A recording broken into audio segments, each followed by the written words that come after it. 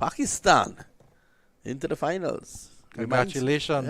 Reminds me so much of 1992 when they won the World Cup. Cracked away, and that's 4 into the gap. Again, given width there, Johnson Charles. So Pakistan into the finals. They will then await the winner of the India versus England clash that starts at 4 a.m. Eastern Caribbean time tomorrow morning. And it reminds me so much, Andrew, of 1992 when Pakistan they had a foot and a half out of the World Cup. Not one foot, not one leg. They had a foot and a half. And were able to come back because of the rain. They were bowled out for 74 against England. England were 37 for 1. Rain came, washed the game out. They got 1 point and went ahead of the West Indies into the semi-finals. The rest is history. They lifted the cup. That's a wide.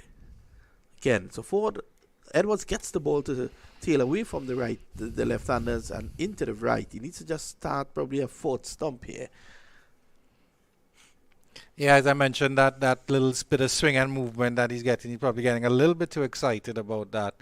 But certainly, in that 1992 World Cup, it was the great Imran Khan that basically dragged Pakistan one-handed through. So when the stars are aligned for you, Vinod Mamchan, they just are.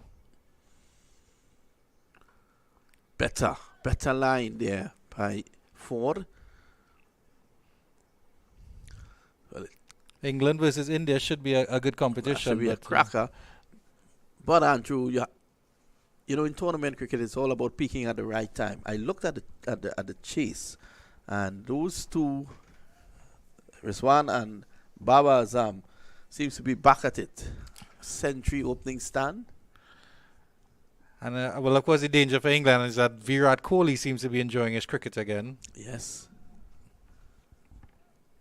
So the Pakistanis will be, in the event that India wins, they'll be looking forward to exact some sort of revenge on Virat Kohli and the Indians. You can imagine that. The streets of Karachi will be empty. Well, I can imagine how much an India-Pakistan final would cause tumultuations in the East and in Asia. I have a ticket for that final. I'm willing to sell it for 500,000 US. Are you interested, Andrew? I just wish I had some money and fireworks. That's all I wish. Pushed away. And again, you can see Hodge not getting flustered. Easily looking to rotate the strike. So he's off and running. Charles is on 10 at the other end. Certainly that last over from Charles where he took 10 off Nathan Edward would have released a little bit of the tension from the loss of that Athena's over. Wickets. My apologies. So let's back to that India-Pakistan potential clash. You know, this is what cricket fans live for. England-Australia. India against Pakistan. There's nothing bigger than India against Pakistan. I think the other big thing will be the Ashes, England against Australia. It's like this time he struck in front. Did it do too much? Probably doing too much in the estimation of the umpire. And he remains there on 10. Maybe a bit of height as well on that one. Let's have a look.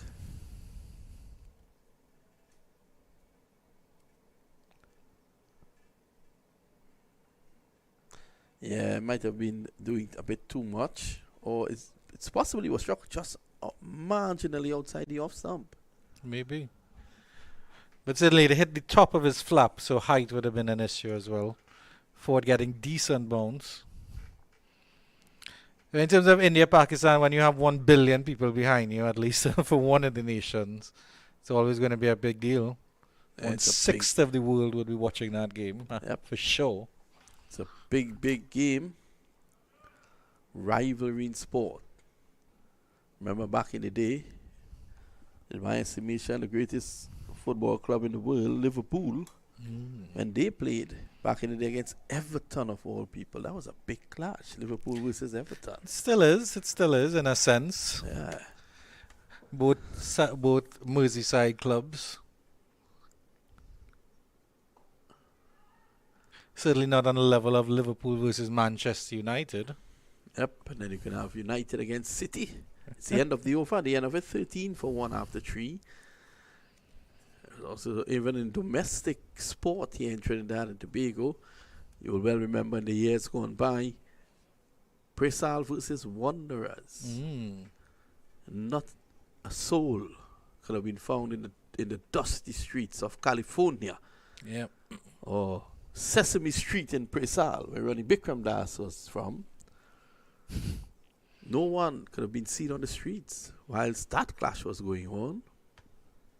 I certainly do miss watching cricket at Guaracara Park, Vinod Mamchan. Yeah, there was a different vibe to it, a different feel. Sort of a cycle track of a stand. And you were right there. It's as if you were in the play. Yeah. And then that towering, I think it's wooden, the wooden structure on the southern end of the ground, the media center. It's a press box. I don't miss that though. I really don't.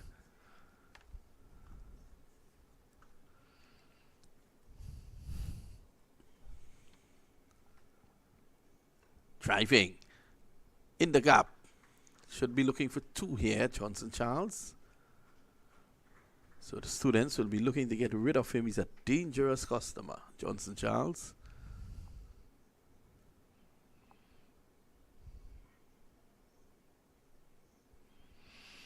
I feel Edwards with his left arm action should be coming on the other side of the wicket. Because I think if he gets it down to touchdown and then get away from Johnson Charles, he might be in a bit more business. As if he's capable of doing that from around the wicket. Yeah. At this point in time, what I think he's trying to use is his natural angle across the left-hander, but at times he's bowling too short, and this is why Johnson Charles has prospered through the offside. Yeah. But it does create, what it does do is creates confusion in the batter's mind, because you would be able to see the natural delivery going away from this side of the wicket, while over the wicket it would be sort of touching down with that natural left arm, and then it might go away, it might go in, and he can try to get the Yorker in as well. I mean, he can get the in-swinging Yorker from this side if he can get his line right.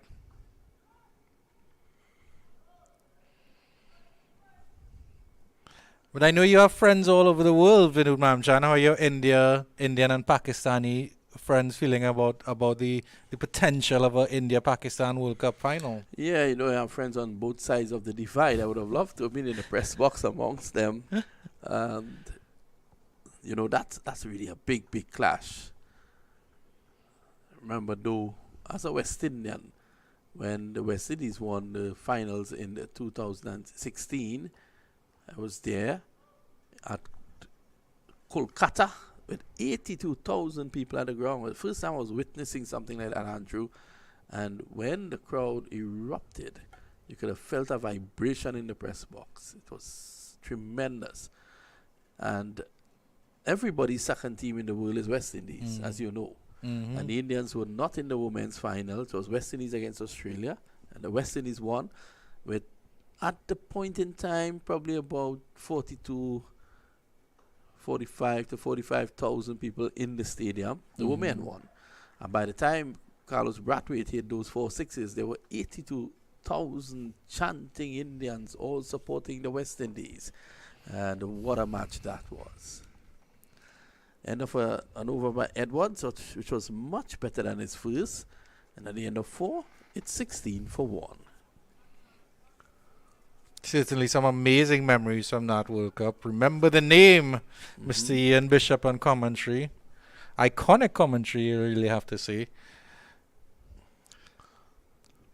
Must have been very proud to be a West Indian on that day, Mr. Vinod Ramjan. Yeah, it was. I remember just heading into with about an over and a half to go. I was already receiving pats of comfort from my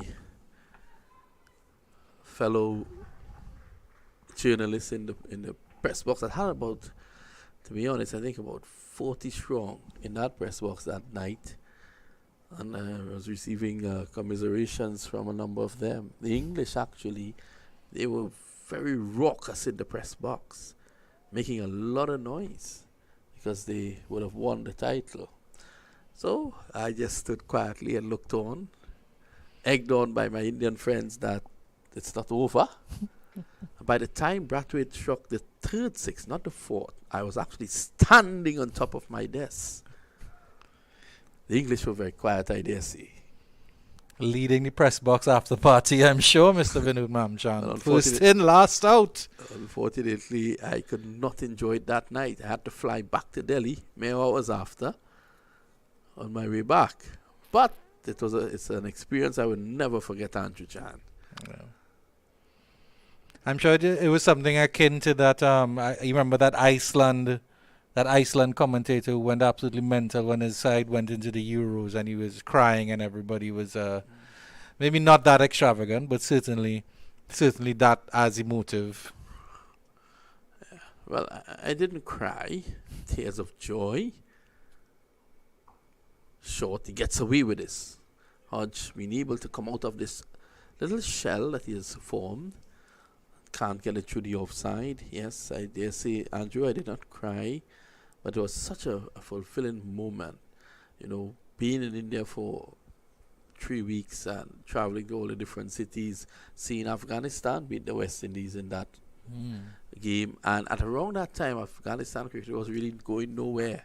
There was a lot of problems back in Afghanistan with their cricket board. It was just, a weekend side. Not what you're seeing now with Mohammad Nabi and Rashid Khan and these guys. And they defeated the West Indies. And then to reach the finals and see the West Indies win. I remember that Afghanistan game clearly. Because we had taken a flight to reach to Pune. And well, now it's Pune. And Not Pune. Not Pune.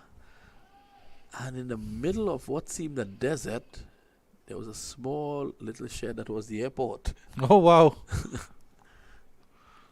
Toilet facilities on point. Well, I didn't look for it. I was not going to waste my time. Good afternoon once again to Mr. Hamza. Yeah, he would have struggled. Hamza Mohammed would have struggled across there. But I mean, the story of the Afghanistan cricket team, I honestly feel that every time those fellows walk out, they should get a guard up on them, because it really is amazing that they learned, most of them learned their cricket in camps, escaping.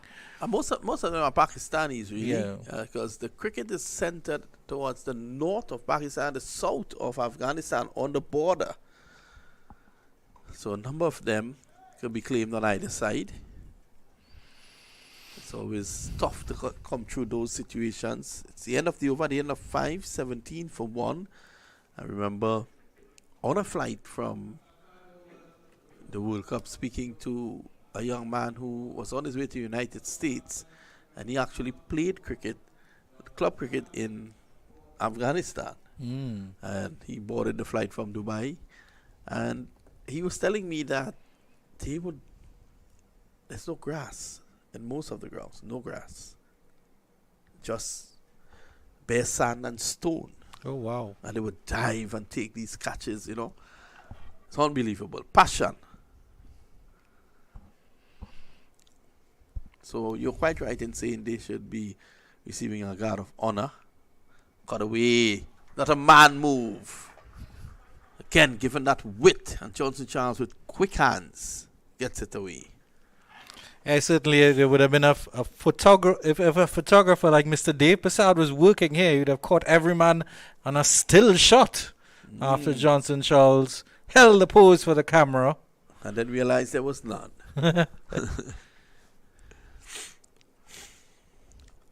Of course, there's been a bit of a player drain here in the CG United Super 50. Some players called up for West Indian duty. None from the Windward Islands. They still have their full complement of players.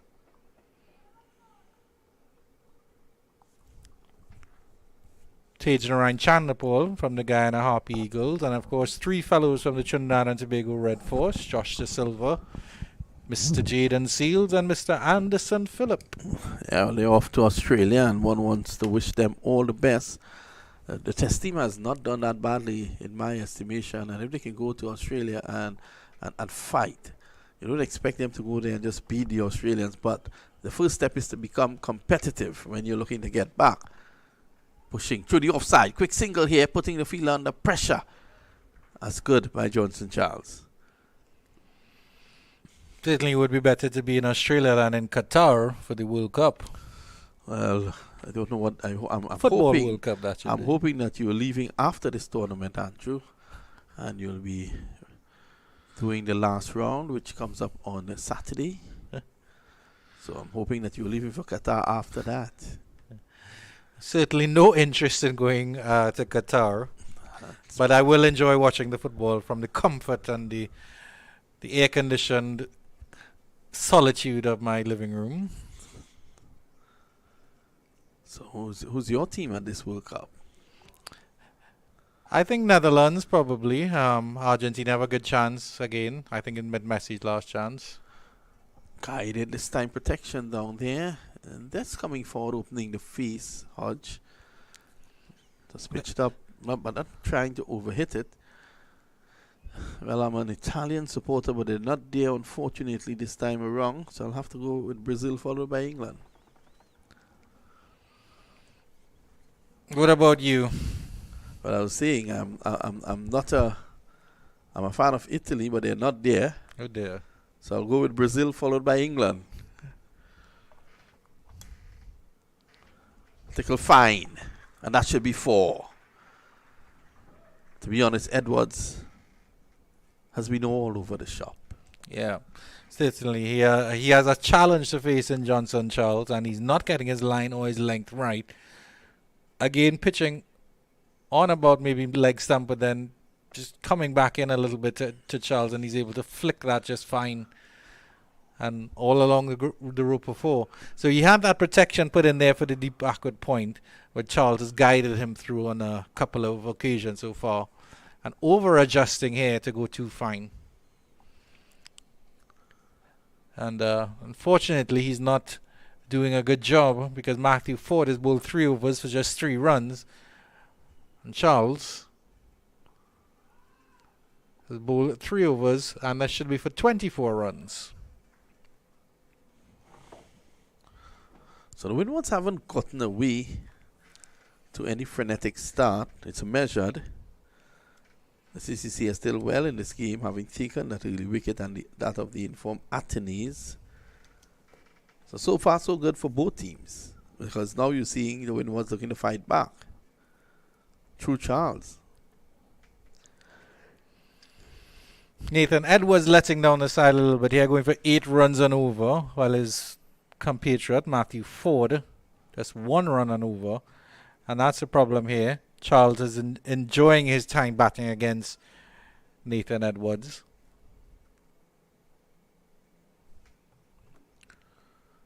But it certainly is it's a good chance for the looking at regional cricket, West Indies cricket, and that tour of Australia. It's certainly a good chance for them to try their straps.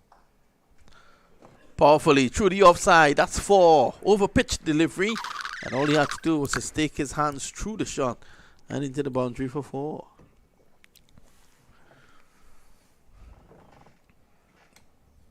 Lovely little crack off the bat here from Charles. He's really setting a good pace here.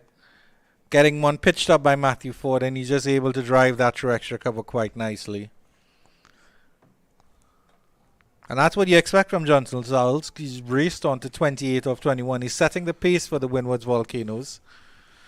And it's a decent pace at that, you have to say.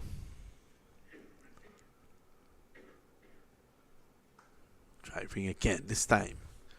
Finds Kalicharan in the way. Yeah, because the West Indies Test side has been growing from strength to strength. They played Bangladesh, and they did quite well against Bangladesh, as you expect them to do at home. There was, of course, the overseas tour to Bangladesh, where they did quite well again when there was a little bit of a player drain because of COVID-19.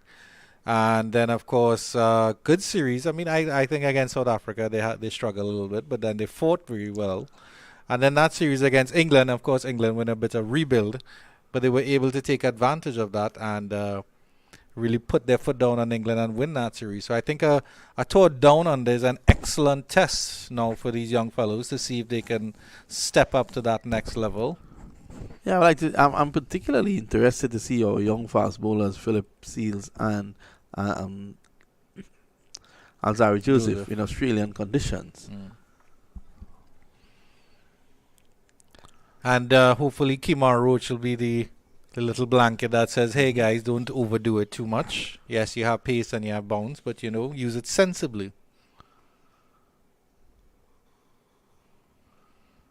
But certainly, Jaden Seals has started off brightly and seems to have a very stable head on his shoulders. Alzari Joseph is sort of maturing into the fast bowler that we want to see. I think his stint in England has done so much for him, Alzari Joseph. Yeah.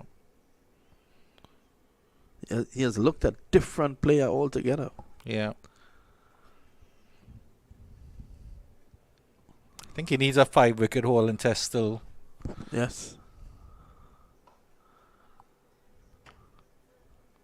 Normally you wait for that elusive milestone for 5-wicket or a century, and when it does come, there's a flood. It's a flood, yeah. So he will know that. I don't think he needs to look any further than the recent ICC Hall of Famer, Mr. Shivnarine Chanderpaul. Yeah. Took a while to get his first century, but after that, certainly became a legend of the game. And a worldwide legend of the game at that. Shiv Chanderpaul. One hopes that his son, Teja Ryan, can follow in his footsteps. And the fact of the matter is that Mr. Chanderpaul will forever live as the possessor of the crabbiest technique in world cricket. I don't think anybody will ever surpass that in terms of awkwardness of his stance. Very unique batting stance at the end of 7, 32 for 1 here at the Brian Lara Cricket Academy.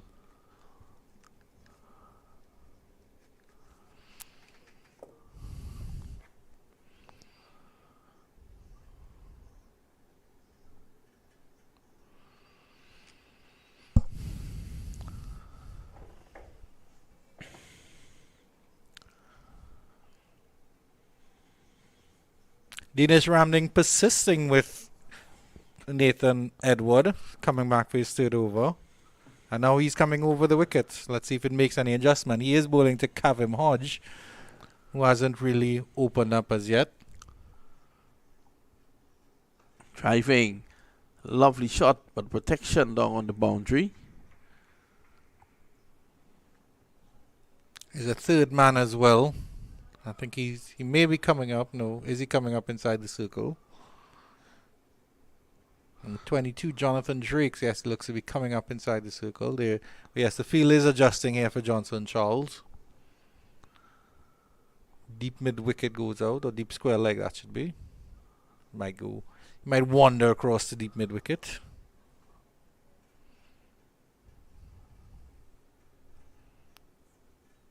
Still a fairly attacking field here for Dinesh Ramdin, giving Nathan Edwards some encouragement.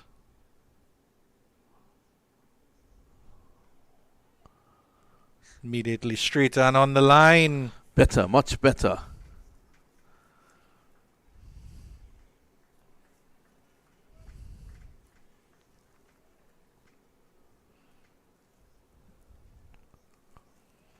Because Nathan Edward is very young. He played in the under-19 regional tournament earlier this year, so he's still 19 or 20. So you'll have a bit of growing to do to fill up some boots, gain some strength as well. Cracked away, and that's a massive hit for 6. In the zone. And Charles going airborne. Well, Edwards is a bustling little bowler here, but not getting enough pace here to trouble Johnson Charles at all. And as Mr. Mamchan says, that was in the slot, and a freeing of hands there by Johnson Charles, deposited high, hard and handsome over long off. And deep into the crowds there, I think our cameraman on the other side, Kevin Maharaj, may have to go and retrieve that one. He's the only man standing at the southern end of the ground, Kevin Maharaj.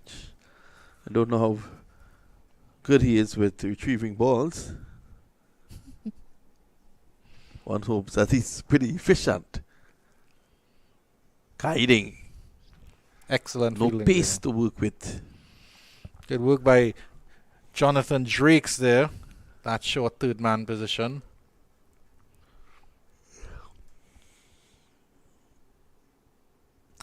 So you volunteered Mr. Kevin Maharaj to find that ball. Is it because he finds balls easily? Well, I think he's always on the lookout for them as a cameraman because he has to follow them wherever they go. He knows how to find them. Well, let him get that. Cracked away! One bounce into the boundary for 4. I think Dinesh Ramden needs to have somebody needs to have a word here with Nathan Edwards, put a hand around his shoulders because Johnson Charles is taking him to the cleaners here. In essence, all the Volcanoes runs have come off of Edwards' bowling as that one was a wide. Short and wide, Andrew. Short and wide. Yeah. He's been there. He's been living there. Yeah. I think he wants to see Kevin Maharaj chase some balls. Maharaj is back with his camera now.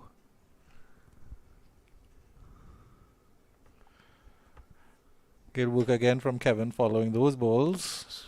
Yeah. Cover. Well, they're wiping it because it probably landed in some moisture. One hopes that the balls doesn't get soft. Hard balls are always better for the game.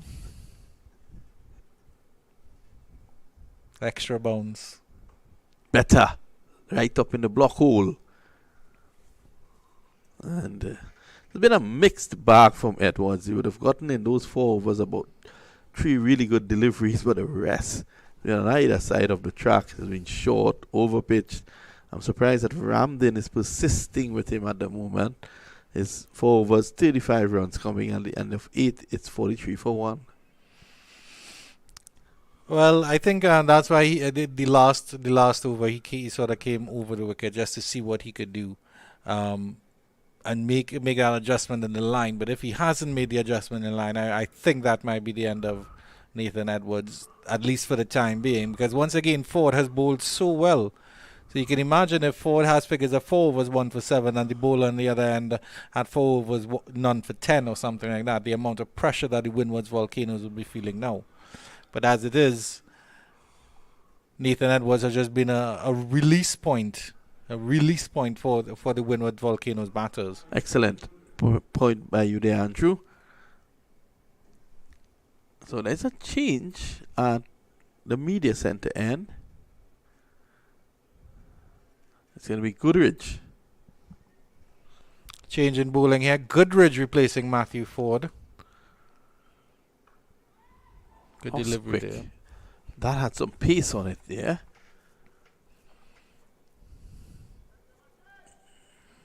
Also jumped a bit on the diminutive Hodge.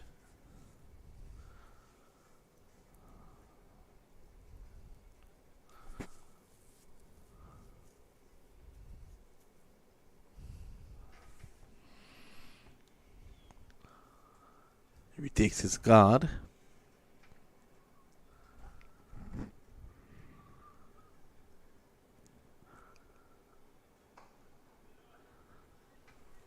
Nice Yorker length delivery. Hodge on top of that one. Good start here by Goodrich. Good news here at the Brian Lara Cricket Academy that some sunlight is starting to peek through the clouds. A little bit of late sunlight at 2:37 in the afternoon.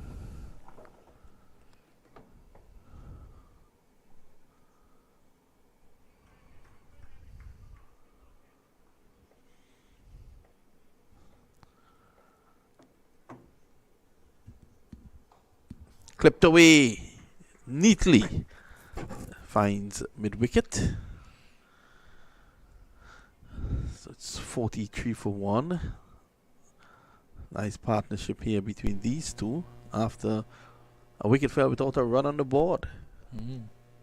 Matty Ford starting on the front foot for combined campuses and colleges, getting a bit of swing and that extra bounce. Accounting for Athenaeus. From hundreds to ducks, this wonderful game. Goodrich over pitching a bit there. Not punished.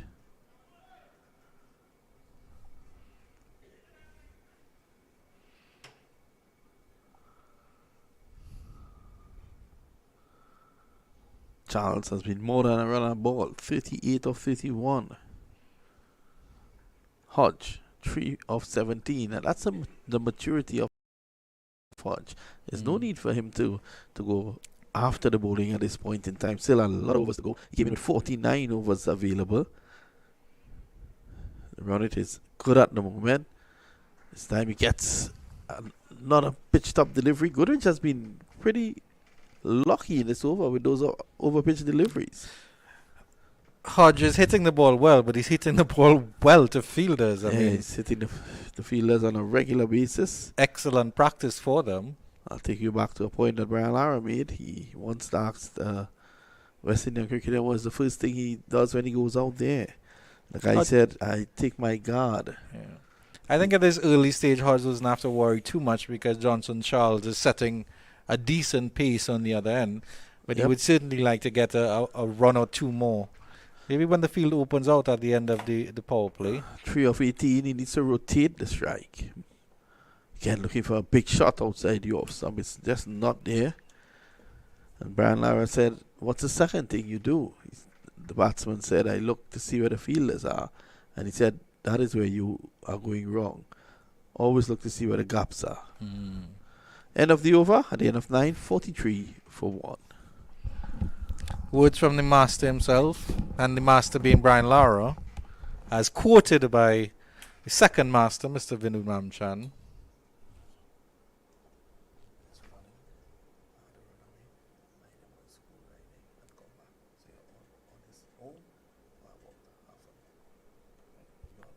Okay.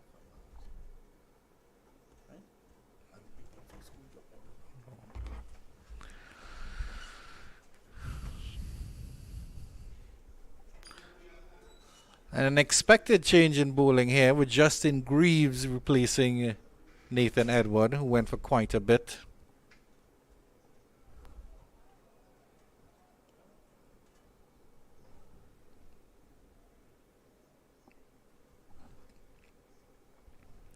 It's 1 over left for the 10 overs of the power play.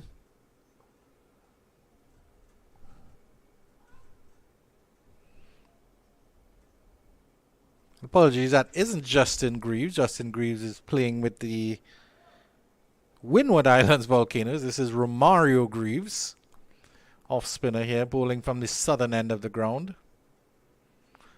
See how Charles manages with pace off the ball. So far, good start by Greaves.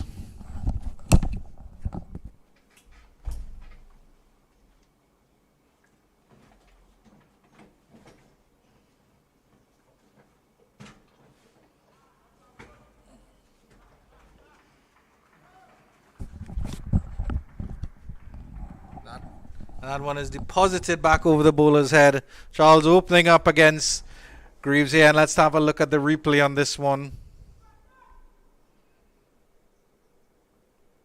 Ooh, given width there. Width and full. And tugged down to long off. Long on.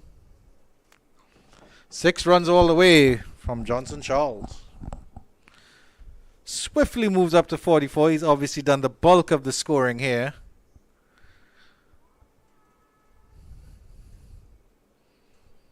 Extras contributing the third highest score, and Charles trying to turn this one down behind square on the leg side. No run. Romario Greaves has a slip in place. That's Kirstan Kalicharan. He also has a fielder at deep mid wicket. That's out on the boundary. And there is a fielder now at long on. And Charles will push this one down to long on, and that will be 50 for the Windward Islands Volcanoes, of which Johnson Charles has scored 45 of the runs. He's done the bulk of the scoring here. Really has done all the heavy lifting here for the Volcanoes. Athenaeus falling without troubling the scorers. My scorer, of course, that's Mr. Dave Prasad.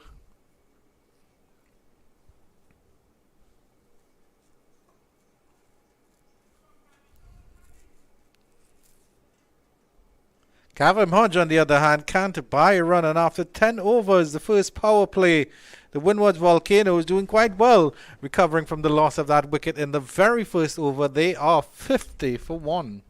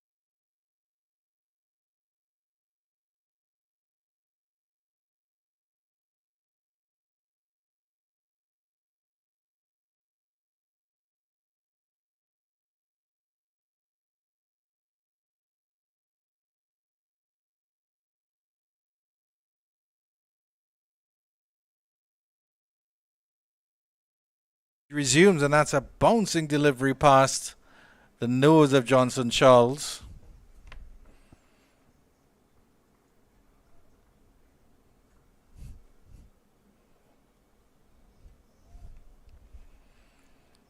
The start of the 10th over. Field spread far and wide now. A third man long off.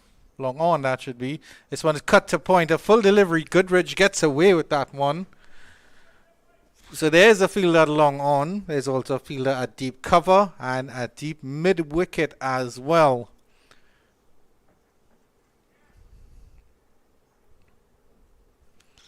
Goodrich just cleaning the ball off screen there. Maybe a bit of moisture in the air from the outlets.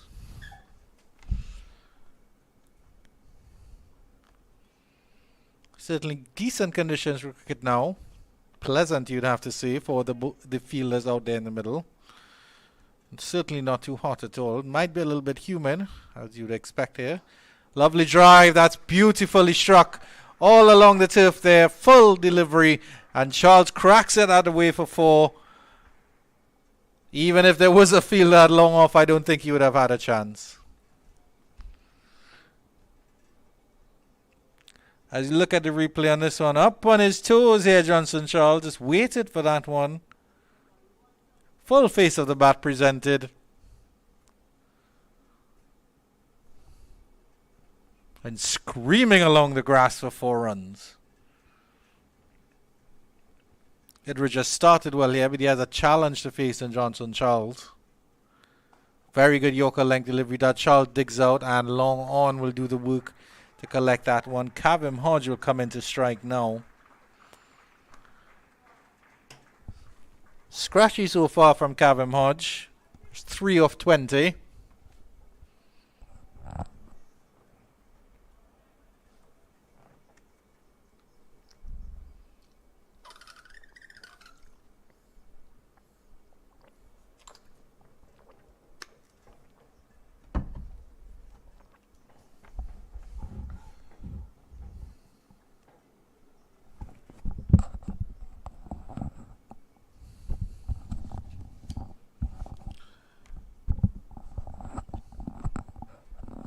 Can't buy a run, Cavim Hodge. Can't get it past the fielders at all.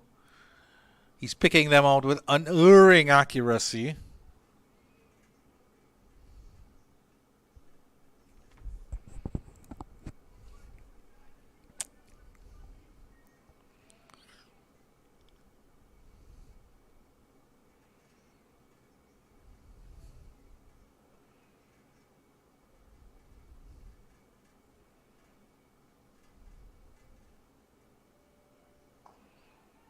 Again picking out that fielder just at mid-wicket there. There's no run for Cavim Hodge.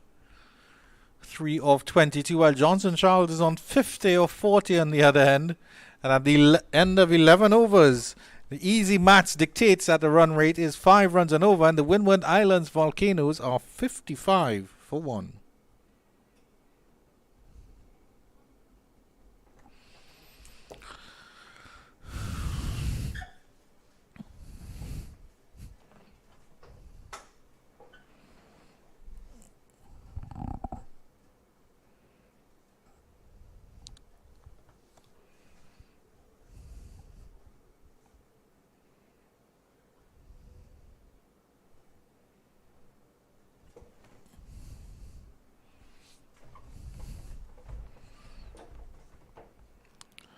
Romario Greaves will continue.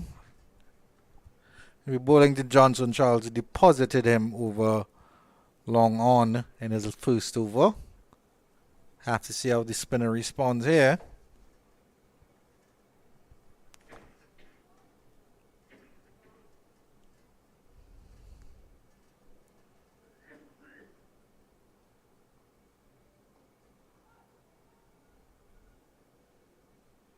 Faster one through to Charles. No run.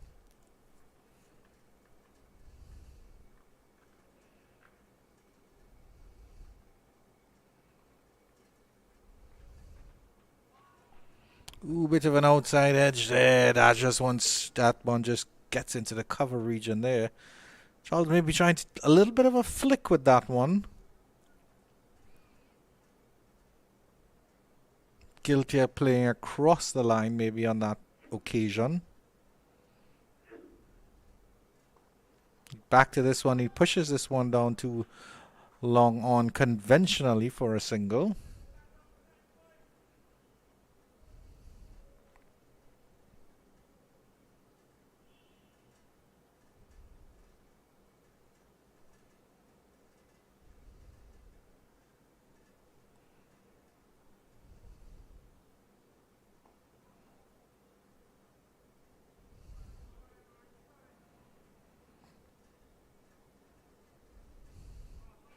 Kavim Hodge continues to struggle here,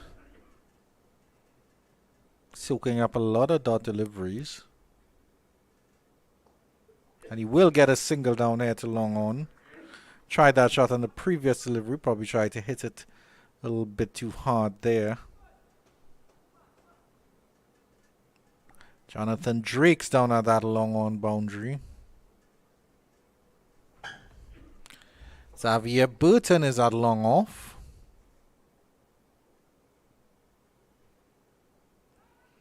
Turned into the leg side by Johnson Charles, and he gets a single to end the 12th over at the end of 12. 58 for 1. The Windward Island Volcanoes, after being asked to bat by the combined campuses and colleges.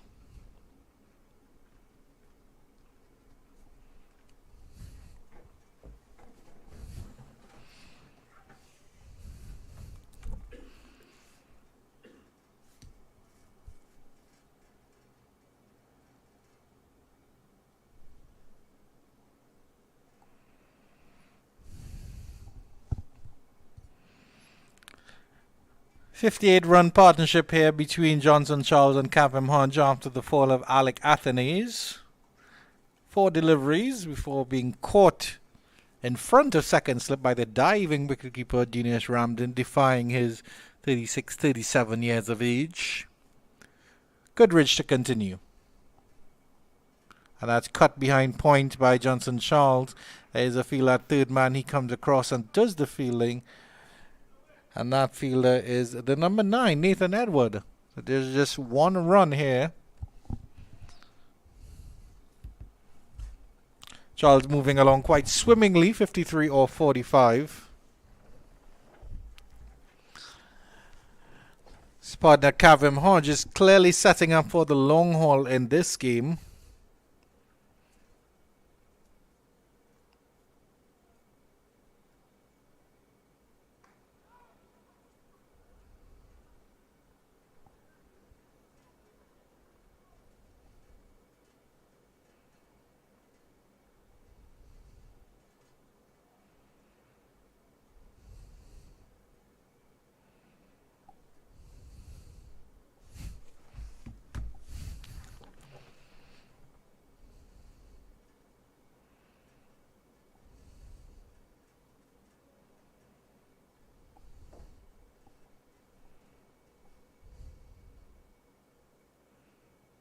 With their lovely little drive, and Kavim Hodge gets a single there down to third man once again.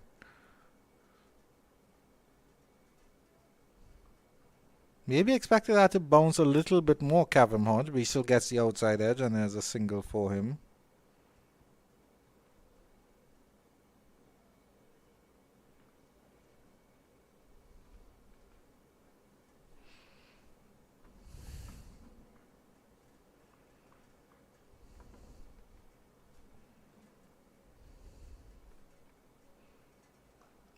Cut beautifully by Johnson Charles. He'll run close to the boundary here. The fielder coming around from deep cover comes around, and just a single there. He almost picked that gap perfectly there. Good dive by the fielder at point position there. That's Odin McCarthy.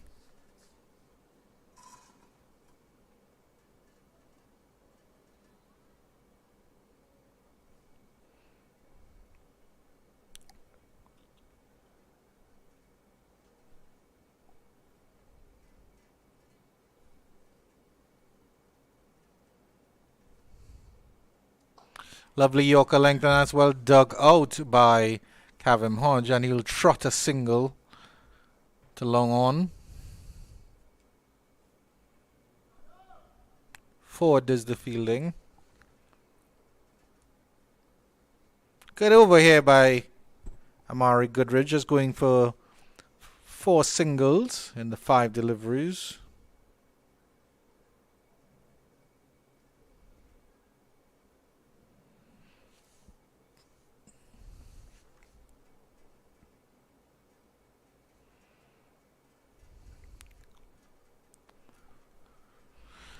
See if he can finish this over strong, Goodridge. The drive down to mid-off by Johnson Charles, getting the full brunt of the bat there, but the field is in the way. That's Avijay Mansingh. And at the end of 13, the Windward Islands Volcanoes are 62 for 1.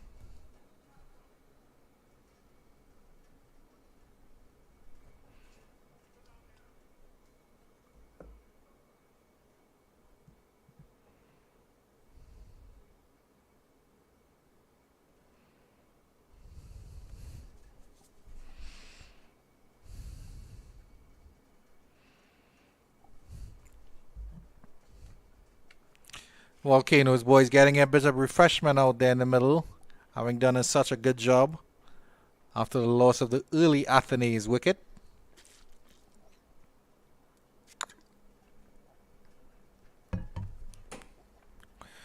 Certainly their skipper Andrew Fletcher in the dugout will be happy with their performances so far. Dinesh Ramdan behind the stumps for combined campuses and colleges will have a bit more on his mind, you'll have to say. Mr. Romario Greaves, the spinner, will continue from the southern end.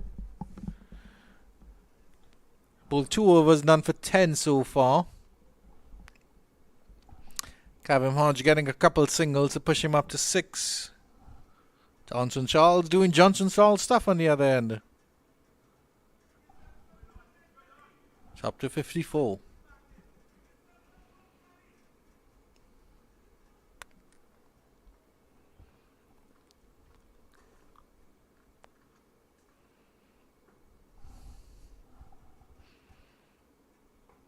And that's up in the air, and he's hoisted that over wide long off, and that will be 6, I think, for Kevin Hodge, using his feet, giving himself a bit of room here. Let's have a look at the replay on this one. Yeah, coming up to the pitch, getting to the pitch of that one and flicking it from outside off stump, wide of long on for 6 magnificent runs here. Hodge starting to open up a little bit here. And he's doubled his run tally in just 1 shot because he's gone from 6 to 12.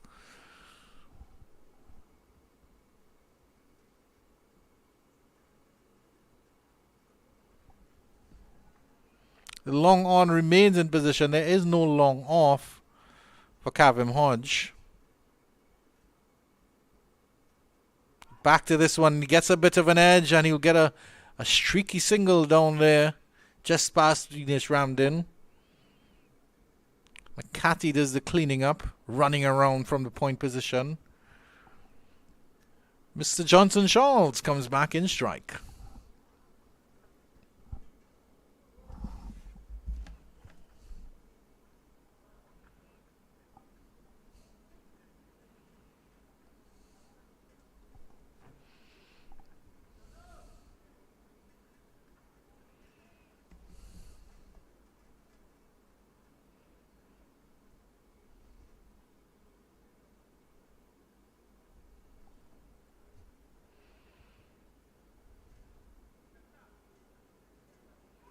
Big swing on that one. Charles misses out. Graves feels like he misses out on a wicket there.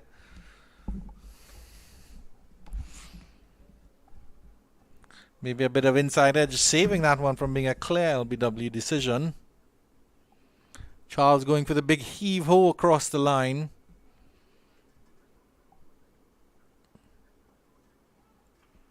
Gets this one past the bowler. Long off will retrieve. And Charles gets a single to end the 14th over. At the end of 14, the Windwards Volcanoes are 70 for 1.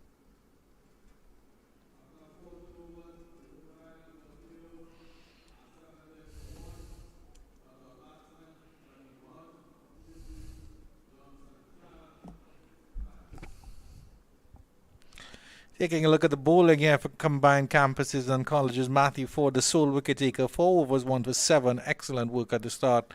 Nathan Windwards, well, Johnson Charles took a liking to him. His 4 overs went for 35. Amari Goodridge, good work so far, 3 overs, none for 9. And Romario Greaves, 3 overs, none for 18. So a bit of a mixed bag from 2 of the bowlers. That would be Greaves and Edwards, as Goodridge continues to Johnson Charles. And Johnson Charles heaves him down behind mid-wicket for 4 runs. A bit of a short half-tracker there from Amari Goodridge. And Charles pounced on that very, very easily. Didn't maybe get the full connection of that one. The fielder was there at mid-wicket, so he sort of hit him between mid-wicket and deep backward square. But 4 runs nevertheless. Johnson Charles marches on.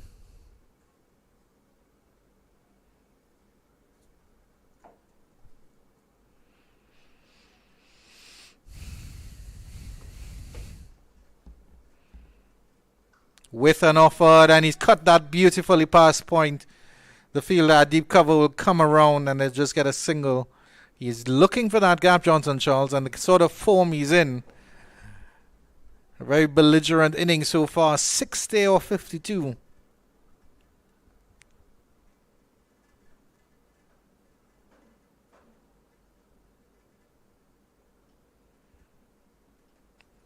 If he wasn't there, the Windwards Volcanoes would be 15 for 2. Really has done most of the scoring here. Lovely shot straight down the ground. Beautiful timing there by Kavem Hodge. Pitched up by Amari Goodridge, and the batter just leant on that one. Beautiful shot straight down the wicket. 4 glorious runs there from Kavem Hodge. He's coming to the party. Full delivery, met with the full face of the bat, held the pose for Mr. Aldwin Borneo, and all along the turf there.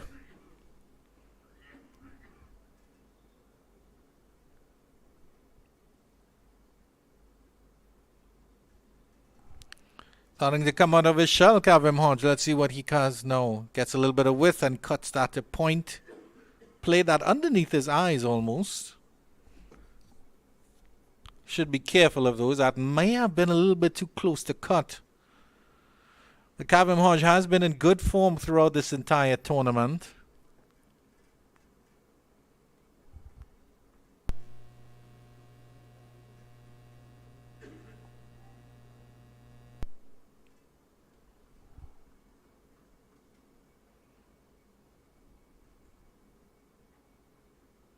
This one is hooked. And the fielder at mid-wicket will come in and take that one up. Actually, that's about deep square leg.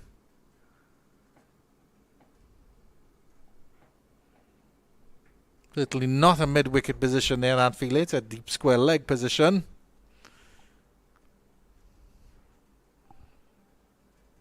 Compact player, Kavem Hodge. A lovely little pull there from Goodridge. Bit of an expensive over here from Amari Goodridge. He's already gone for 10.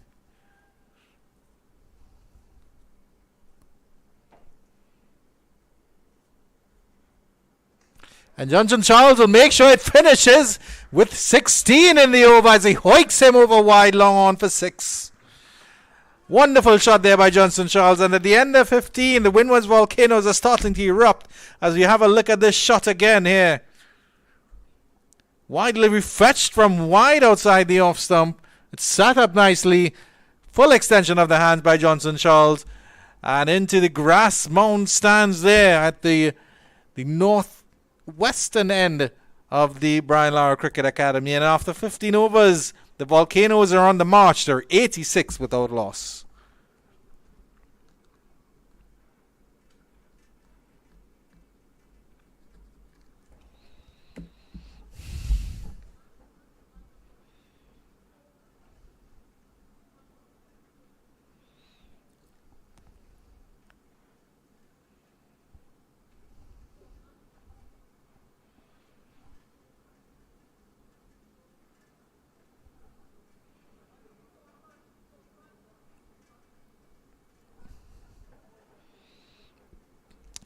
Challenges abound here for Dinesh Ramden and the combined campuses and college. They'll have to put all their education and learning and knowledge together. Dig themselves out of this one. Swept fine by Kavem Hodge. And this will run close to the boundary. It should trickle into the boundary now. We'll wait for the signal from the umpire, and it is runs off the bat. 4 runs. Wonderfully swept fine by Kavem Hodge. And the Windwards Volcanoes continue to march on, 90 for 1. Bit of a wide delivery there from Romario Greaves to start. Dragging it down just a little bit.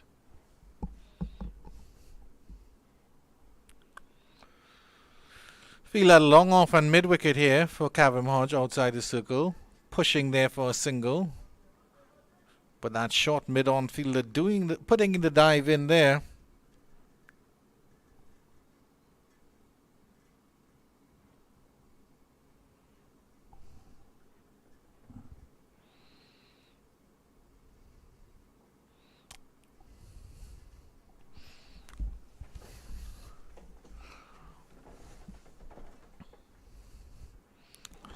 The Volcanoes are putting on a run rate of 5.8 at the moment.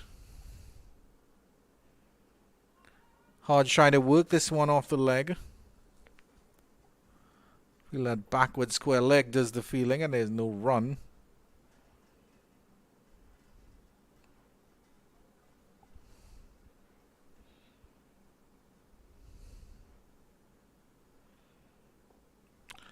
Forward is Hodge to this one.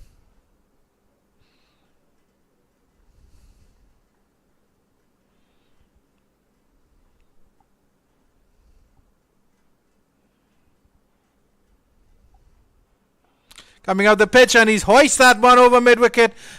Over wide mid-wicket, you'd have to say. Deep mid-wicket area, and that's gone for 6 again by Kavem Hodge. 96 for 1 after 16. And that will be drinks here at the Brian Lara Cricket Academy, I believe. We'll have a wait and see. Hope no drinks break here. But certainly Hodge creating some room here and swiping that over deep mid-wicket for 6 runs. A nimble little fellow, Kavem Hodge, uses his feet. Unlike Johnson Charles, just stands and delivers.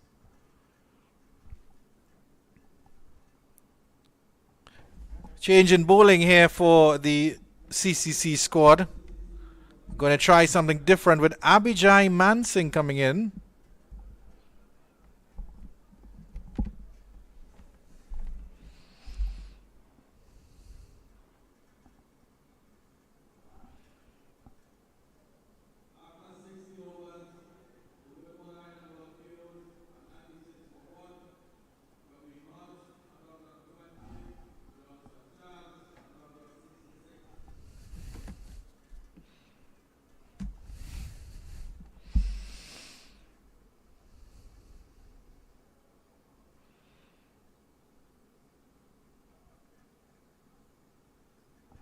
Mansingh has performed well for the CCC.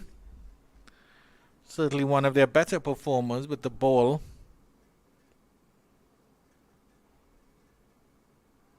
Immediately getting some drift there. Heading down leg side.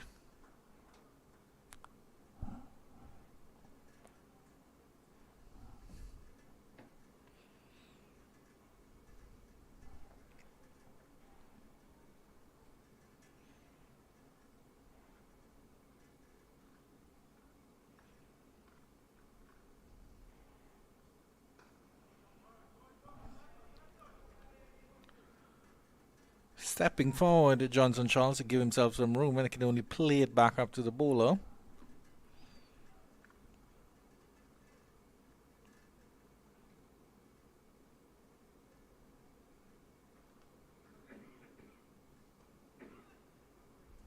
Again, no run, so 3-dot deliveries to start with from Mansingh.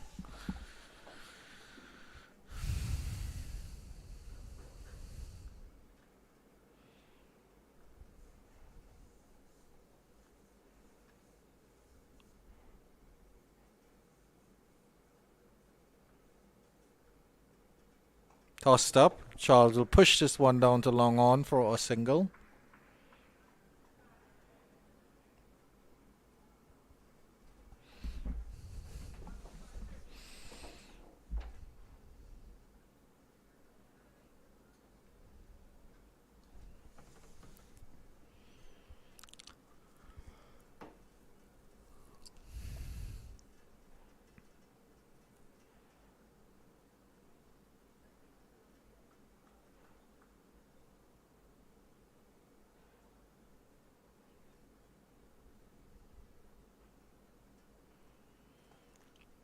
Cut nicely by Hodge, getting down on the haunches almost.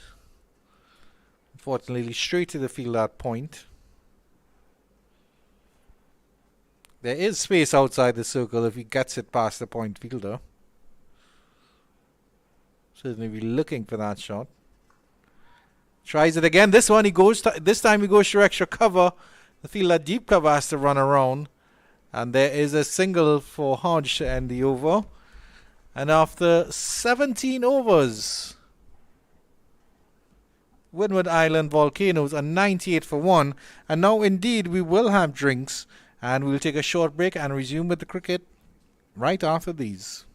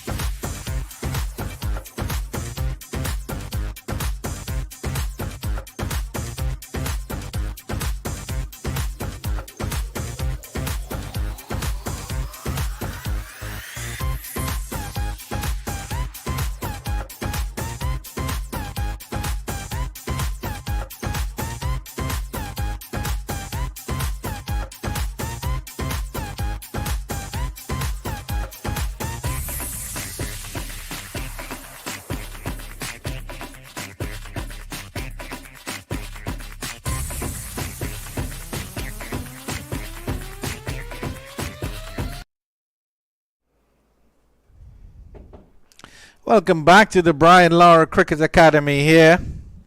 As the Windward Islands Volcanoes, despite the loss of that early wicket, have progressed quite nicely to 98 for 1 after 17 overs. Romario Greaves will be resuming action from the southern end of the ground. 4 overs, none for 28. A little bit of expensive here. Cavum Hodge and Johnson Charles taking a liking to him. Hodge turns this one into the leg side. Mid-wicket will come around and get a single. And they've both gotten rid of their helmets, the two batters. Johnson Charles not needing a cap in the overcast conditions. Well, I shouldn't say it's overcast. That's inaccurate information. Bit of cloud cover, but there is some sun coming through. Certainly very still out there.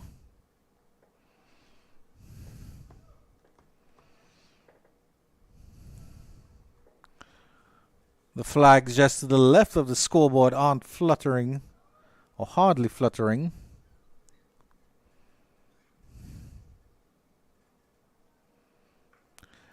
And Charles deposits Graves over wide long on for a massive 6. Fetching that outside off stump. The 100 comes up. Charles marches on. The Windward Volcanoes 105 for 1 in the middle of the 18th.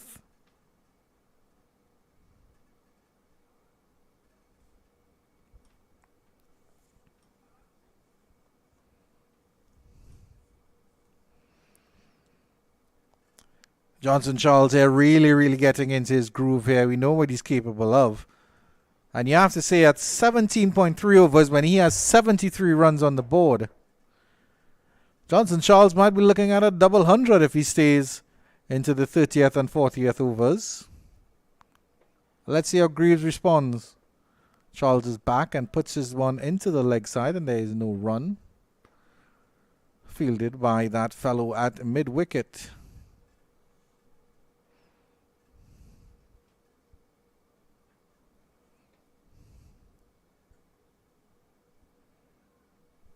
Cuts and cuts fine. Will run down. The short third man does the fielding, but they will still come back for 2. A slide put in there by O'Dane McCarthy.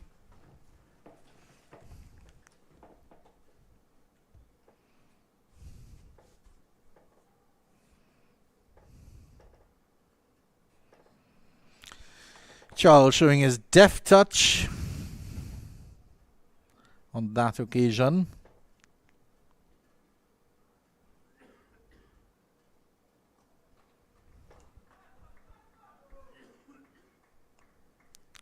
$18 overs gone. The Windwards Volcanoes in complete control here. They are 107 for 1.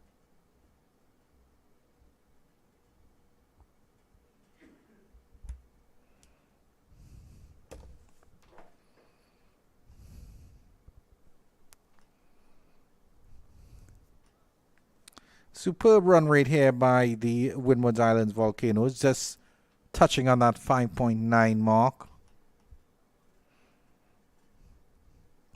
It's rounded up on the major scorecard at 5.9. Ronnie Bikramdas likes to give accurate figures, so he has it as 5.94. It's what you'd expect from a professor. Accuracy. Speaking of accuracy, here's Abhijay Mansingh to continue. And this one, Hodge gets a lovely little cut in front of point for single. Mid-wicket, or that should be deep cover, comes around.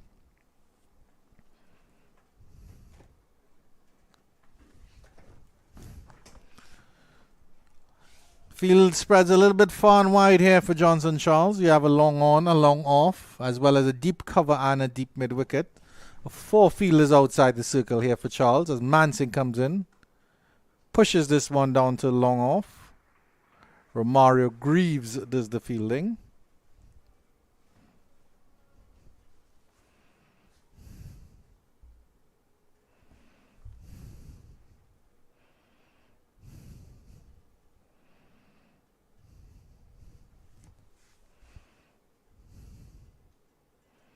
Wide delivery down the leg side.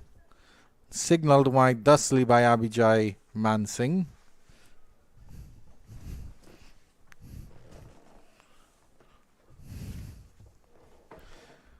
Bit of a tossed up delivery there by Mansingh. He was trying to just slow it down a little bit.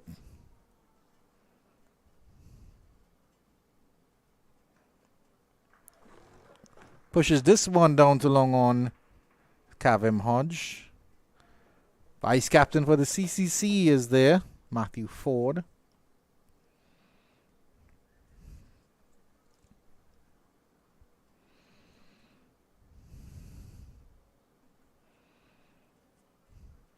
Tall figure of Xavier Burton comes into a short mid-off position.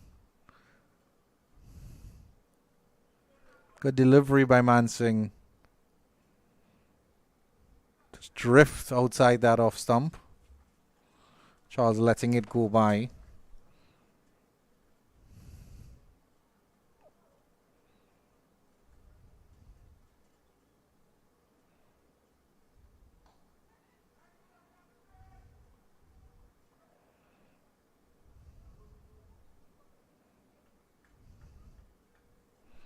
One delivery left in the 19th, as there's a Nelson on the scorecard, 111.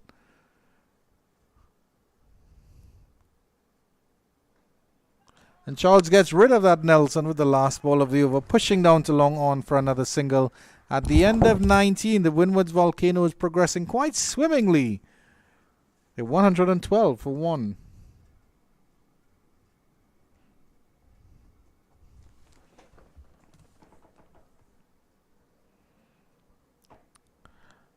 A lovely shot of the northern end of the ground there by Kevin Maharaj. I see some dark clouds over the commentary position where we are. But certainly towards the southern end of the ground, there's no such danger of that.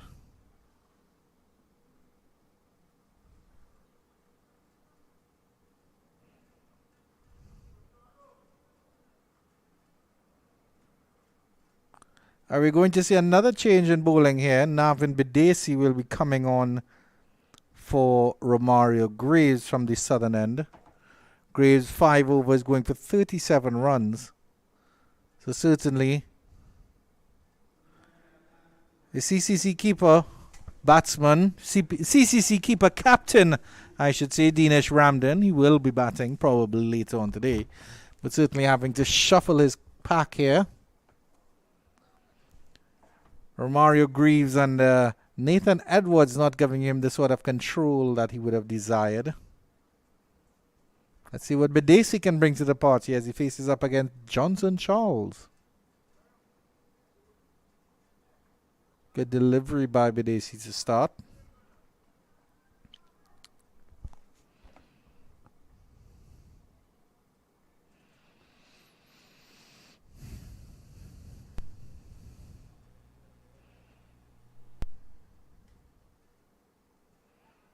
I'll turn this one into the leg side and they'll scamper a single.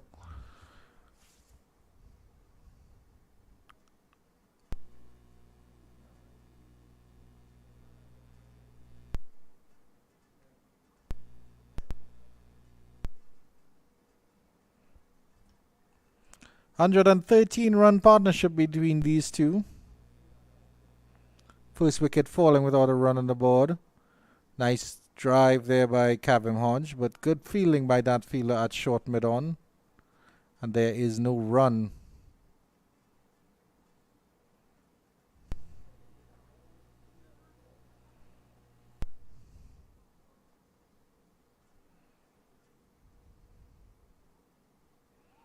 Bit of an inside edge and squirts out into the leg side. Hodge gets a lucky single. Good work so far from Bidesi to start off this over. Just 2 runs from it.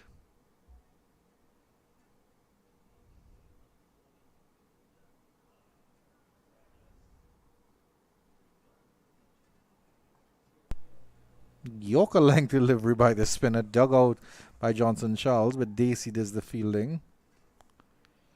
Again, just 2 runs off the over. He'd want to finish strongly here. Won't want to give Johnson Charles anything to free his arms. Bit of a swing and a big miss there by Johnson Charles. Dribbled past Dinesh Ramden. Look at the signal from the umpire, and it is a bye. A little fortunate run there for Johnson Charles. And at the end of 20 overs, the Windwards Volcanoes are well placed at 115 for 1.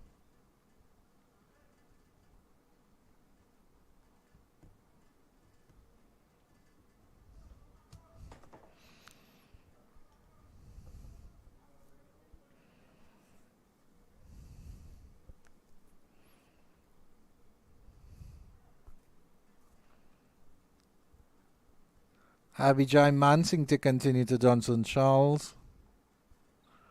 Johnson Charles playing the leg spinner with a decent amount of respect here. But of course you get the feeling that it won't be long before he unleashes.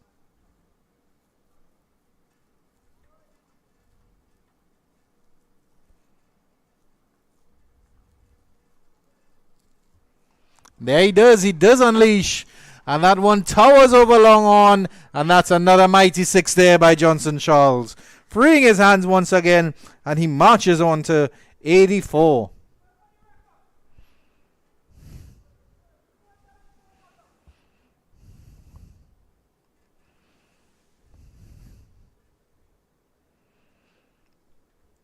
Matthew Ford must trudge disconsolately into the stands to get that one. And then make his way just as disconsolately back onto the field.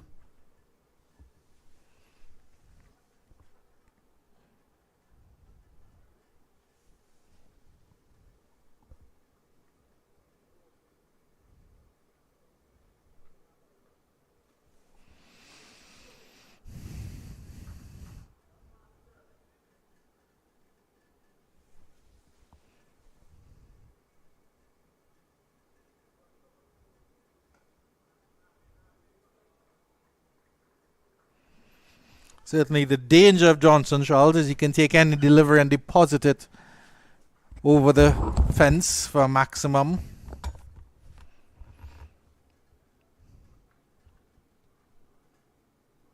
Giving some width there and cut straight to point.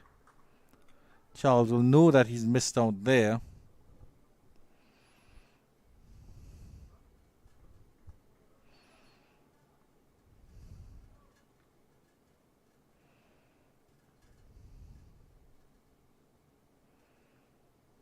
Very, very close and very, very dangerous cut there. Spat out into the offside. There's no run.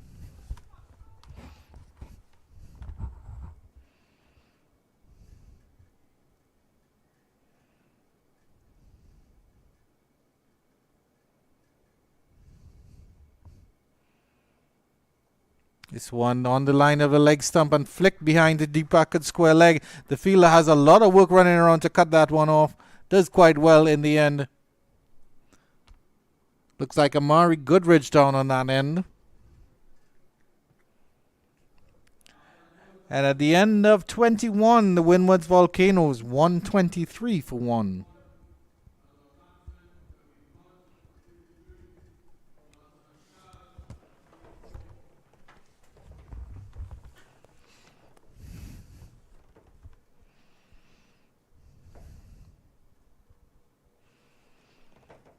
Mansing none for 13 off his 3 overs. Badesi just at 1 over for just 2 runs. So let's see how he does on this second over.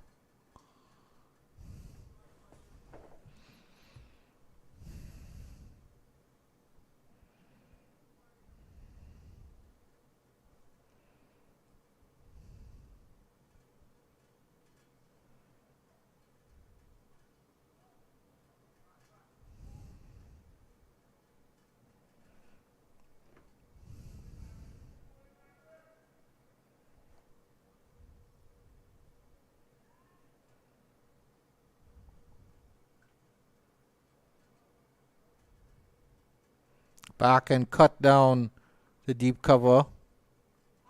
Fielder comes around, picks up. With a nice single there for Kavem Hodge.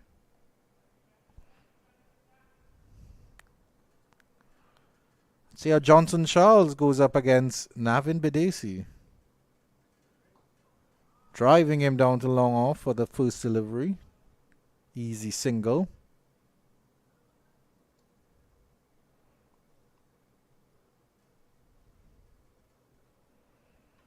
Dinesh Ramlin would certainly want some more control from his spinners here. Badesi doing a good job so far. Again, just 2 runs in this over.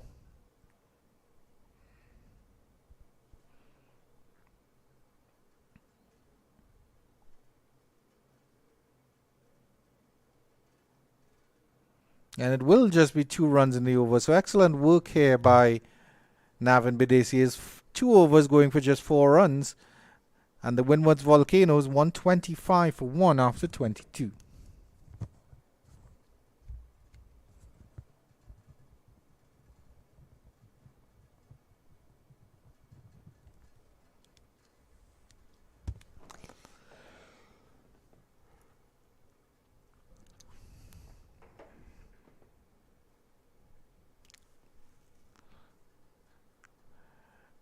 Young Abijay Mansing will continue to face up against Mr. Johnson Charles, who's progressed to 87 off 77.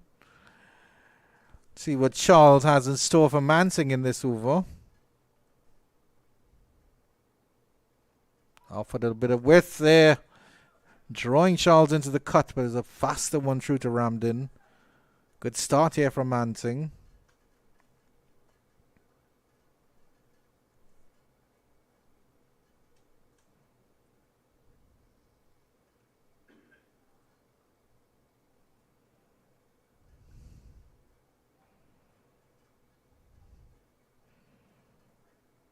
Certainly keeping him honest here, Abijay Mansing. But again, Johnson Charles, once he decides to unleash, there's no stopping him.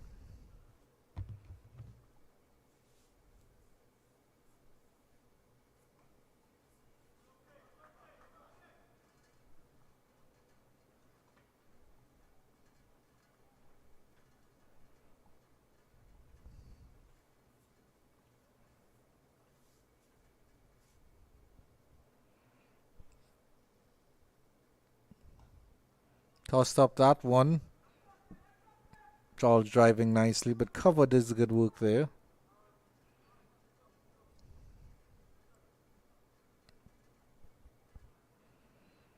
Four dot deliveries here from Mansing. And that will be the fifth.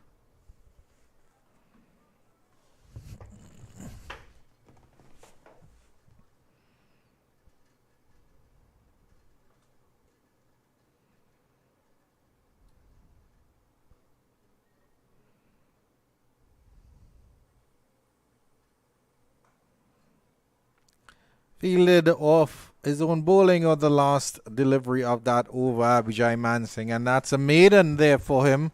Could come back after being hit for 6 in the last over, and at the end of 23, the Windwards Volcanoes are 125 for 1.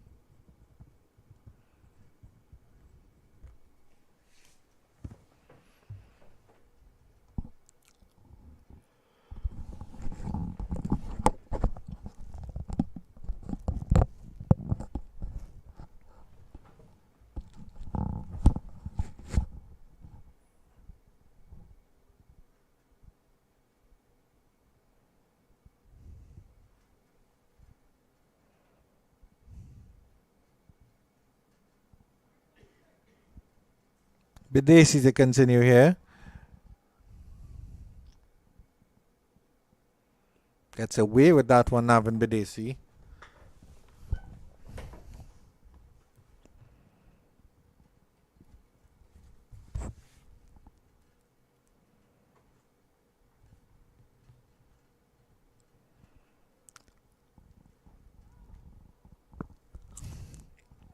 So the two spinners operating in tandem here for Dinesh Ramden, and they're doing a good job of just slowing down that run rate. Just diving a little bit to 5.4 here, Navin Bidesi and Abijay Mansing.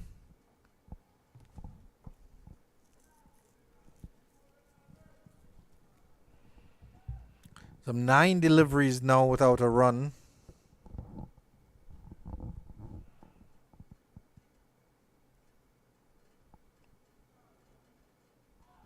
Trying to manufacture something, and that's the end of Kavem Hodge. He's bowled by Navin Bidesi, trying to hook him, or pull him, sweep pull him, I should say. Let's have a look at the replay on this one. The straight delivery and it missed, and he just aimed to pull that into the leg side. Didn't get any connection on it at all, Kavem Hodge.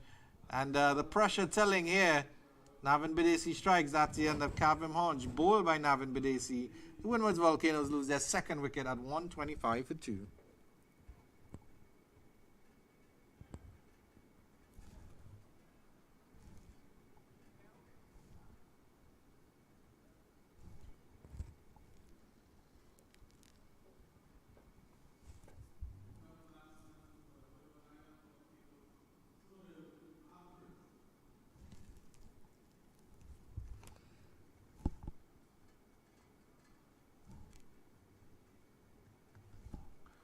No change to the batting lineup here for the Windward Island Volcanoes as Sunil Ambrose strides out. And he'll join Johnson Charles, who's still there. 87 of 83. A little bit of pressure applied here by the CCC spinners. Hodge starting to feel the heat a little bit at the Brian Lara Cricket Academy. Trying to manufacture a shot there. Smile of acknowledgement between Ramdin and Sunil Ambrose.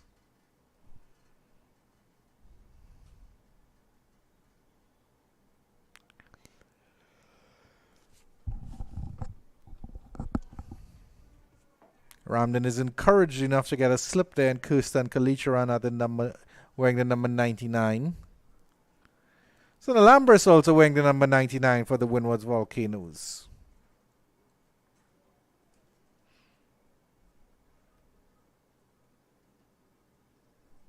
Videsi with the number 13 on his back. First delivery is on line and length immediately. Ambrose stamping his bat down.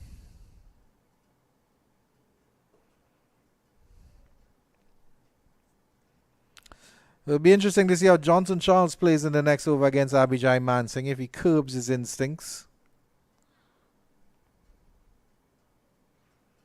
His desire to keep that scoreboard racing along. Ambrose gets this one on leg stump and decides to flick it, gets a good flick on it, and he will come back for 2. Ramdin shies at the bowler's end as well. And that's 2 for Ambrose. He's off and running as the Windward Islands end the 24th over at 127 for 2.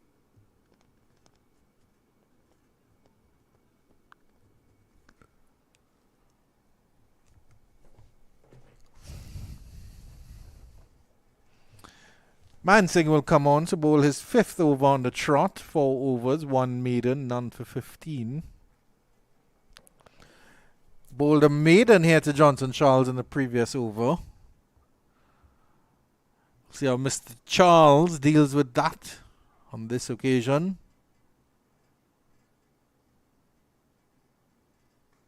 Back, and he's driving him nicely through cover. Will immediately get a single off the first delivery. So Ambrose will now have to do battle with the CCC's trump card here, Abhijay Mansingh. Certainly one of their better performers with the ball. Bowled with good control. Certainly hasn't been carted about in any of the games that he's played.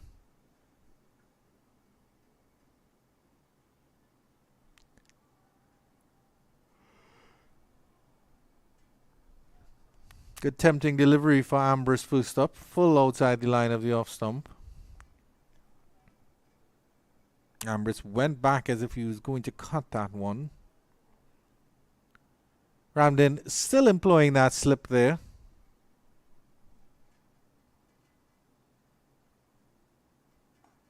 This one he's driving past the ball and he'll get that down to long off for a single.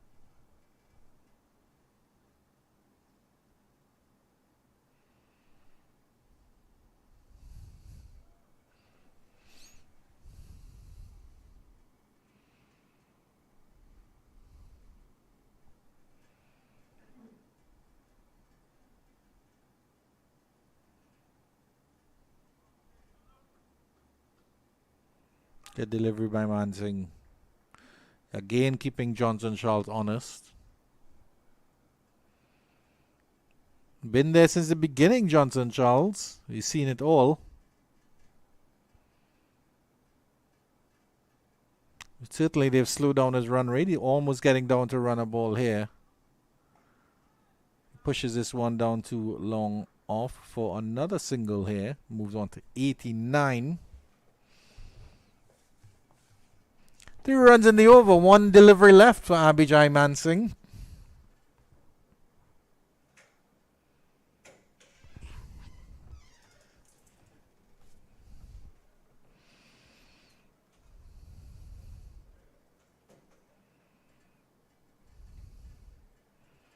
Gets this one on the leg, Son Alhambris, and turns it into the leg side. Fielder comes around from mid-wicket to pick up. And they'll get a single off the last delivery after 25 overs, the quarter-way mark in this game. The Windward Island Volcanoes are 131 for 2.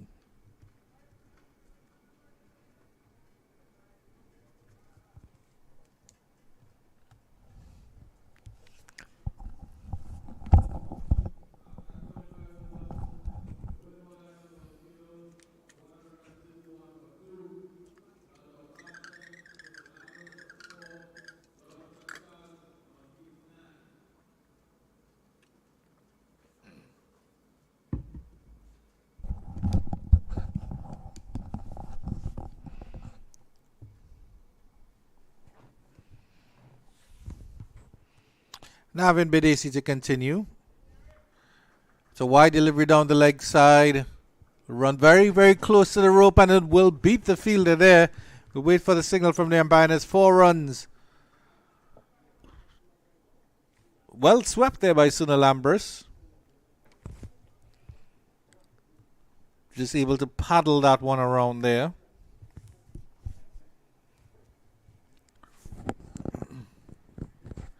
It's a good start just to release some of that pressure built up by Navin Bidesi and Abhijay Mansingh. The two CCC spinners controlling the middle overs here. And Ambris goes straight back over the bowler's head. That will run into the ropes. No, excellent fielding by the fielder coming around from long on. Just able to get a hand on that one. And they will trot back for 2. Excellent work there. I think that is by Jonathan Drakes. Coming around from wide long on. Hit dead straight by Son Alhambris. Let's have a look at the replay on this one.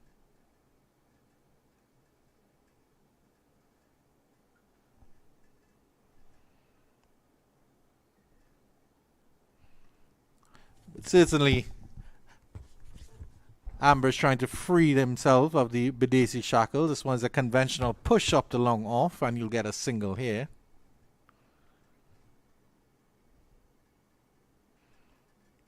Has had some good starts as well in this tournament, Son Alhambris, 30s and 40s, not pushing on. Charles will certainly want to push on and get 3 figures, and this one is up in the air, and he will be immediately out, unfortunately. Pushing that one to a short mid-off fielder, and that's the end of Johnson Charles, the commentator's curse. Just saying he'll want to push on to 100, and instead he pushed. And that delivery pushed it to mid-off, and Bidesi strikes again. Charles goes for 89.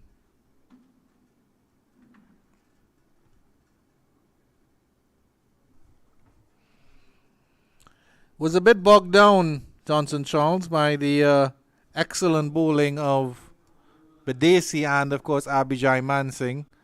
Lulled into a full shot there. And the simplest and tamest of catches. To that fielder at mid-off.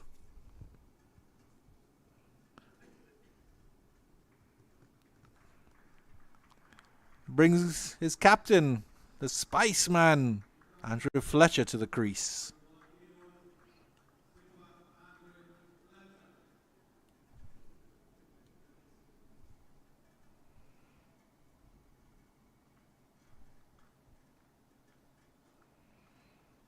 Has a smile on his face, Andrew Fletcher. His team is in a comfortable and decent position. He hasn't scored many runs in the tournament, so that's something he will be looking to amend as well. And we all know Fletcher is capable of destruction, as per his predecessor batsman, Johnson Charles.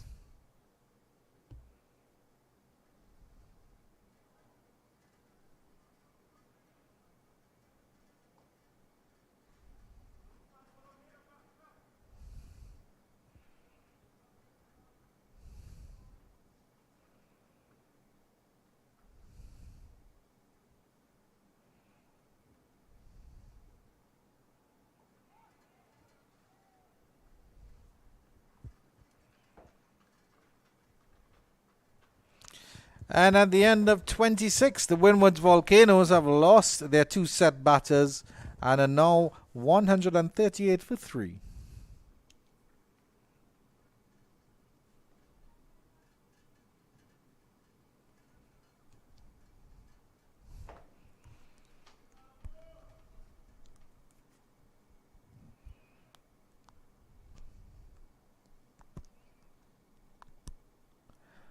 A bit of fortune blows the CCC's way as the winds are still here at the Brian Lara Cricket Academy.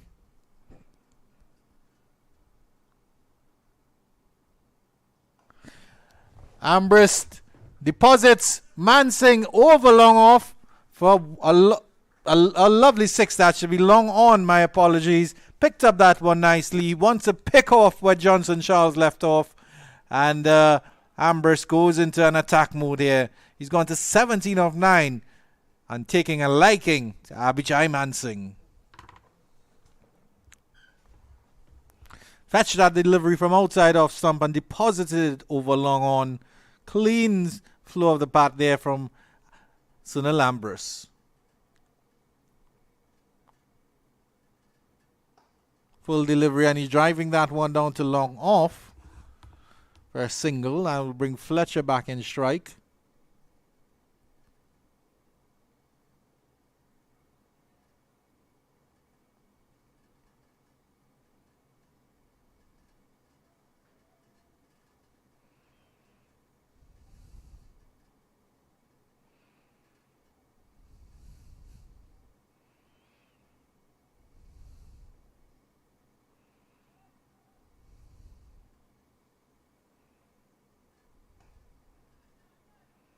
Fletcher gets off the mark with a push down to long off now.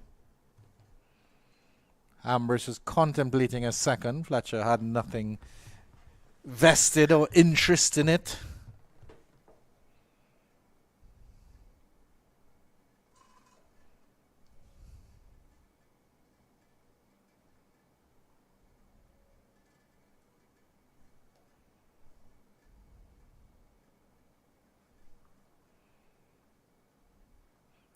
Cuts down to point region there, Ambrist. There's no run.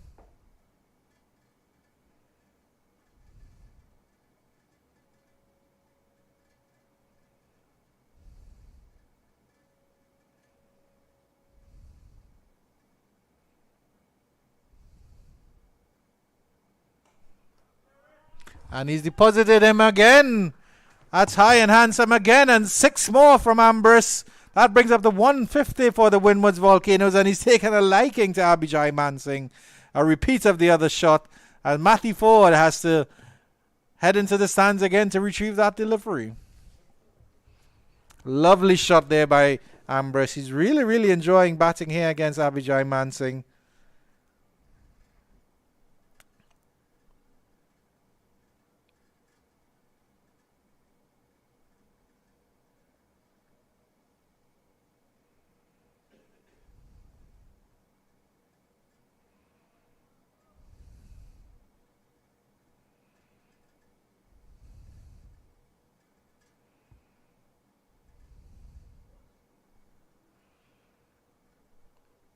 Two sixes on the first and the last ball of the over, and at the end of 27, the Windwards Volcanoes 152 for 3.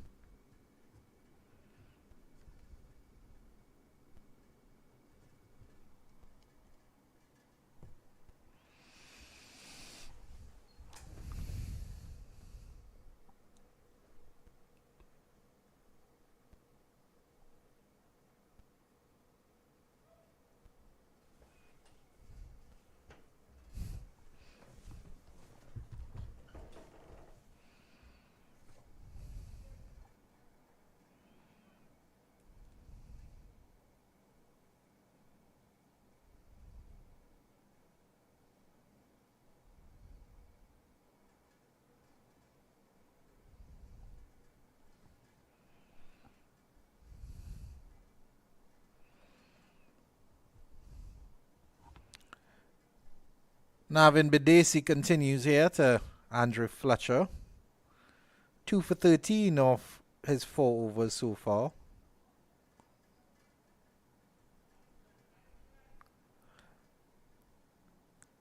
Certainly the Volcanoes have enjoyed the bowling of the CCC, but with Navin Bidesi, they've kept a watchful eye on that over him. Delivery down the leg side, contemplating a single, but it's definitely not on. Fielders converging there on that leg side.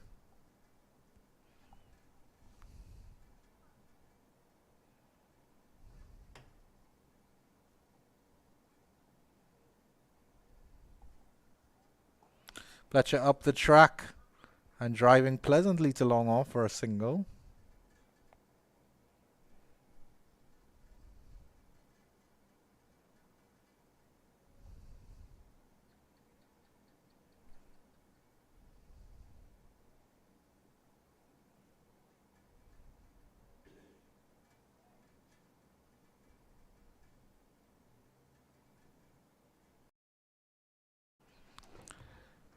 And Ambrose, for good measure, repeats that shot. Another drive up to long off for the single.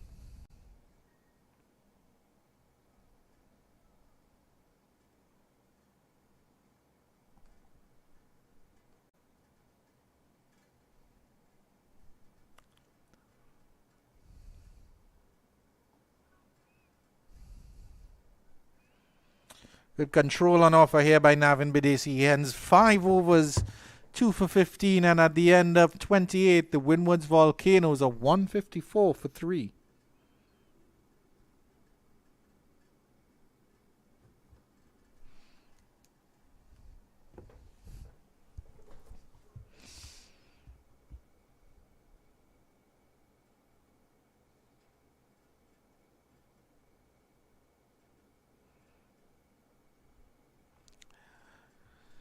A changing bowling now on the Windwards Volcanoes. Boys will need their helmets on as Matty Ford comes back into the attack. 4 overs, 1 for 7 earlier today. Got a wicket, Alec Athenaeus, in that first over without scoring. He's also the hard-working vice-captain of the CCC squad.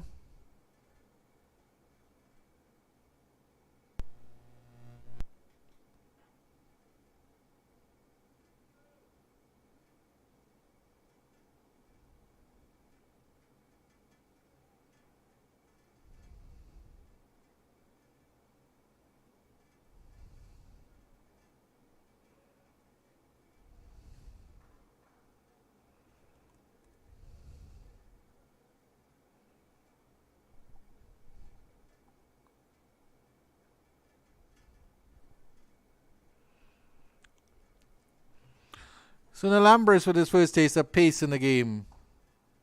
Gets a good delivery that he gets off to mid-on, and there is no run. Good fielding by that fielder there. I make that to be Abhijay Mansingh at the mid-on fielding position. There's no run. Wouldn't even call him a mid-on. He's mid-wicket. He ran around quite nicely there. Abhijay Mansingh.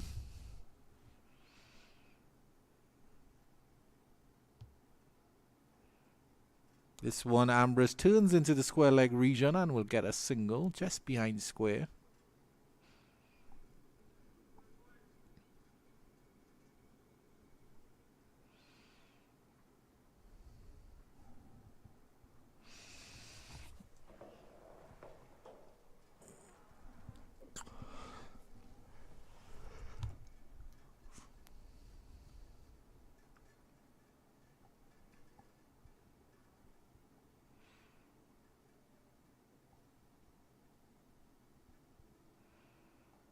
Good delivery there by Ford. Just back of a length.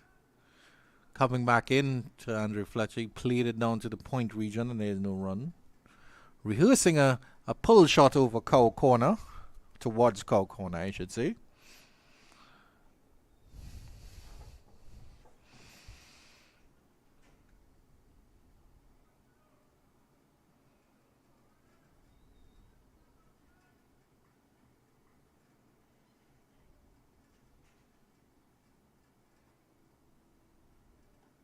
Again, a good delivery by Ford.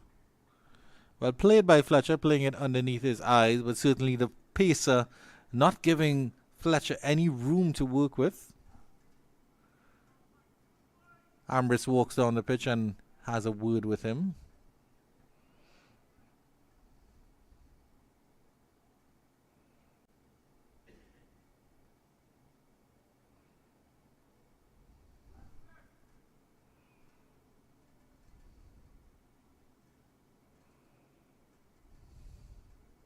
Coming down the pitch is Fletcher and try to carve that through point, give himself some room. Matthew Ford looks a little bit indignant at that, saying, well, hey, maybe you should say in increase. He also has words with Ambrose on the other end. But it's all good fun here in the CG United Super 58 Cup.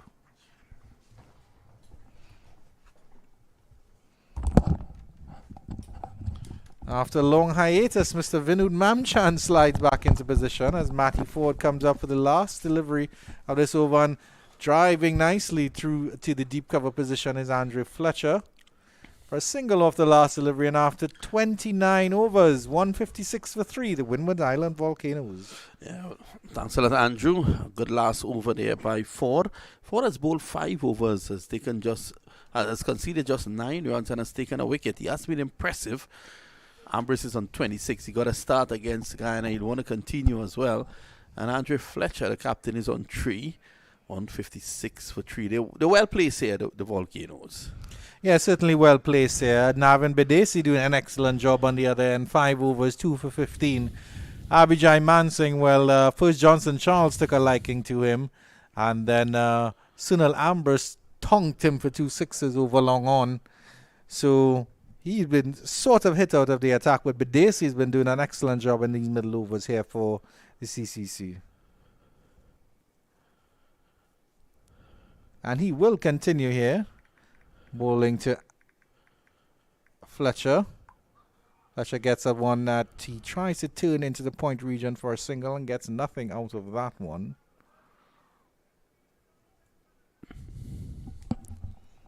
The Windward Islands lost their 2 set batters in Kavim Hodge and Andrew Fletcher, but were able, and this one, Ambrose is gone. He's tried to hit that, or that should be, Fletcher is gone. He tried to hit that one over long off, and it gets a wicket there.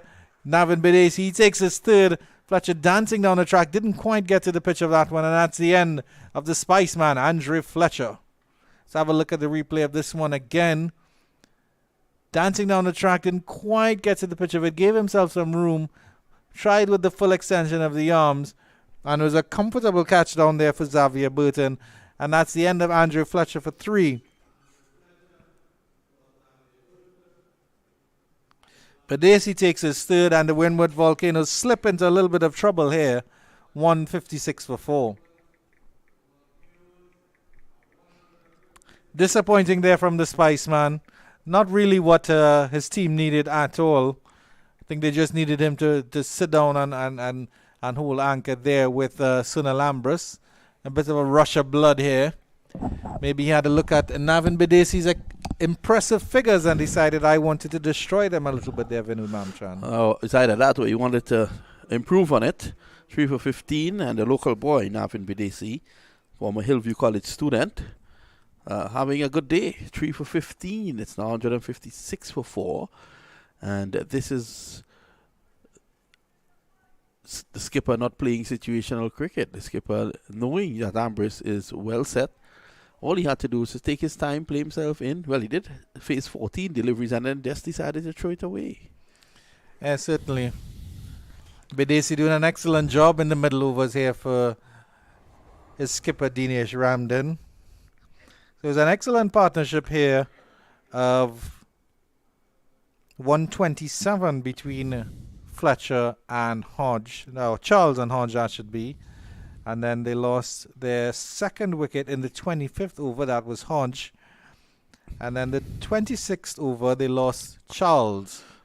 Just an update from the Queen's Park Oval. Trinidad and Tobago chasing 183. They're 150 for 4. And once they defeat Guyana there, and the Windwards defeat the CCC here, then the Guyanese will miss out.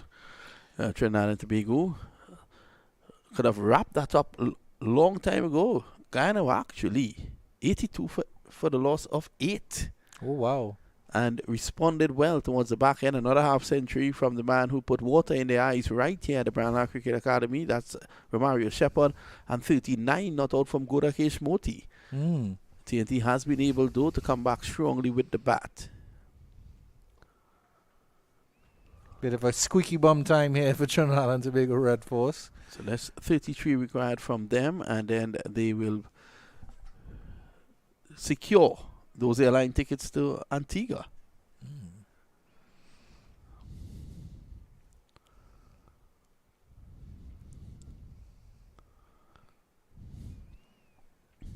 3 As for it stands, 17, BDC. so as it stands here, if Volcanoes beat the CCC, then they would be joining Trinidad and Tobago in Antigua as well. Yes, in Antigua, in the semi-finals.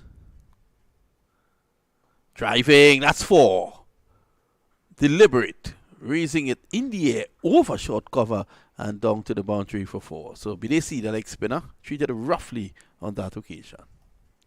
Dustin Graves now coming to the crease, so he doesn't have any Stockholm syndrome about what he's seeing with Navin Bedesian driving deliberately over the top of extra cover.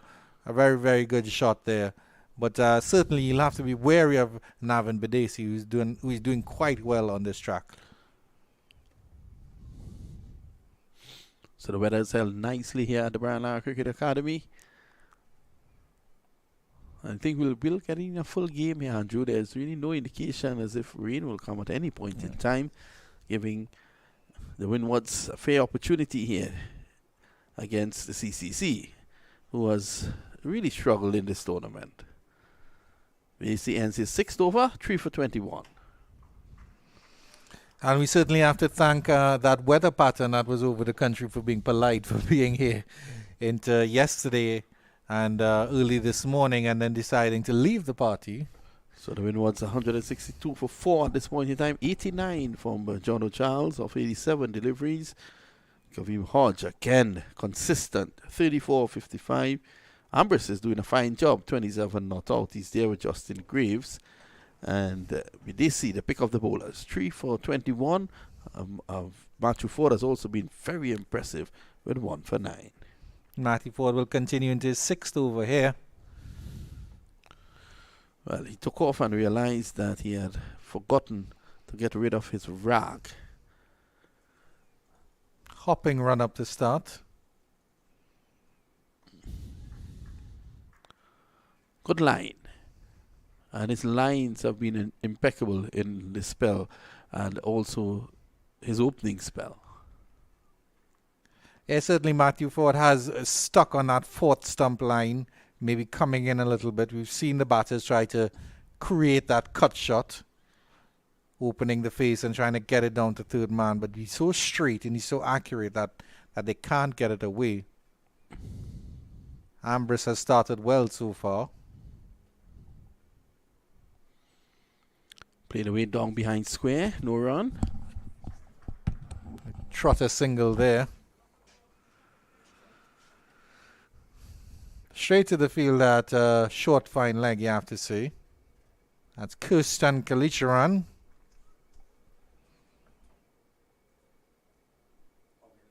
And he'll go down to deep. He'll go down to fine leg now for Justin Graves. Fielder comes in from long on. 3rd man in place. Deep cover and deep mid wicket as well. Those are your fielders outside the circle.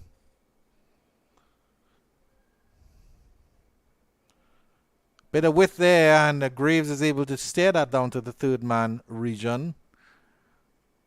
He's opened the face of the bat on that occasion.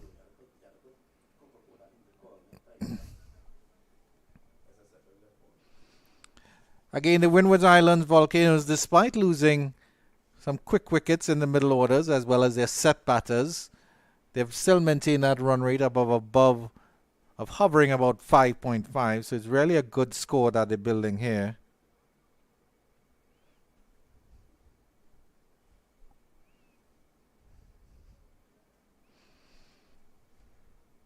Let's see how deep Ambrose and Graves can take them to the 50th over. And this one is a short delivery, getting him a bit of a top edge there. And Ambrose lucky to get away with that one. Maybe not getting up quite as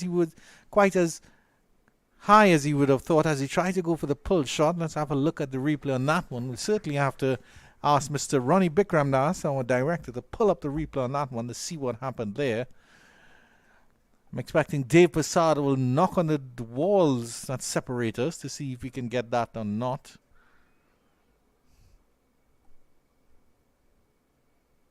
Look at the run up here, Matthew Ford. Trying to swing that around. It may have come off the thigh pad after it bottom edged onto the bat.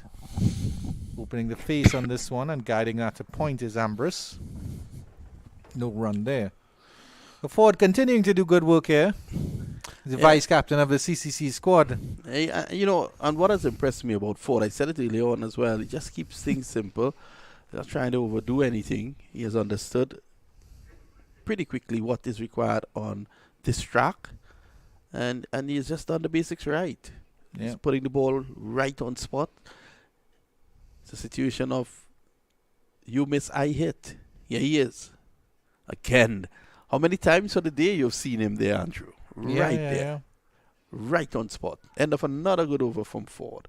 And it's 166 for 4. There's 4 runs in that over for Matthew Ford.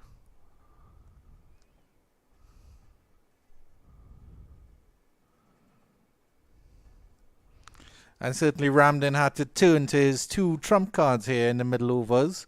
Abhijay Mansingh was, who I thought has bowled well throughout this tournament.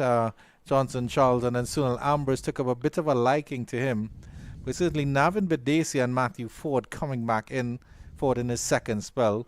Bidesi has bowled 6 overs on the trot and really taken 3 of the 4 wickets to fall. So certainly he's doing a job for Ramden, and no surprise Ramden is keeping him on. Bidesi will continue to Greaves. Greaves opening up the face and guiding that down to cover for a single.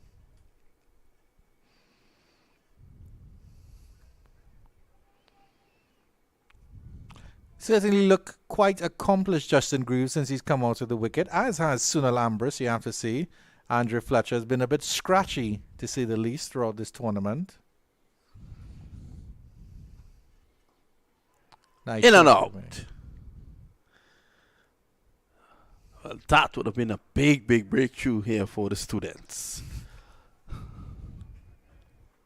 Certainly struck well by Ambrose. It's a catch that you think that Bidesi should have taken.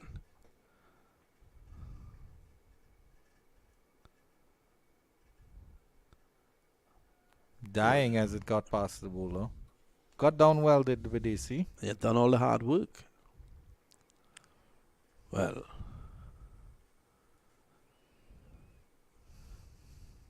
he's now bowling to Greaves. Greaves is no slouch with the bat. It was a disappointing end to Johnson Charles, Vinod Mamchan, because he just chipped the simplest of deliveries into the cover region, a short mid-off. And when he was looking quite well set there, and this time Greaves gets a nice delivery that he's driving down to long off for a single. Good batting by these two.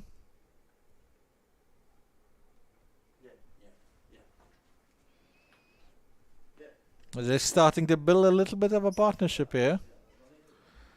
They came together in just the 30th over. They've already struck quite a good few runs here. Half stopped by Bidesi, but it will still trickle down to long off for a single. Fielder comes off the boundary. The throw comes into Dinesh Ramden behind the stumps. Justin Greaves having to do a little bit of evacuation procedures there. Evading the ball. Evasion procedures, I should say, as opposed to evacuation.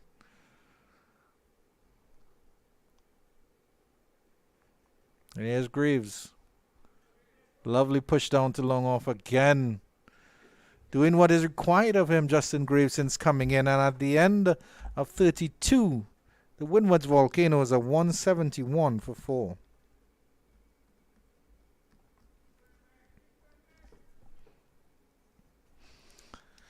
Maybe as the ball is getting a little bit older, a little bit softer, they're getting their hands on, or the Volcanoes batters are getting a little bit of a hand on Navin Bidesi. As we look at the bowling here, 6 overs, 1 for 13 from Matthew Ford. Nathan Edwards, very expensive, 4 overs, none for 35.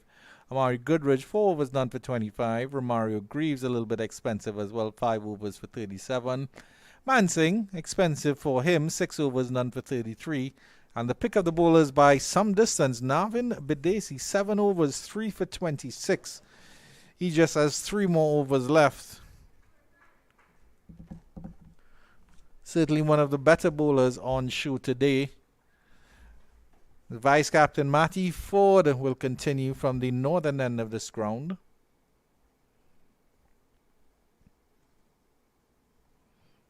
Now have a close look at his run-up, viewers. He sort of hops in one position. His extravagant leg movements. There he is hopping away, and as he comes in, he starts to run, and then he hops and then runs a little bit in. Delivery down the legs on the leg stump and turned into the mid-wicket region, and they're coming back for two here.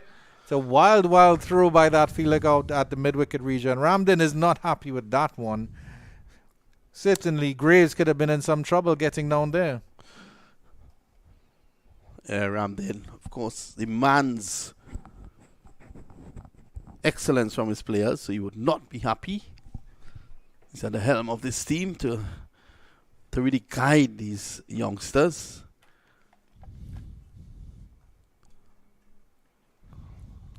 Matthew Ford comes in again. Justin Greaves perfectly on line of that one.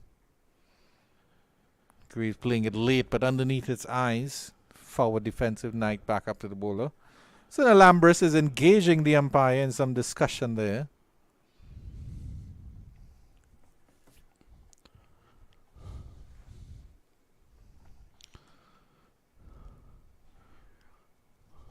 So Ford has been really good. 38 deliveries is bowled, conceding just the 15 runs. Here he is. Ken right there. He's living there. He's renting that piece of real estate from the Brownlow Cricket Academy. Harish Raghunath will give him his receipt at the end of this game. It's certainly a very narrow bedroom there for Matthew Ford, but he's looked quite comfortable. Yeah, he's living there comfortably in that corridor of uncertainty. Yeah.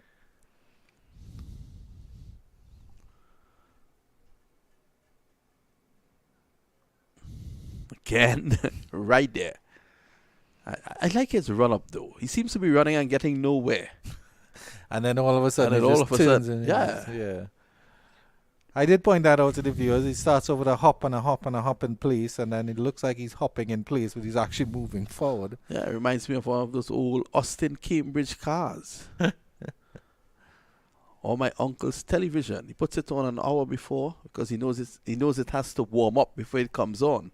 So he gets up at 5 and put it on to look at the 6 o'clock morning brew. I don't think Matthew Ford would be very happy with you cranking him up from the front there, Vinod. An Austin Cambridge. It's a very reliable vehicle, though. Ford has been excellent. Yeah, 1 for 15.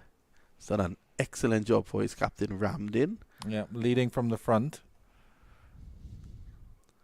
He and Bidesi have bowled extremely well in tandem.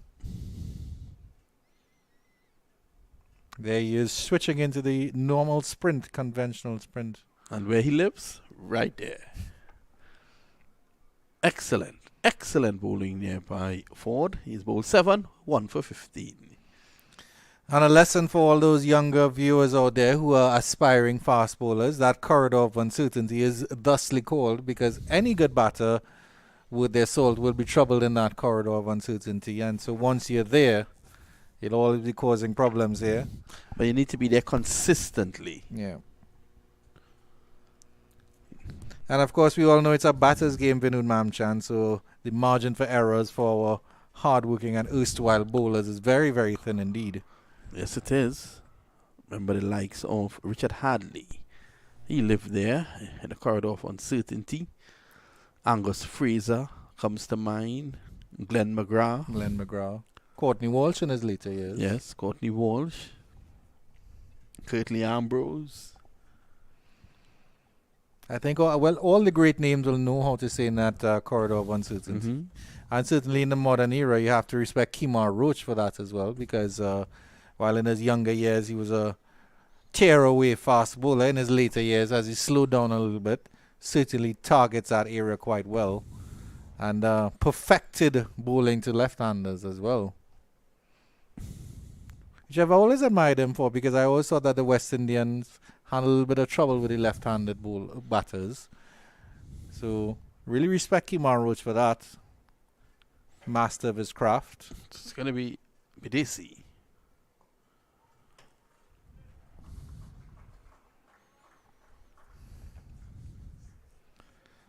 Good conventional cricket by these two, nevertheless. They came together in just the 30th over and have already added 18 runs. That shows that that they're doing quite well in terms of adapting and getting the runs around the wicket.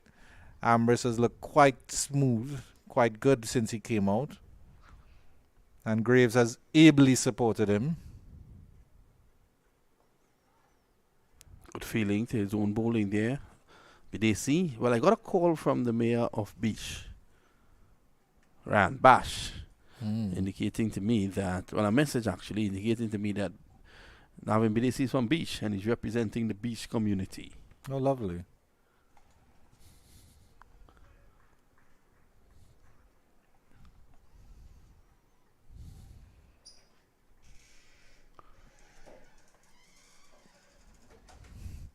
Certainly a lovely coastal country area. He started practicing on the sands of Beach, and this is turned very fine by Ambrose. He'll come back for two. A little bit of a paddle flick here. Bit of a dangerous shot because it may have been on middle and leg, and if he missed, certainly Bidesi would have been in business.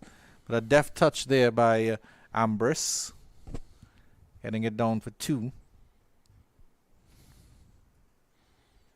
Lovely beaches in Beach. Well, I haven't seen any beaches in Beach, Andrew. I think you're talking about a different beach. You're actually talking about beach. I'm speaking about Beach. It's a forested area. It's a lush green area. It's a beautiful community, and they keep the very popular Sinas Auto Beach T10. Oh. Sorry, T20, and that attracts thousands, would you believe?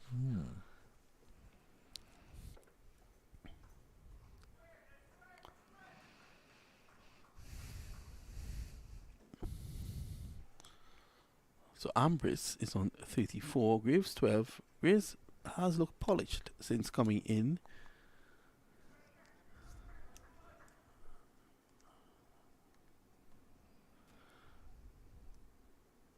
So it's the end of the over, and at the end of it, it's 176. 179 for 4. Again, good partnership here being built by Sunil Ambrose and Justin Greaves. Navin Bidesi, by the man from Beach, plucking out most of the middle and top order of the CCC. Matty Ford will continue here into his 8th over. Again, very impressive figures. It's a very still day here at the Brian Lara Cricket Academy. You can see the flags barely fluttering to the left of the scoreboard.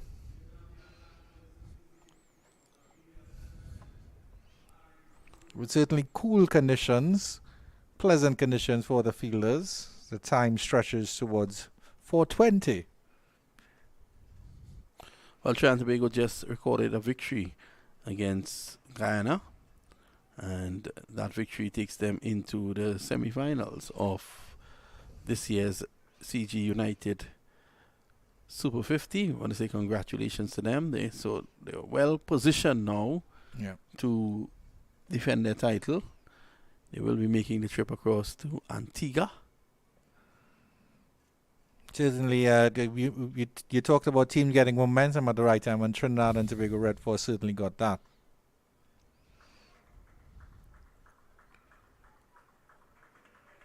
So, misfield by BDC, and they come back for 2.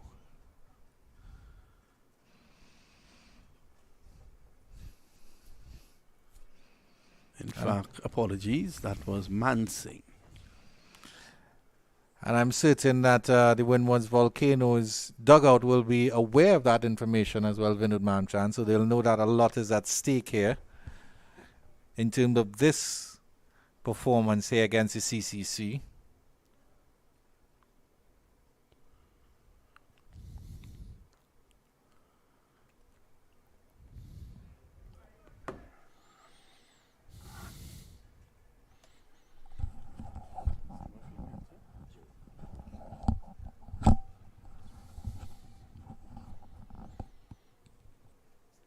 But certainly that group in Antigua as well is an intriguing one. Mm-hmm. Fortunately, the West Indies Academy performing about on the same level as the CCC, so not offering Jamaica, Barbados, and the Leeward Islands that competition. That would have been quite nice to see. Certainly some good players coming out. Putting pressure on the field, and that is what you want to see. He fumbled because pressure was put on him. As soon as that delivery was played by Graves, he was on the move. Excellent work there, and good communication between the pair as well. It was a strong call, I think, from Justin Graves, who would have been coming to the danger end. And Sunil Lambros responding to his partner's call. Of course, they've been set a challenge in the form of Matthew Ford, so they have to try something a little bit different here, Vinod. Because he's in a groove right now, and we know what that groove is. Well, it's actually Goodrich who's on, Andrew. Well, that's actually Goodrich. This one comes back in. My Really apologies. chopped it on. 182 for 4. Well, certainly picking up from the good work that Matthew Ford has done here, Murray Goodrich. Went for a bit of runs in his first spell, but it's been good to see him coming back a little bit stronger here.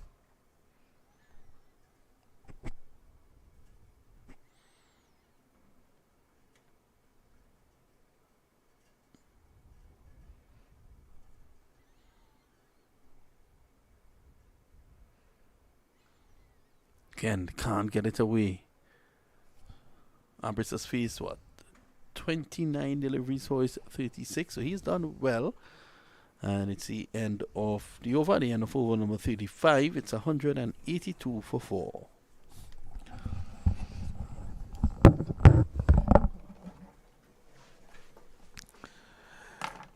And we'll take a drinks break now, and we'll take a short break and be right back after this.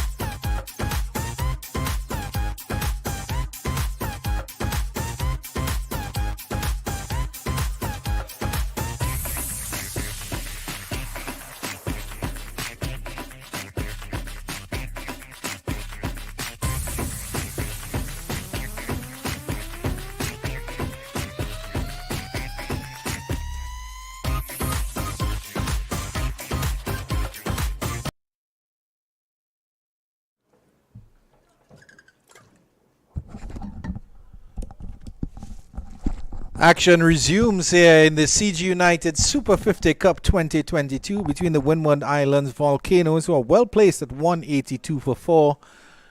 And the two batters in the middle, Sunil Ambris and Justin Greaves, building a partnership since the 30th over. So they've done quite well, 26 runs in just about 5 overs. Navin Bidesi, the man from Bish, will continue playing here for the CCCs. Bowled quite well, 8 overs, 3 for 32.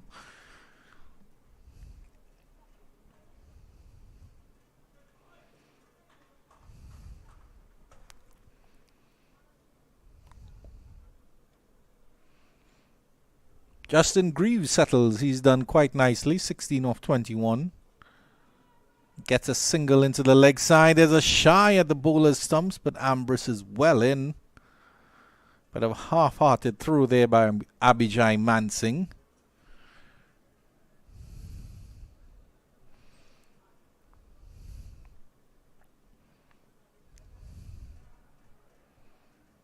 Sort of a wide mid-on. Ambris is back, pushing this one.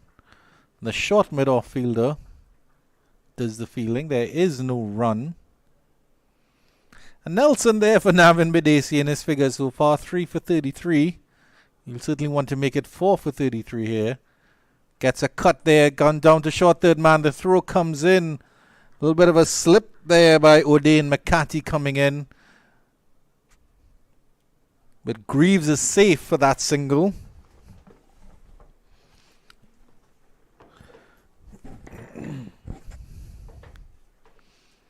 These two will know that the Windward Islands Volcanoes don't have much batting to come, just to keep a Tevin Walcott.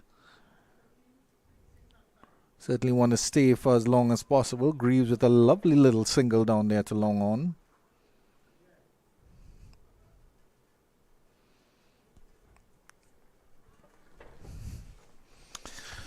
Still maintaining 4 fielders outside the circle here. Dinesh Ramden, long on, long off. There's a fielder deep cover and then a deep mid-wicket as well. And Ambris hoiks that in that gap between mid-wicket and long on, but only gets a single. He didn't get quite good connection on that one.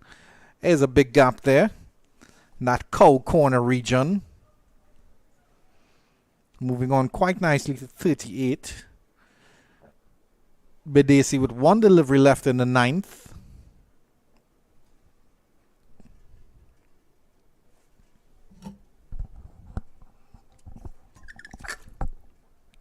This one, Greaves is playing forward and playing calmly. And that will end the 36 at the Windward Islands Volcanoes, 186 for 4.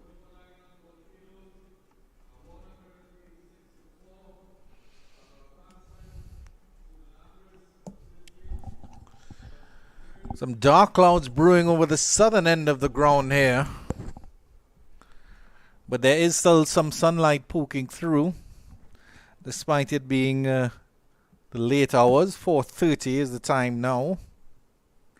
Here in Trinidad and Tobago at the Brian Lara Cricket Academy. This is a 360 production on behalf of Windies Cricket.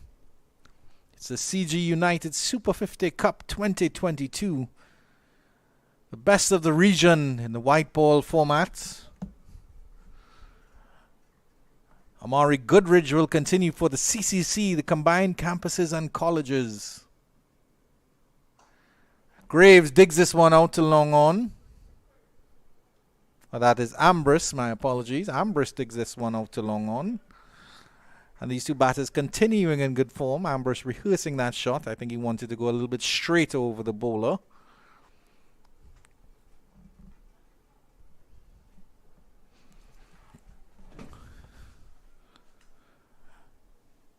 Third man out of the circle for Justin Greaves. There's the fielder out at long on as well. Deep backwards square leg. And then deep cover. Tucked up there. Good bowling by Amari Goodridge.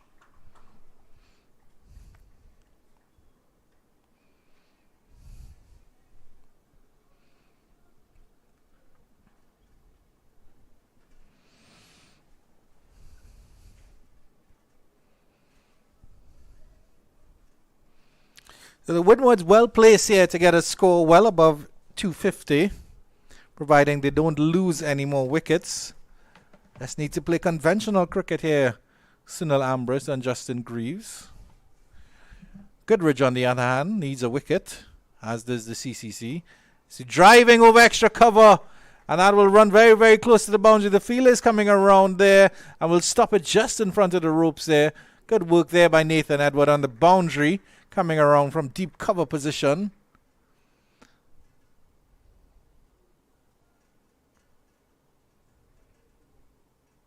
And they run 3, so that's good running there. Excellent work by Nathan Edward on the boundary. Good camera work there from Mr. Aldwin Borneo to pick that one up. The gentleman of 360 TV, Mr. Aldwin Borneo.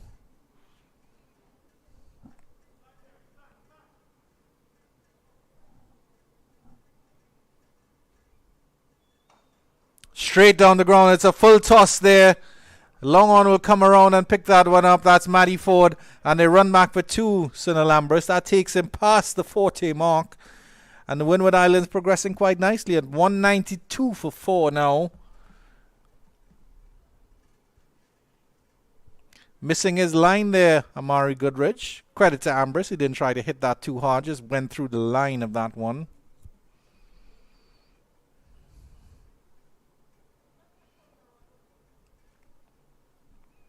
Broad shoulders, Amari Goodrich.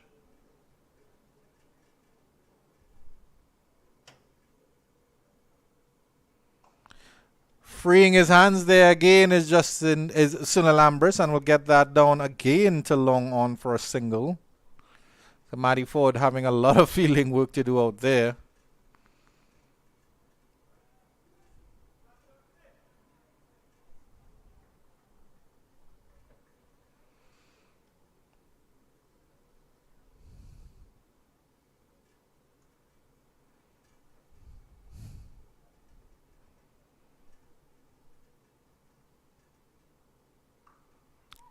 Little cut there by Justin Greaves, and a shy of the bowler's thumbs. Ambrose had given up, but he missed there, and in the end it's just a single to end the 37th. At the end of 37, 197 for 4. Let's have a look at the replay on this one. Cutting a delivery there, Graves, and immediately calling for the single. Good pick up there by Mansingh, I think it is, in the cover region. Ambrose had all but given up. Ramden was not happy that there was no connection with the stumps, and Ambrose remains at the end of 37, 194 for 4. Still in a very healthy position here, the Windward Islands Volcanoes. With Sunil Ambrose leading the way with 42 at the moment, following that 87 by Johnson Charles at the top of the order. But Justin Greaves is looking very, very solid since coming in, very polished. And he has furthered their ambitions. They know how important this game is. They need to win. They need to defeat the students here after Guyana's lost to Trinidad and Tobago. Yeah, certainly, and they are in a very strong position now, but they'll do well to remember that they don't have much batting to come, just to keep a Tevin Walcott. In the air, he's in trouble. Can Bidesi get his fourth? Just short of the on-rushing fielder, and Bidesi is not pleased. Neither is Ramden. Probably picked it up too late. Let's have a look. He was looking to go down the ground, but that one, of course, turning away from him, took the outer half of the bat. It went in the air and just short of the fielder running in from long on.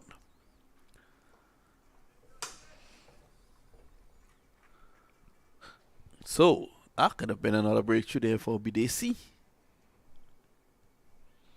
And I can understand why Bidesi and Ramden weren't happy with that one, because the ball was very far from the boundary, so you would have expected the fielder to put in that dive, because it certainly wasn't going to get to the boundary.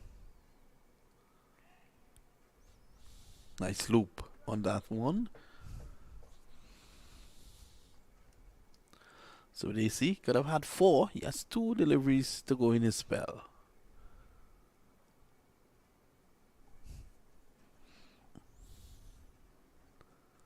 Navin Bidesi, better known for his batting.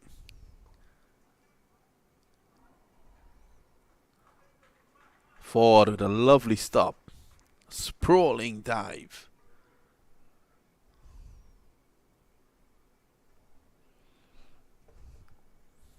Partnership going on quite well now. It's on to 42.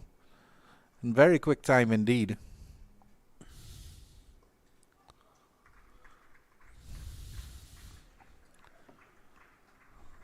And that will end the 38th over with the Windwards Volcanoes extremely well placed, 198 for 4. Navin Bidesi ends his spell, bowling 10 overs on the trot, 3 for 40 off his 10. Started off quite well, got those wickets a little bit early, and then going for a little bit of runs, but in the end you'd have to say good bowling all round by Navin Bidesi. The excellent spell by Navin Bidesi. I think he'll be happy with that.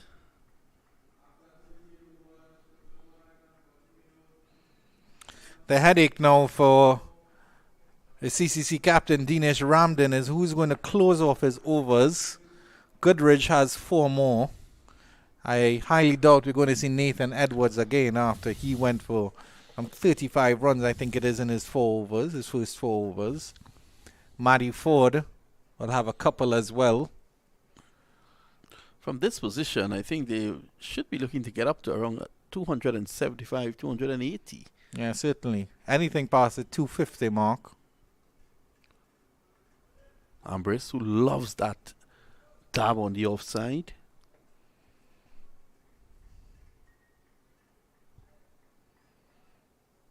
Certainly a busy little player, Sunil Ambrose. Bit fidgety, not as still as Cavum Hodge. Not many players are still as Hodge.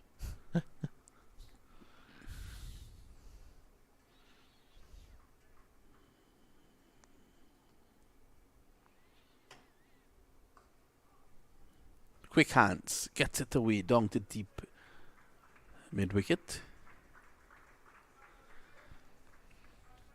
200 up. 200 is up. 201 for 4.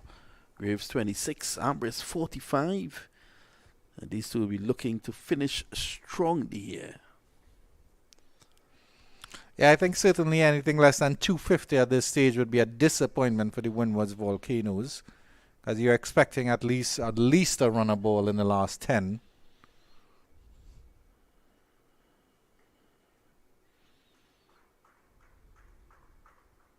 Good cricket here from these two. Justin Graves again finding that single.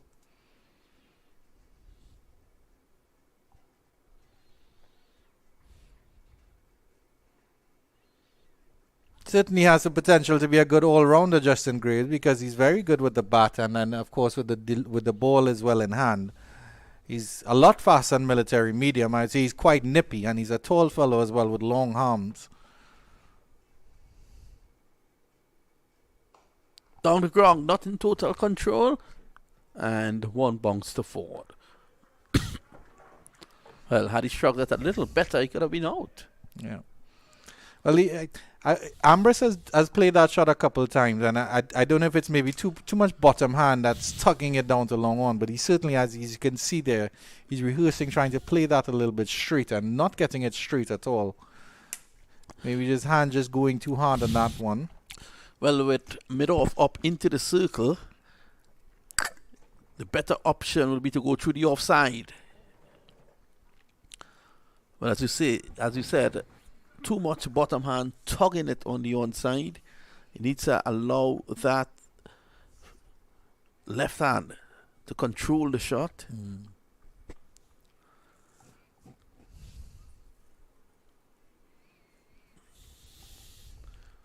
Goodrich has been a bit expensive.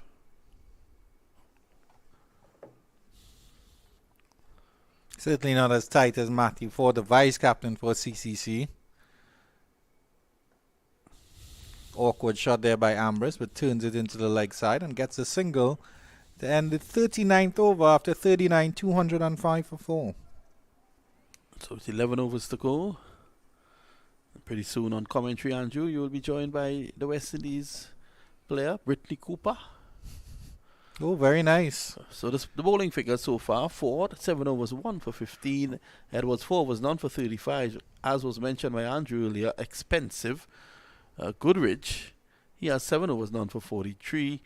Graves 5 overs none for 37. Mansing had his 6 overs none for 33. And Bidesi, he has completed his spell of 10 overs 3 for 40. This partnership so far has carried on for all of 49 runs, with Graves on 28 and Ambrose on 47. Yeah, definitely a good partnership here. After the loss of Johnson Charles and Cavim Hodge, 2 set batters, and then Andrew Fletcher for just a scratchy 3 or 14. So it's going to be one Graves to Ambrose now. Another is at the non-striker's end. Graves, his 5 overs a little bit expensive here. Might see that his namesake Justin Graves and Sunil Ambrose might try their hands against him. We'll see what happens. You can see that 50 is playing on the mind of Ambrose. Just looking to get the singles to... Well, he's certainly closing in on a landmark here, Sunil Ambrose. 48 or 42. As Brittany Cooper slides in. Top all round the Brittany Cooper. Also very good commentator, Andrew. Yeah. You would have heard her before. And of course, I worked with her for the under-19 regional tournament, and I still have her shades in my car, Brittany Cooper. Wow. So Brittany was looking for that. She's finally found it. Many people have asked where they came from. Well, I was wondering myself. And I keep having to say it's a lovely young lady. Well, you're quite right with that. Questions have been asked of me, Mr. Mamchan. Well, I was wondering the same. Graves. Driving is Ambrose. Yes, one more. Pretty soon you'll be hearing the voice of Brittany Cooper on the commentary. It's 207 for 4. She'll be joining her good friend Andrew Chan, who has held on to her shades. He's walked around the place letting people know that he knows Brittany Cooper. Well, this is a slog sweep over. Backward square into the boundary for 4. He went outside the off stump to fetch that. Ambrose, and spectacularly gets to his 50. 52 of 43 deliveries.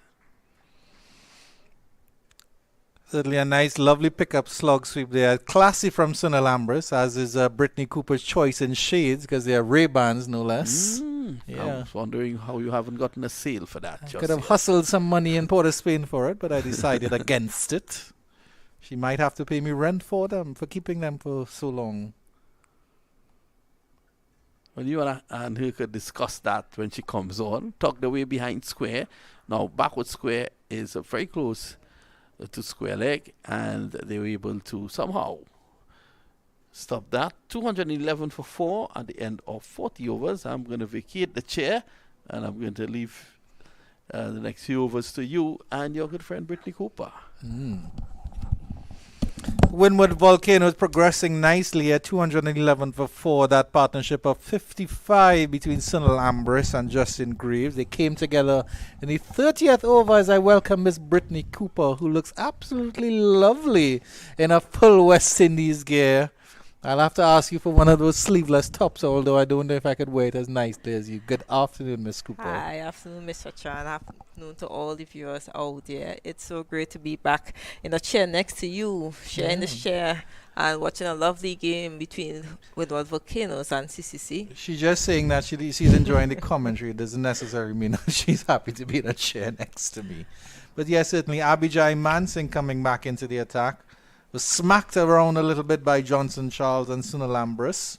Done quite well in this tournament so far. And here's Mansingh coming in. Stepped away and cracked lovely through the covers there by Justin Graves. He'll run around there.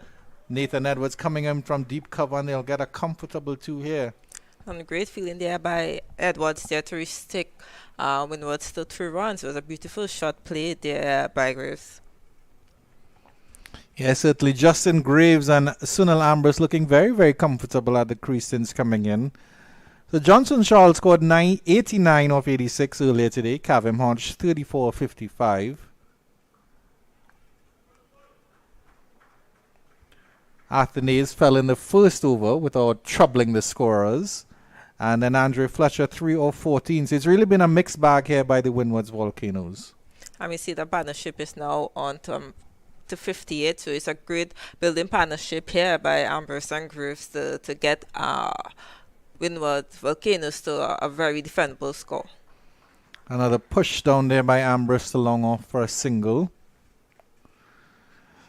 Yeah, so and it's of course it's good to see that they're going at about close to run a ball here. Brittany Cooper, Ambrose going slightly better. Justin Graves coming in 32 of 38. He's looked very, very good so far. Cut again by Graves, and deep cover will come around. Nathan Edwards let this one race to him. Another single here, so they keep manipulating the strike quite well. Yes, but a decent over thus far by Mansing, as you mentioned earlier on. He was smack around the park by Charles, so it's great to see he come back and reading pitch a lot better. Another push again down here by Ambrose, really working the strike along well. Now, Brittany, we've seen in both groups, in this group we have the CCC, which is again an amalgamated team of combined campuses and colleges, and then the West Indies Academy in the other group as well, up in Antigua, as Mansing comes in for the last delivery of this over. And there's no run, and that will end the 41st at 217 for 4. And while it's been, I think it's been disappointing to not see any good performances coming out from either CCC or the academy to speak about it. At least it's good that the West Indies Cricket Board is expanding the tournament and getting more players in. Yes, and that's what we need in the region. The opportunities for the younger players to showcase the talent. Yeah, we have the Trinidad, the Barbados, the Guyana and the Jamaica, who are the forces in the Caribbean, and many young players don't get a chance to showcase the talent because of the likes of all the senior players that are on the team. But it's great by Cricket West Indies to bring forward, bring back, say, CCC and the academy players, and there's very, very many talented young cricketers who I know are knocking on the senior teams, though. Yeah, certainly. I still think they missed a trick here with the CCC because the only senior player you'd have to say is Dinesh Ramden. So maybe if they had another senior player in the mix with them, they might have performed a little bit better. But Ramden has done an admirable job of leading a young squad here. Romario Graves to continue to Ambrose, who gets a delivery and is running, and it's a shy of the bowler stumps. Ambrose collides with Graves, and Ambrose seems to have come off worse than that, despite the fact that he had pads and gloves and bats on. Yeah, it's a very tight single there. I reckon if the fielder did hit, Ambrose would have been in a bit of trouble there. Let's have a look at the replay on this one here. Certainly Justin Graves setting off here. Good throw in by Abhijay Mansing. Might have been in some danger there. Romario Graves also wearing that ball on his shin as well. Definitely a stronger character than Sunil Ambrose yet after 3. So back to you mentioned that not what senior player on the CCC team. Cut nicely by Graves into the cover region, and he'll get a single. So when you look at the other regional sides, there's a lot of past West Indies players on that side. I guess CCC was just waiting to see who was left back, but it's shocking to see that even say Lennon Simmons wasn't able to get called up even on the CCC team. Edge here by Ambrose, and this will run very fine past Ramden, and it will come into the boundary for 4. A flash outside the off stump by Ambrose. A little bit of a lucky outside edge, and 4 welcome runs here for the Volcanoes. You say lucky outside there, as I say smart shot. A fine cut indeed.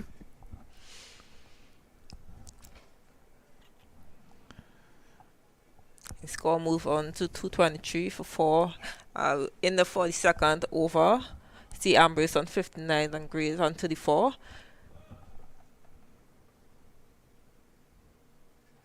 And this one, Ambrose goes straight back over the bowler's head. That's high, hard, handsome. And a towering 6 there from Sunil Ambrose.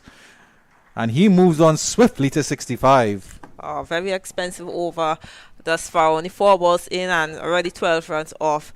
As we can see, Ambrose, he's been the aggressor in this partnership. And if they do continue so, it might just get Volcanoes over to 300. Well, certainly they entered the 40th over at, they started the 40th over at 205 for 4. So you would expect at least a run a ball in the last 10. And certainly anything less than 250 would be a disappointment here. Graves getting a valuable dot delivery. He certainly has been smacked a little bit about Romario Graves. Not only Graves looked like he's been smacked about, the whole of CCC look a little flat-footed. There seems to be no energy on the field. They are just sitting back waiting for these batters to make a mistake.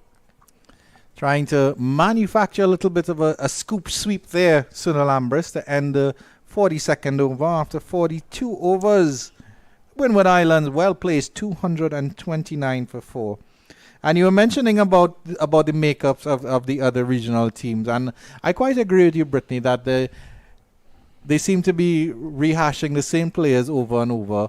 Of course, they're putting out strong teams to try to win this tournament, the likes of Sunil, Narayan, Nicholas, Puran, Shannon, Gabriel, etc., turning out for Trinidad and Tobago Red Force, and the same thing with the other island. But there certainly is a lack of space maybe for those younger players to come through.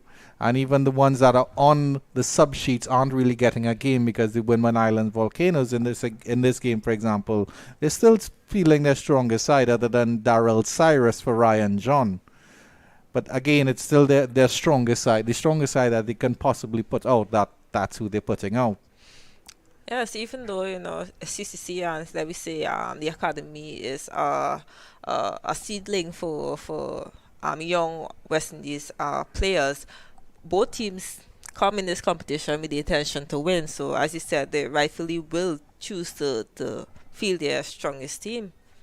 Change in bowling as Matty Ford comes back into the attack. 1 for 15. And he will and it's a spill.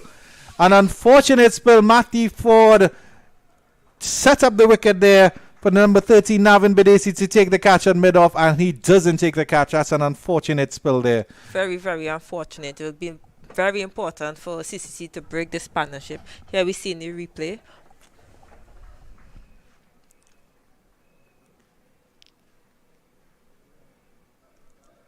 And it can't get any simpler than that. Didn't have to move, didn't have to dive, didn't have to jump. A dolly there, and unfortunate for Matthew Ford because he bowled 1 for 15 off 7. Could have been 2 for 15 there. And there he is in that corridor of uncertainty right outside that off stump again. But Ambrose gets a run. First time I saw Mr. Ford was when there was a camp in Barbados. Very young. Well, he's very young, but young this day he was bowling really, really fast, and it's just a pleasure to see where he's come from. We looked at him in the CPL. He was brilliant opening the bowling for St. Lucia Zooks, and to see he's coming here and leading the bowling attack for CCC. Yeah, certainly. It's a very interesting run up here. He hops and hops and hops. Doesn't look like he's moving, and then he's into that sprint. Oh, just out of the reach of his hand there. He really has a number here on Justin Greaves. Very exciting over here. There's two chances so far in this over for Greaves. Have a look at the replay on this one again.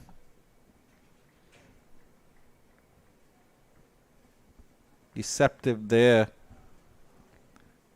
Trying to turn that Justin Greaves into the leg side, getting that leading edge.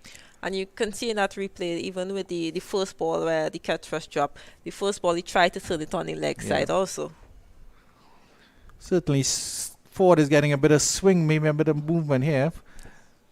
Nice flick there by Ambrose into the cow corner region. Amari Goodrich comes off the boundary. Picks that one up. clearly CCC feeling has let them down so far in this game. I honestly believe that two drop chances would have changed the game and put momentum back into CCC hands. Certainly, the CCC's bowling has some potential with the likes of Matthew Ford, Amari Goodrich, et al. Nice drive there. Good fielding there by Matthew Ford. But their batting really hasn't come to the party, Brittany Cooper. And I think that would be the disappointment here because we have players, again, we have players of the likes of Kirsten Kalicharan. We have Xavier Burton, who's a good player. Dinesh Ramden hasn't made many runs. Jonathan Drakes is quite capable as well. So I think the CCC would be disappointed with their batting, even though we know their bowling. Mansingh has provided a bit of X factor, as has Badesi in this game. Ford has bowled really well in this game.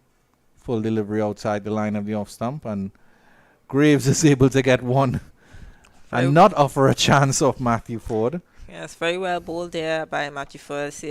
Slower ball and well played by Graves. And at the end of the 43rd over, Windward Volcanoes 234 for 4.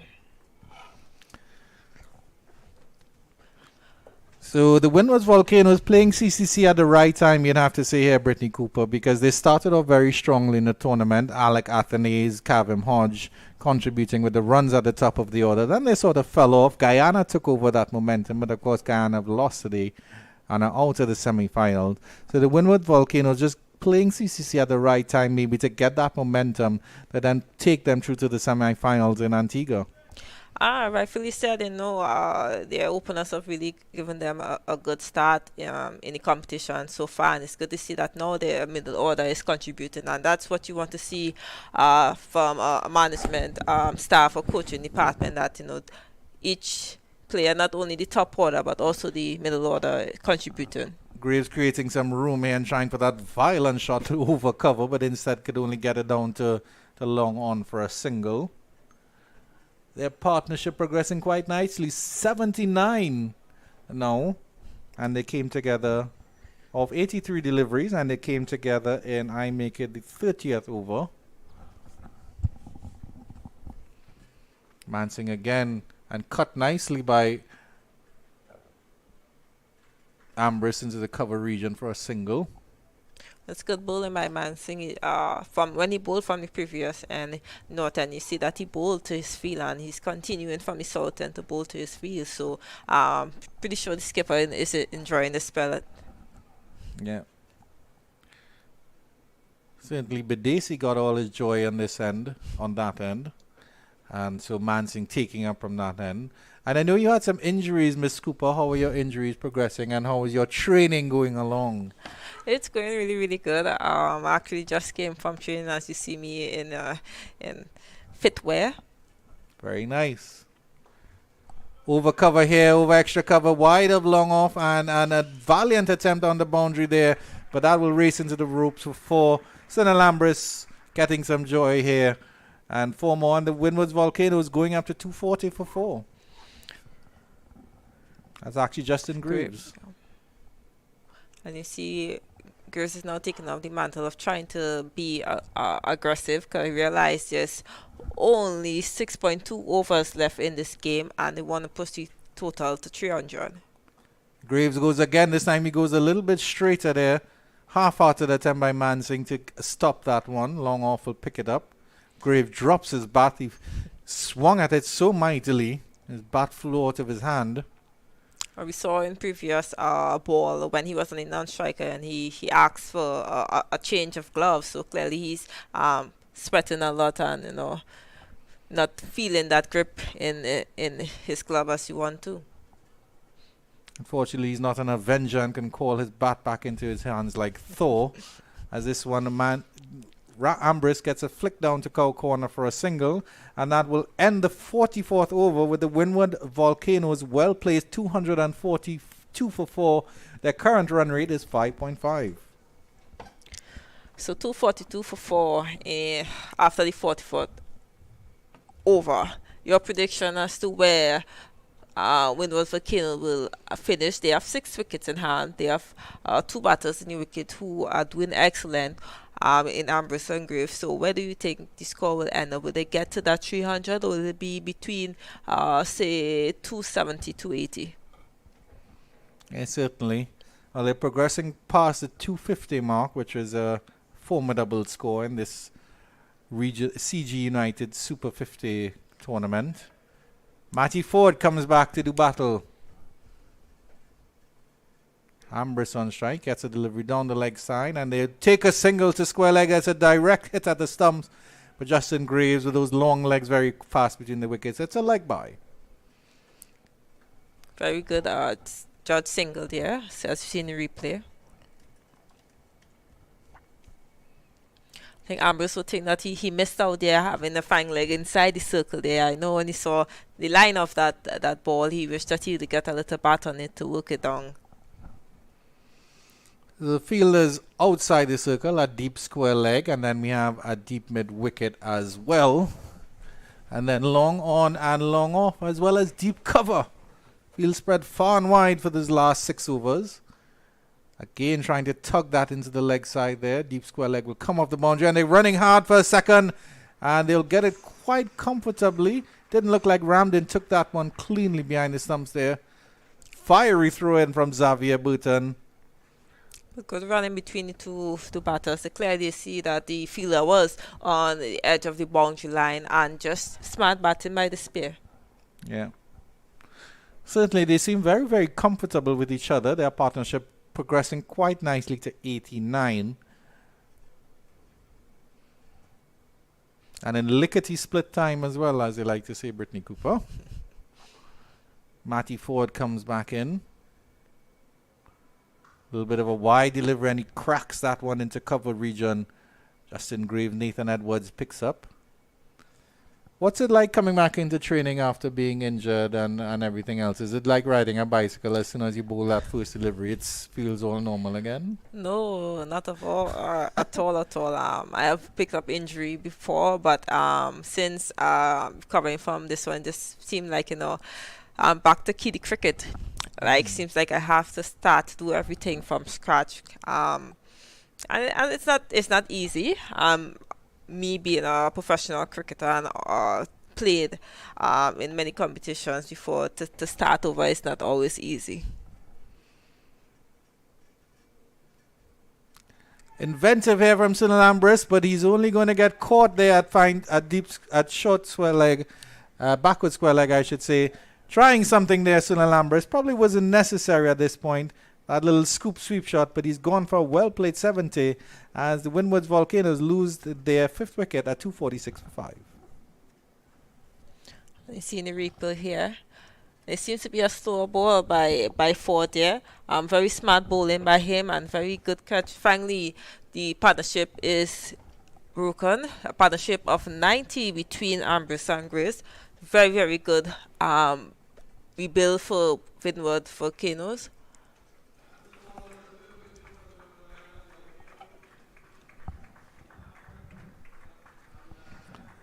Knock appreciated certainly by the Windwards Volcanoes batting dugout here.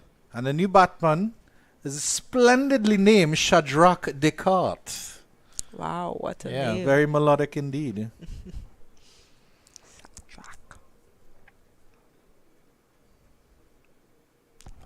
Justin Graves is still out there, 46 or 51. Windwards Volcanoes 246 for 5. Is it possible that that the CCC can just arrest this momentum here in these last 5 overs with a new batter in the crease, and maybe restrict them to let's say maybe 260? Yes, 260 look good on the cards right now with that wicket of Ambrose. It's just for that, skipper Ramden to try to avoid giving Justin Graves too much strike. We do know that, the fielders will be on the edge of the circle hang on the boundary, because obviously this is the stage where the batters will be looking to go at it.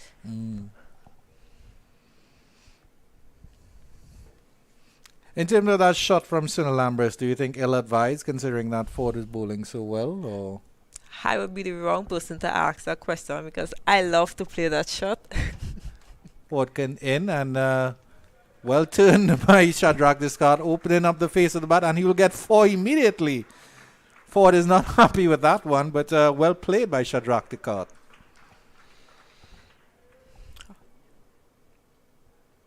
As you still see that, Ford is getting the ball to move away from the left-hander, so probably having the third man instead of probably, now we've seen a change in field where deep mid-wicket is coming in and third man is going out.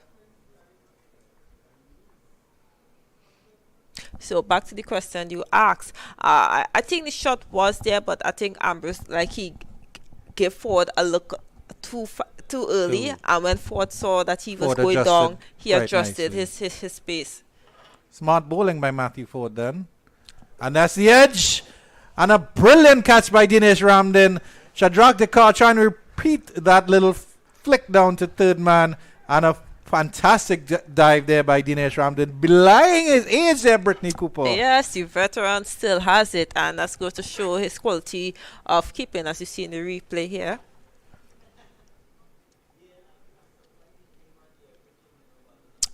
Well taken, well taken. I love the tuck and roll. Perfect wicket keeping. Didn't see that he made a big step to his right or big step to his left. You see he just tapped on it right under his foot, and where he was able to push off right from that position. So the Windward Islands Volcanoes at the end of 45, a very eventful 45th over. They've progressed to 250 for 6 now. And that's the end of the cut. And Matthew Ford, he started off brilliantly. His first, he got Athenaeus without scoring for his 4th delivery in the first over. And he's come back here at the end and really just dug into this Windward Island Volcanoes batting. Yes, he's 9 overs in. He have 1 more over in this spell, and he's already 3 wickets in. I'm pretty sure the skipper will be happy to know that he have 1 more over from 4 to, because he's been bowling really, really good, and Mansingh has been applying pressure from the south end. There's 2 Bajans here in the middle for the Windwards Volcanoes in the form of Justin Greaves and the keeper batsman, Tevin Walcott. It's good to see that exchange of players still happening between the various franchises and the islands. Abhijay Mansingh to continue. And Justin Greaves all of a sudden is a lone man out there who has to do the job for the Volcanoes and take them, make sure they use up all of these 50 overs and 300 legal deliveries, because of course it's a cardinal sin to not use them in the white ball cricket. Mansingh continues and Graves is forward and he's hiking that one, and Long On will take the catch there. That's the end of Justin Greaves. Well, you saw that was coming. He's been losing partners from his end, and someone needed to try to push it towards more, and he being the inset batter. But good bowling there by Mansingh. You see he's come back in his second spell and doing a really, really good job for CCC. Unfortunate here for the Windwards Volcanoes, just losing a bit of that steam there with the loss of Sunil Ambrose and then Justin Greaves, who trods off most disconsolately. Number 4 coming in is Mr. Larry Edward. He's the number 8th batsman, but he's wearing the number 4 on his back. Better known as a spin bowler here for the Volcanoes, but he'll have some batting to do here.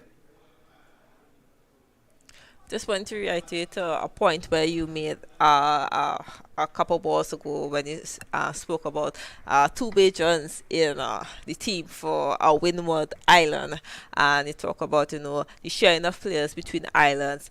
It's something I wish that can happen in women's cricket in the Caribbean, because there's so much talent amongst the islands in the Caribbean. But outside of that 14, when you don't get picked in at 14 for regionals, there's not much opportunity. Because you see, like when you saw that Randy didn't get picked in Trinidad, he went to CCC, and vice versa, or the other players got called up to replace the players that went to Australia to play the test. I wish it's something that could happen a little more in women's cricket in the Caribbean.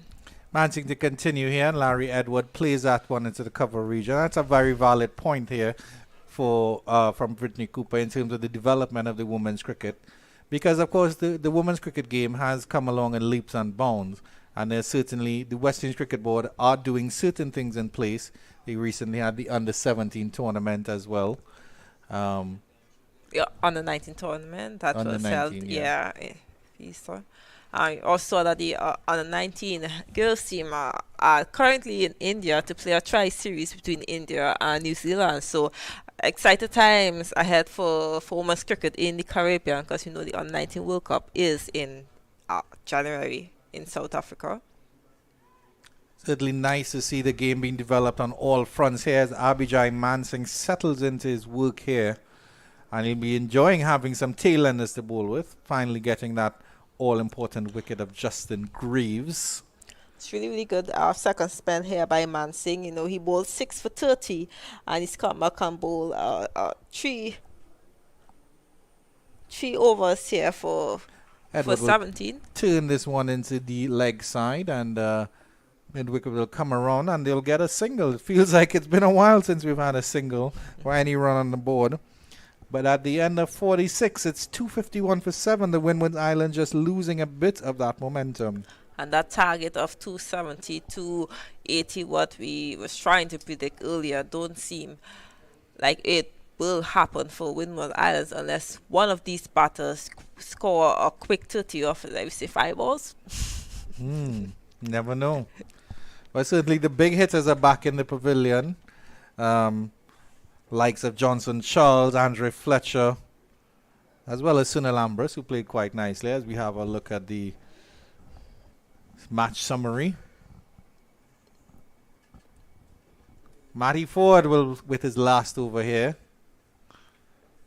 All of a sudden he has 3 wickets under his belt. Be hoping to finish it off in a hurry here.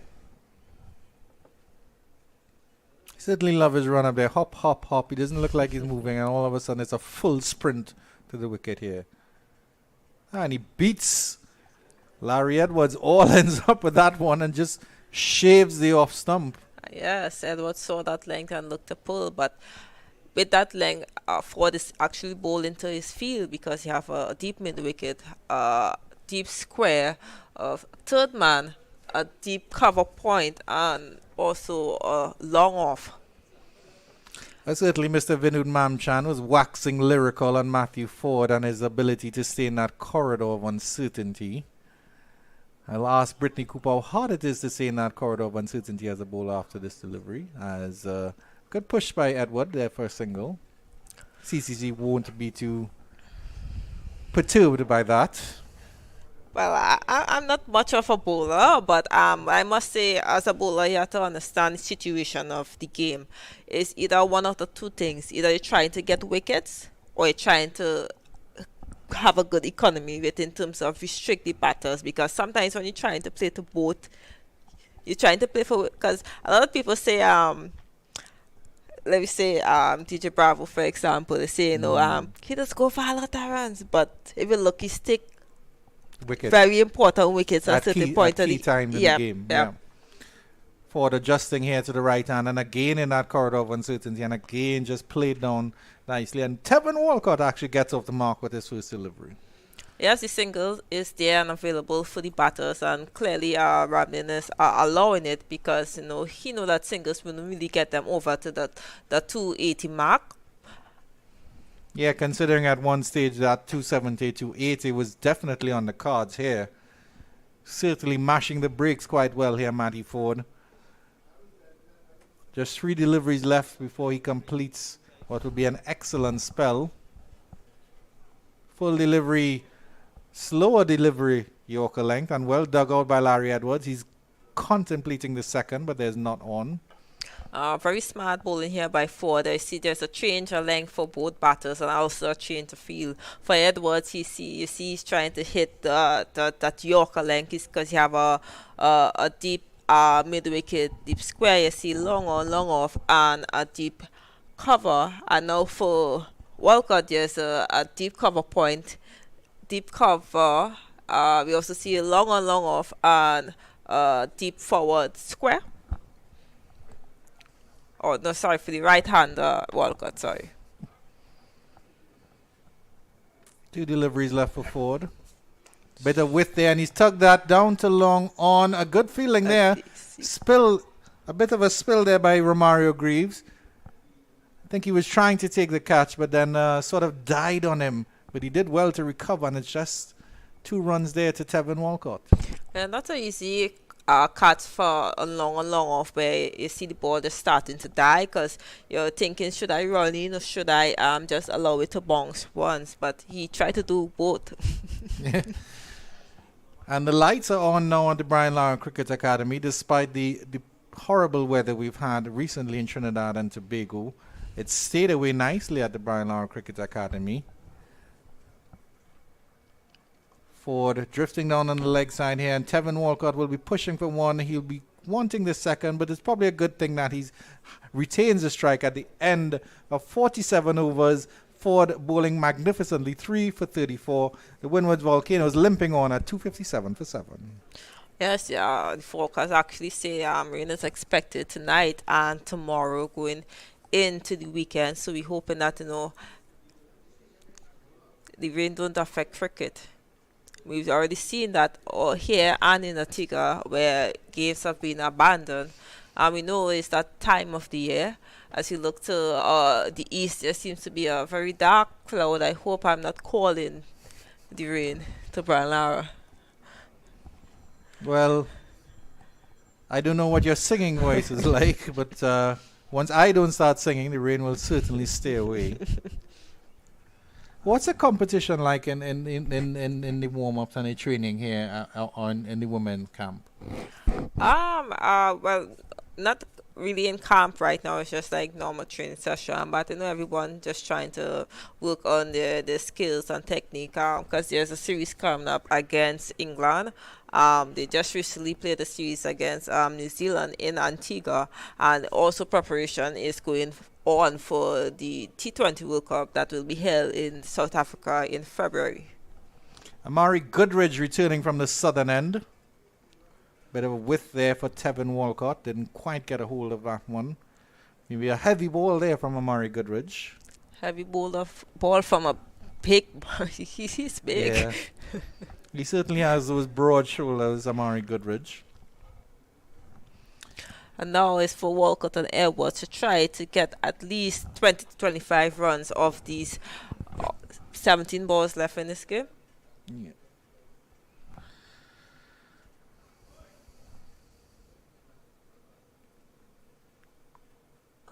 Nice shot there by Walcott, straight back down the pitch. Long on will come and do the fielding, and they'll trot a lovely 2. I want to ask Brittany Cooper, what's the setup like in terms of psychological support and social support for fielders outside of the realm of cricket? And the reason I ask is because, we see in the men's game that there's a certain talent drain, the likes of Shimron Hetmeyer, who mightn't turn out for West Indies as much as they would like, or certain things like that. And I always wonder if there are factors off the field that have to be considered. Tevin Walcott comes in, as Goodridge comes in, and Walcott pushes again to long on. They're coming back for the second, running very hard there. A bit of a wild throw at the non-striker's end, and Larry Edwards is in safe. Yes, I would agree that a lot of people feel that as athletes, whether it be cricket, football, tennis, hockey, basketball, that outside of your sport you don't have a life, and they don't realize that there are plenty aspects outside of whether it be a technique or your fitness that affects you when you go out on the field. So like if you're not scoring runs or taking wickets or dropping catch, it's just Goodridge in again here. A short delivery. Walcott swings that one nicely down to deep square leg. Maybe coming on to him a little bit faster than he expected, but he played it quite nicely in the end. Yes, just well played. 2 runs there. 2 welcome runs, as we see. There's 6 runs already in this over with 4 balls. 2 balls to go in this over. Yeah, so back to my point that there's life outside of the sport, and a lot of fans don't believe as athletes that it should not affect us because supposed to be mentally strong and tough, and but they don't forget we are human as well. Yes, of course. Good ridge here with the fifth delivery of this over. Walcott swings again, gets that one down to cow corner for another single. And I come back to the point of Shimron Hetmeyer because, of course, he's a World Cup winning captain for the West Indies, winning the Under-19 Cricket World Cup in 2016. And then he seemed to have gone off the boil. And then, of course, you follow these players on social media. We know he has a loving partner, and they just recently had a child. So I don't know if there was anything off the field that affected him. Maybe he wants to be near his child, and he's very young at that age and things like that. So it just seems to me that there's a lack of off-field nurturing in terms of the talent that we have in West Indies cricket. Another player, for example, is Shamar Holder. Where is he and where has he disappeared to? He's not in the Barbados Super 50 squad, and was certainly touted as a good player for the West Indies in the future. As Edwards does well here to get a single off the last delivery of that over, and after 48 overs, the Windwards Volcanoes 265 for 7. So I may not know the reason for why for Hetmeyer's misfortunes at this moment, but yeah, I do believe that sometimes you need to be around close friends, close family, your partner, because sometimes it is mentally draining for when you are, as you see that you haven't been in this best of form, even in CPL, even the series against I believe it's Australia or South Africa he played there, that he didn't score as much runs as he wanted, and sometimes you want to be around comfort, and his family is comfort, or his best friends is his comfort. I think as fans we have to understand that sometimes we do need a mental break. I'm a person who suffer really bad anxiety, and I do see a therapist as much as I'm 13, 14 years into my career. I still have conversations with her, and she has helped me along the way, and having more mental health coaches involved in the game, and I'm not just talking about at West Indies senior level on the 19 level. I think it have to be introduced at the regional levels to help younger players coming up. Mansing with his last over, his penultimate over of this innings here, and Edwards tugs that down to long on for a single. And certainly, of course, social media adds a whole nother aspect and vibe to it, Brittany Cooper. Because of course, as a football fan, you'll follow these footballers, or like I'm a Liverpool fan, and then you hear about these things about racist remarks coming when a player has a bad game and stuff like that, which is just really poor and very crass and very doesn't show any love for the game at all. Edwards again, and Walcott tugs this one down to cow corner. Long on comes around and misfields, but they will still get back for 2 here. Didn't roll into the boundary there. Yes. Looks like Matty Ford will be very upset with himself. Raises his hand in apology. He will need to apologize, because as a bowler, we know that when you are bowling, you don't like misfields to happen or extra runs to come off of his bowling. Certainly. Mansing conceding 50 already. Bit expensive from him. Nice cut there by Walcott into the deep cover region for a single.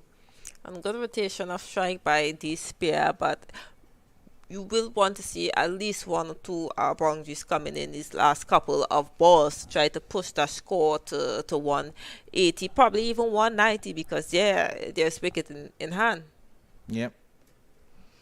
Let's see how Edwards faces up for this one here. Crucial duck ball there by Mansing. Yeah. Edwards trying to flick it off his pad to that open, a short square leg region. Mansing darting that one in, just coming back into Edwards and cramping him there.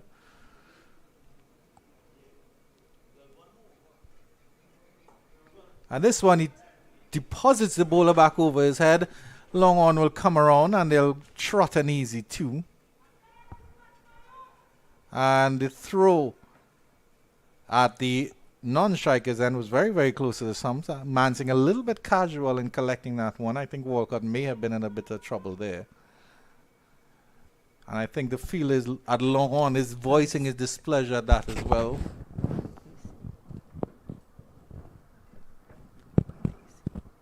think that's Navin Badesi. Oh, and this one, Larry Edwards collects that one. But mid-wicket is running around. That's a lovely tumbling catch there. That's the end of Larry Edwards. Very, very good catch by that fielder on the boundary's edge. Very well judged there. It was high and it was going to his left. Good judge catch by the fielder. Not sure who the fielder is as yet, but much in the wicket there. And end of a very crucial spell by Mansingh as you see the replay. Good connection by Edward, you have to say. 27. There's something with a 7. It might be Odin McCarthy. I think I saw a 7 on the back of his shirt, and that's the only CCC player with a 7. He's wearing the number 17. Excellent swirling catch there by Odin McCarthy. Nice little hand here by Larry Edwards, you have to say, supporting Tevin Walcott towards the tail end of this innings.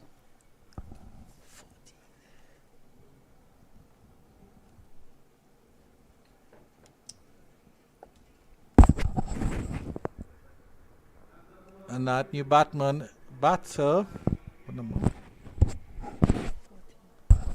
Preston McSween, wearing the number 14 on his back, comes in at number 9.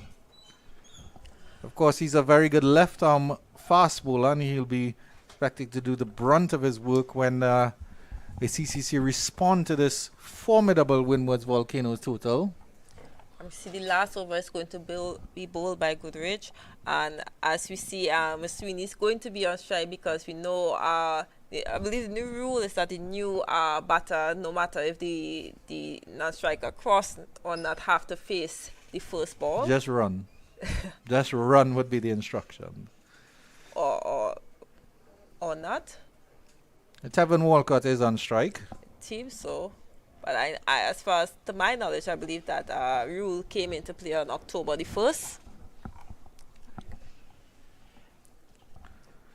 Maybe the umpires just didn't enforce that rule at this point. Certainly a very valid point there by Brittany Cooper. As a professional, you must be aware of all the rules, regulations surrounding your game. Good ridge here. Edge, and that's the end of Tevin Walcott. A little bit of a wide bouncer there by Amari Goodridge. And a regulation catch for Dinesh Ramden behind the stumps. Goodridge strikes. Windward Volcano was in danger of not using all their 50 overs. They slipped to 271 for 9. A really good there catch here by Skip Ramden. And you still see that Goodrich, even in the 50th over, he's bowling with some pace and bounce.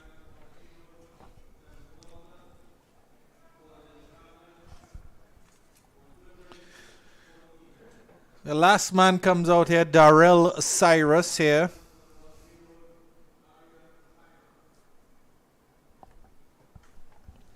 With 5 balls left in the innings, I'm sure Cyrus will want to come out with a strike rate over 100. Well, I don't know if the Windwards Volcanoes boys were trying to impress you, Brittany Cooper, because as soon as you came in, they tried to start hitting the ball all over the place and lost wickets in a flurry here. When you hear Brittany Cooper is up in commentary and looking very cool without her shades, they definitely try to swing the bat at everything. Let's see what Cyrus can offer here to Goodridge. And he gets a single. Well done, Darrell Cyrus. Since you're on the shirts, it's really, really funny because I've been looking all over the house, all in the vans.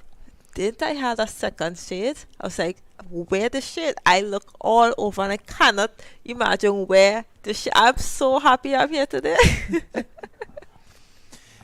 Yeah, what happened is we did that game at Gilbert Park, and then we came over to the NCC, and you left it in my vehicle. And so it's been collecting some good sun on my dashboard for some time. Goodridge again, a wide delivery. Swinging at that one for everything he's worth, Preston McSween, but he gets a wide out it. So a little extra run here. Hasn't been a bad bowling performance, you have to say. Just that makes it the 7th extra, 6th or 7th extra. So a very disciplined bowling performance. And that's been good to see as well. I can count on maybe one hand the amount of no balls I've seen, which may be about 3 or 4 throughout this tournament in the games that I've commentated on. Good effort here. Big swing there, wide of long off, long on, and that's 4. Lovely connection there by Preston McSween. It's opening up his body there and depositing that over wide long on for 4 runs. Yeah, so a good welcome boundary there by McSweeney. And you see that Volcanoes are getting closer to that 280 mark, probably 285. 3 balls left in this innings, 1 wicket in hand. Certainly very agricultural, but that's what you'd expect from a number 10 batter. But very effective nevertheless. Nice thwack off the bat, certainly. Yeah, it's very... Seems to be a little delay there, covering the ball. Bit of a mid-pitch conference here.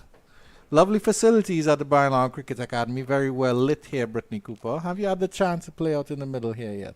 Yes, I played in the courts T20 competition back in, as you see, Goodrich coming to bowl. Here's Goodrich.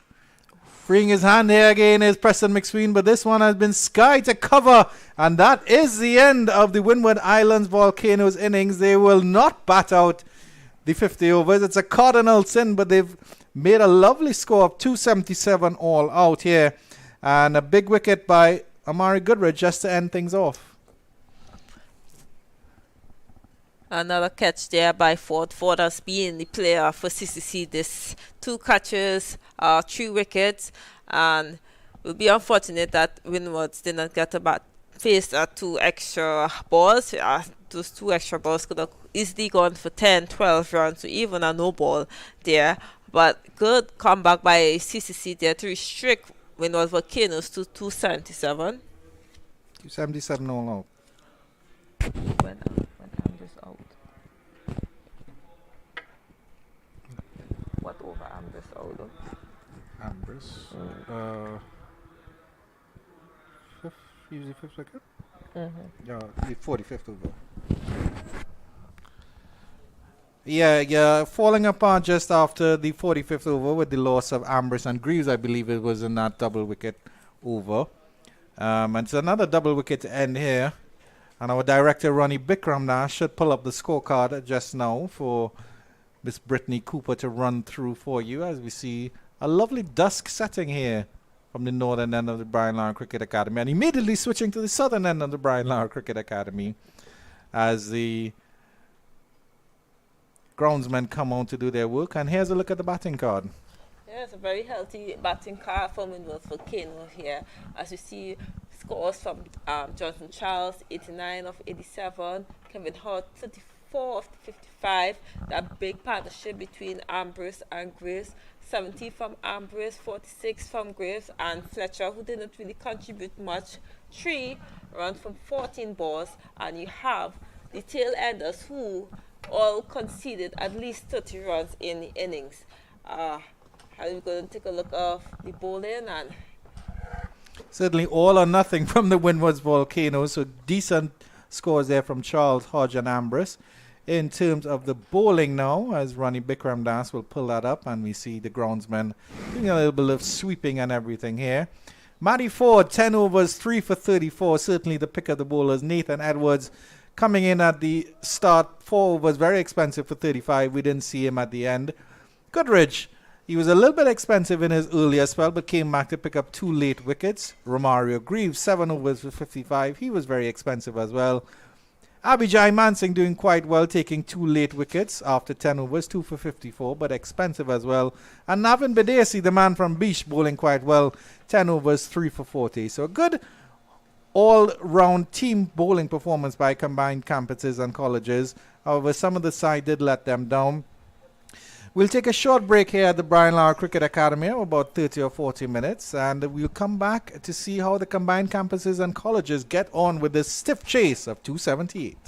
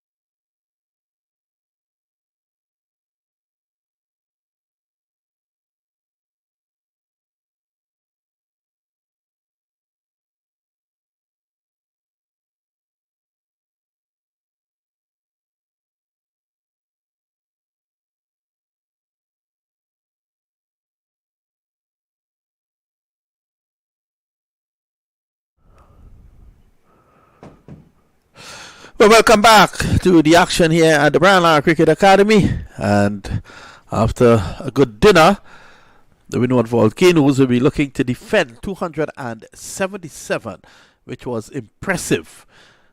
At the top of the order for the students will be Kirsten Kalicharan, and of course with him there is Burton. Kalicharan will be the one taking strike, number 99 on his back. So here we go. Preston McSween is in and bowls. That delivery is close to him and he cuts it well.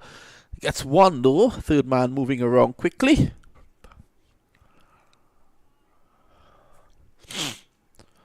So they're off and running. Kalicha ran off the mark.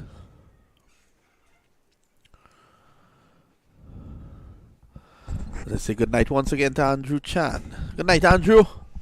Did you enjoy your dinner? Good night, Mr. Mamchan. Good night to all the viewers once again tuning in here on Windies Cricket YouTube channel. And certainly it was a lovely warm roti here.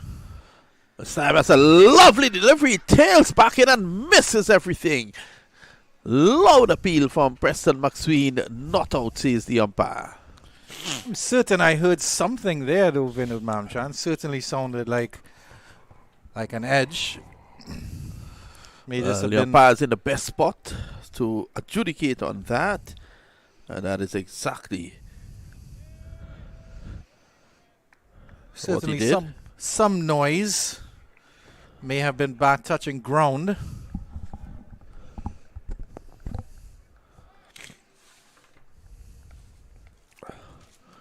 So McSween, who was good enough to get into the West Indies setup, didn't play. That's a good delivery, good pace, good bounce. The hard ball aiding in that manner as it goes into the gloves of the wicket keeper.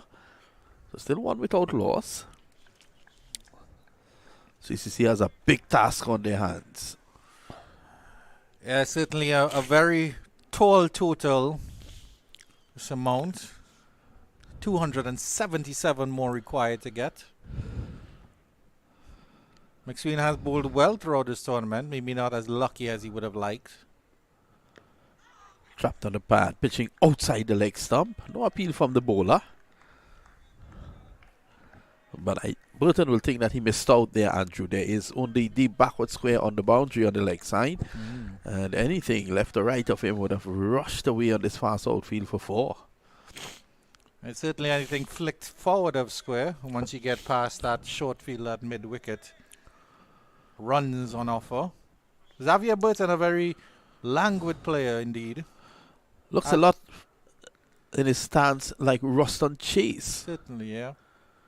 Playing inside the line. Give him the benefit of the doubt. Just dropping the wrists. Good start by McSween, not offering the batters much at all.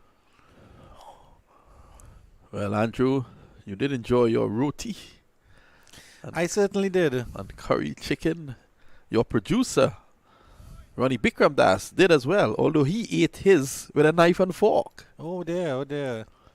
I certainly have to teach him how to use his hands on that one. He's a very neat fella, tidy guy. Doesn't want to get those fingers dirty around the equipment. Pulling again inside the line. End of a good over there from Preston McSween. A searching one. It's one without loss. Good start by McSween. Windward Islands boys will be starting with their tail up, as you can definitely imagine. They have a big total here. Scoreboard pressure will always tell on the combined campuses and colleges team. 277 has a lot of pressure. Certainly not as much pressure as eating a roti with a knife and fork, for sure. Definitely not. The way Bikram Das did it, he didn't seem to have any difficulties. I don't think you'll get the full taste of the mango in that one. The professor's a knife and fork man. One without loss. I'm sure he's going to come screaming into the room very shortly. Kevin Hodge has certainly turned himself into quite the all-rounder in this Super 50 tournament. He's batted quite well and then opening the bowling at and there he is. There's our producer, Roddy Bikram Das. He's coming, he's giving us an airful outside there. So it's going to be Hodge, Kalicharan, who has looked good in spurts. You will want to show that consistency. He's a man loaded with talent. Young Kalicharan, saw him play recently in the Atlanta Open, got a 25 not out of 11 deliveries. And sometimes you feel that he has so much talent, young Kalicharan, that he try to play too many shots too early on. Certainly just keep it simple here and show your worth. Just like that. Lovely little push down to long on for a single. You start accumulating your runs. Because, I mean, if you think about it, Vinod, it's a very simple game. You put bat onto ball and you score runs. But then, of course, when you think about it maybe too much, contemplate the state of the game as opposed to just playing it. I'm a firm believer of keeping things simple. Sometimes we tend to overcomplicate things.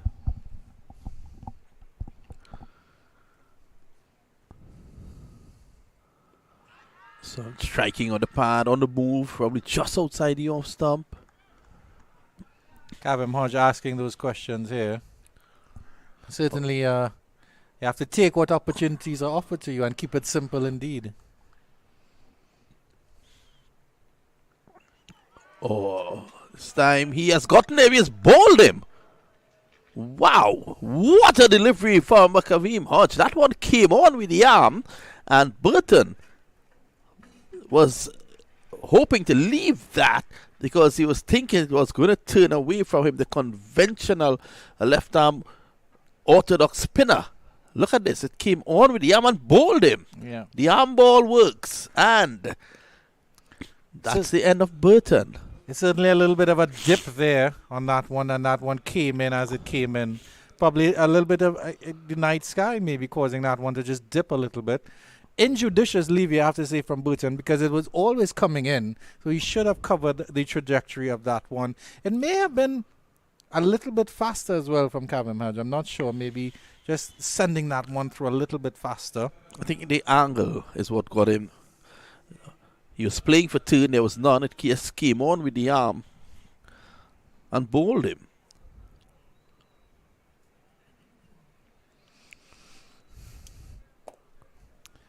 Well, certainly these two teams starting in similar fashion because, of course, Windward Islands, Volcanoes lost a wicket without a run on the board. CCC, they have 2 runs on the board, but they have still lost that very early wicket. See if Drakes and Kalicharan can do what Charles and Hodge did. And they put on a fabulous partnership of 126. Struck on the pad, loud appeal is gone! Kavim Hodge strikes again, and the Windward Islands, they are cock-a-hoop at this point in time. Well, Kevin Hodge got a start with the bat, and he's certainly getting a star with the ball. 2 wickets and 2 balls here. He's on a hat-trick here also as well, Vinod Mamchan. Getting the best of Jonathan Drakes here. Again, maybe the arm ball coming up forward is Jonathan Drakes. Very, very tentatively, and that ball just kept straight and would certainly have crashed into middle and leg stump. Yeah, Easy decision for the umpire. Definitely another arm ball, so he has gotten 2 wickets with the arm ball. And my oh my, Navin Bidesi is the man going in now. Jonathan Drakes has to leave. And it's 2 for 2. The combined campuses and colleges, they're in problems here at the Brown Ark Cricket Academy, as well as the Guyana Harpy Eagles. They wouldn't like what they're seeing here. Oh, definitely, definitely. Because, of course, they're depending heavily on the CCC to pull off a major upset here to get them through to Antigua. But as it stands, John Ramsing will be back on the plane to Georgetown with the rest of the Harpy Eagles. Well, John Ramsing owns he owns his plane, so he can take it back to Georgetown anytime he wants. There's a private jet, you know. That's what you call first-class treatment. So, it's the end of the over. We'll have to wait for the other over to see if he completes the hat trick. Oh. The tension abounds here at Brian Lara Cricket Academy. Yep. I remember Courtney Walsh taking a hat trick like that against Australia in Australia, where he got 2 wickets. And that was at the end of the first At innings. the end, yep. And then he got a wicket of the first ball of the second innings. Yeah. All that took place, I believe, at Perth. Yeah. Yes, Andrew. Certainly a delayed hat trick, but a hat trick nevertheless. Yep. Mervyn Hughes also got a hat trick like that against the West Indies. That's a wide. Kalicharan has to be careful. He was drawn into that. So 2 local boys out there, Kirsten Kalicharan and Navin Bidesi, and more than that, 2 former Hillview College students. Oh, lovely.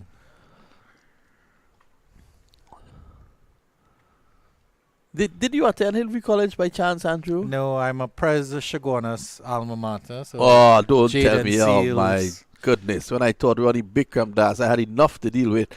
Then comes you. Where did you go, Mr. Ramchan? Well, last night I went home. And today What I came school? back here. Clever twist of words there from Mr. Mamjan. What secondary school did you attend, sir? Pleasantville Senior. Ah, lovely, lovely, lovely. Ronnie Bikram Das is a press boy like yourself, I've just learnt. And then Sunil Ramdeen, one of our commentators as well. But he's a press Sando guy. That's a good delivery. Coming back in, but just on the move, jumping, getting into position there, Kalicharan. One thing I like about Kalicharan, he tries his best to get behind the ball on most occasions, which works fine for him. Well, he's a very short player, so you won't expect him to have that reach, and you want batsmen to play those balls underneath their eyes, and that was a very good shot and a good exhibition of how talented he is, because that ball was coming into him, yet he got up on his toes and rode the height of the delivery to just turn it into the forward square on the leg side for a single. Well, you said that the CCC, that he is, Kalicharan, that is a very short man. So are you trying to tell me, Andrew, that the CCC, they're playing one shot? Not that short. But certainly a very compact and diminutive batter. Excellent batsman at that. He holds a record here for the high score in local cricket. 400, I think he got in a schools match. Yeah. McSween. Well played. Just getting inside the line. Kalicharan and clipping it. It's all timing. And that's 4. Lovely shot there by Kalicharan. Bidesi. We wait for the umpire's signal. They're asking the fielder. And yes, I think. Yeah, sorry, Bidesi. And they're asking, I think that's a 4. Yes, it is. I saw with the natural angle that we are here, in the natural lines, you could have seen it went for 4. Now, here comes the replay. And let's see if Alwyn Borneo gets it right. Oh, yeah, there it goes. Oh, that's 4.5. Definitely touched her up there. 8 for 2. Good shot there by Navin Bidesi, all timing.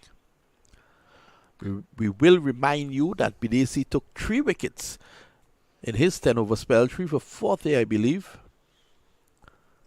That's correct, 3 for 40 and 3 for 34 for Matty Ford. Turned on again by Bidesi behind that square leg region. I'll get a single this time. Preston McSween didn't adjust for the left-handed batter. Now he'll have to readjust for the right-handed Kalicharan.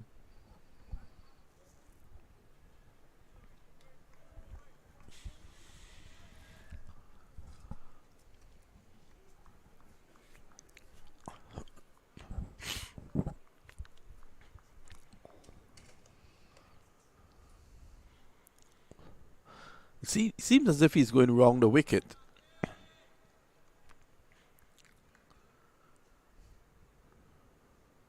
Maybe hoping to target that corridor of uncertainty a little bit better here. And he does. Probably want to come a couple inches closer to Kalicharan. So the CCC, with their backs against the wall at the moment, 9 for 2.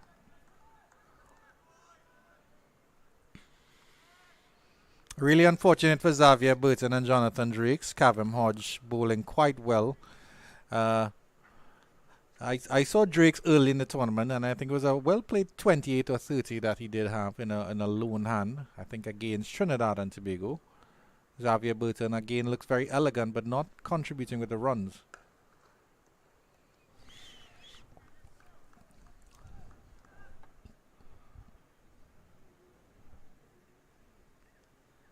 And at the end of 3 overs, the CCC in a spot of bother, they're chasing 278. They're 271 behind, and they're 9 for 2.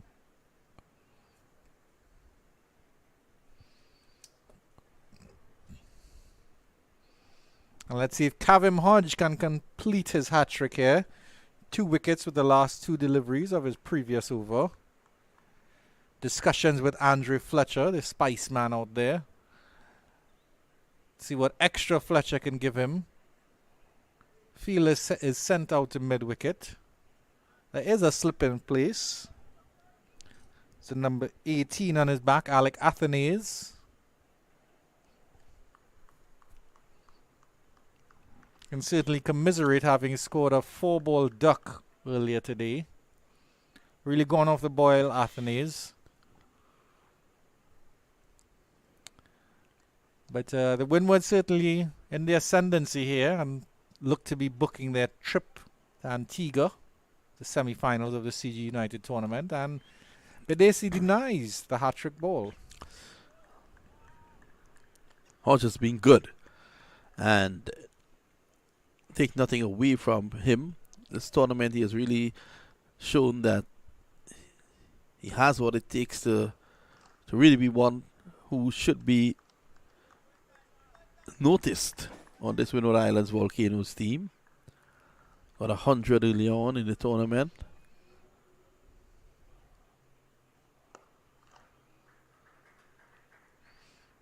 And I think his bowling also reflects his batting in the way that he just goes about it unfussed, unbothered, puts the ball on the right line and right length, makes the adjustments as necessary, and just gets on with the job, Cavum Hodge. Not too flashy, but certainly very effective. And of course, it's good to see these young cricketers being involved in all aspects of the game as well. Hodge continues, and he has Kalicharan tight with that one. 2 deliveries left in this over and just 1 run conceded.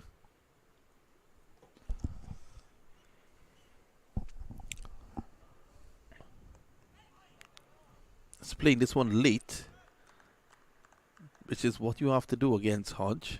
He has a bag of tricks.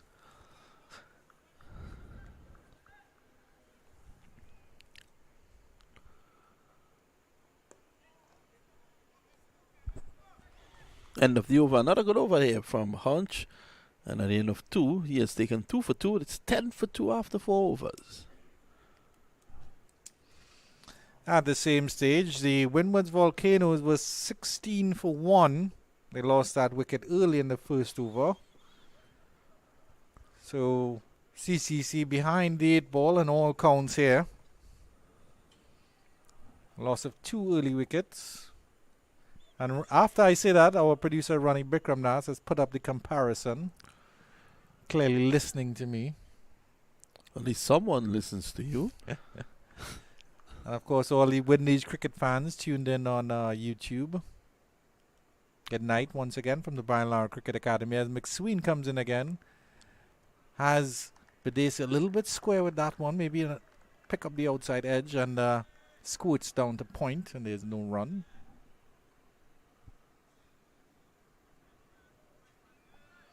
But certainly there's an opportunity here for these 2 young men, Vinod Mamchan. Bedesi doing quite well with the ball earlier, 3 for 40 off his 10 overs.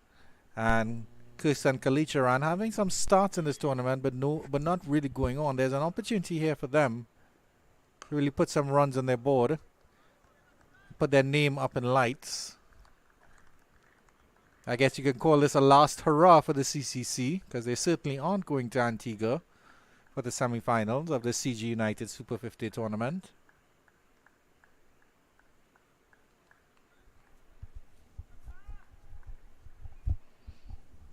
Windward boys looking very, very comfortable out there in the field. Very, very relaxed. Third man and a fine leg for McSween. Drive outside the off stump and miss by Navin Bidesi. Lucky to not get an edge on that one. Set down and stretch his legs a little bit there.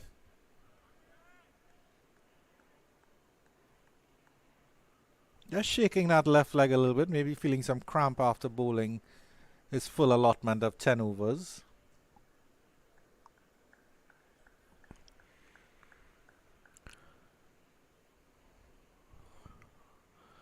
There's McSween. Beaten. Good delivery. That one, Bidesi coming forward, and that one just held its line. Luckily for him, he wasn't able to feather an edge.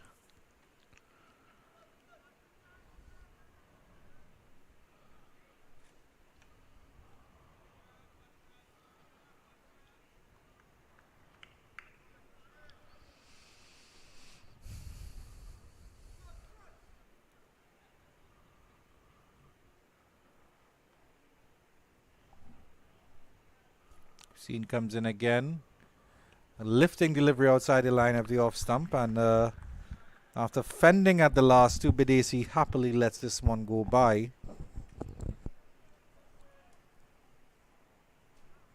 But certainly, even if the CCC can't get over this formidable total set by the Windwards Islands Volcanoes, it will be good to see Kalicharan and Bidesi occupy time at the crease, even if they can bat at the 20th or 30th over, get some scores, at least get a half century at least each on the board.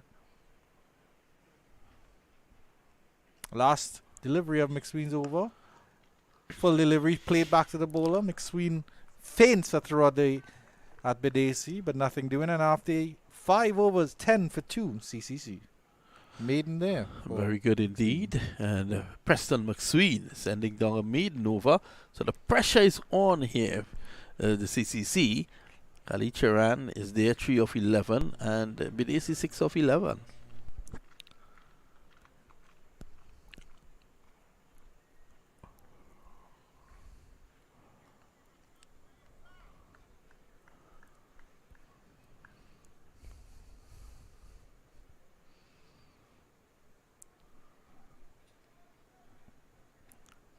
Some bright spots for the CCC in this tournament, particularly Matthew Ford, the vice captain of the squad, who's led with the ball quite nicely.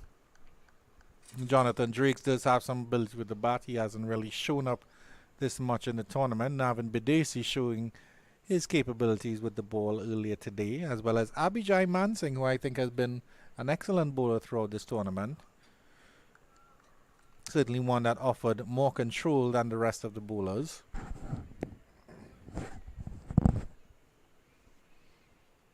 Already that run rate going up to 6 runs and over, while they're just plodding along at 2 runs and over here.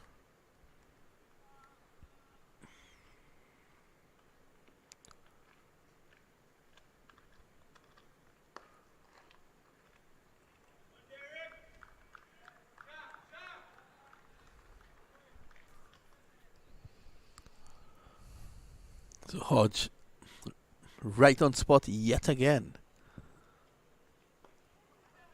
Looking for a single. Kalicharan has the right idea. When the bowling as tight as it is, you need to create opportunities to rotate the strike. Certainly Bidesi was a bit on the back foot at the non-strikers end there, but excellent fielding by that fellow running in from point. Nice drive by Kalicharan. That's down to long on, and you'll get a single.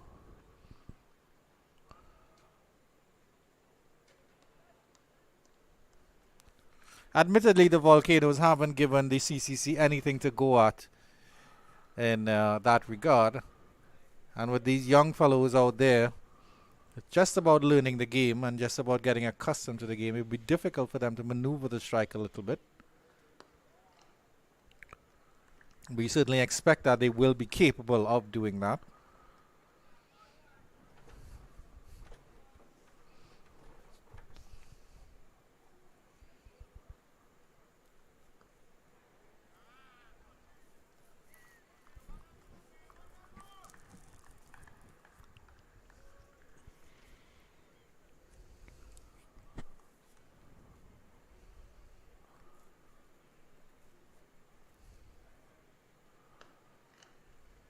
He's keeping it tight. As Kavim Hodge is also getting through his overs pretty quickly.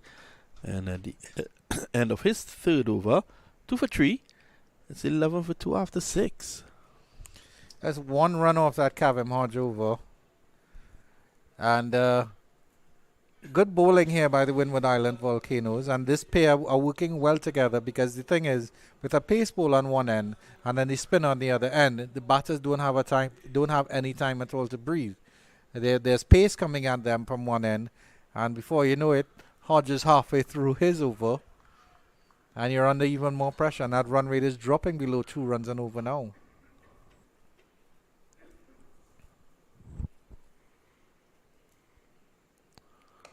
Good delivery. So he has dropped on an immaculate line since going round the wicket. Correct me if I'm wrong here, Vinod, but as Preston is coming, McSween I should say, is coming over the wicket, I don't know if he's shortened his run. No, it looks like he's off his full run, but he's certainly trying to get it a little bit straighter and get closer to that stump.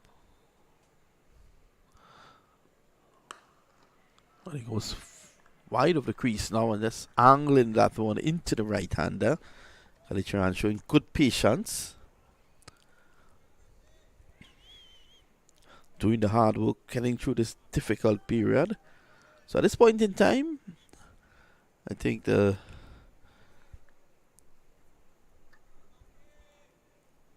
Windward Islands will be fancying the chances of a flight to Antigua. Short, pulled away. That's 4. Good shot. Excellent shot by Kalicharan. Didn't bounce as maybe as much as Preston McSween would have liked.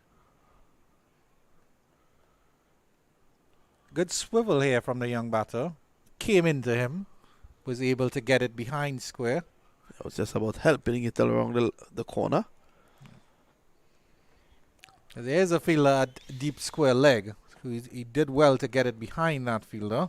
Although I think that fielder has come a little bit squarer now. It was more of a mid-wicket position. Oh, that's a beautiful shot through the offside for 4. Over pitched, and that was worth the price of admission. Certainly, Kalicharan showing his worth here and showing his ability on both sides of the wicket. But in all fairness, it was a bit of a freebie here from Preston McSween. Full, wide, and just happily lent into it, Kalicharan, and held the pose for Mr. Aldwin Borneo to get it. Yes, and Borneo did get it. 2 4s. McSween still staying round the wicket. That's good cricket here by Kalicharan, just turning out behind square on the leg side for a single.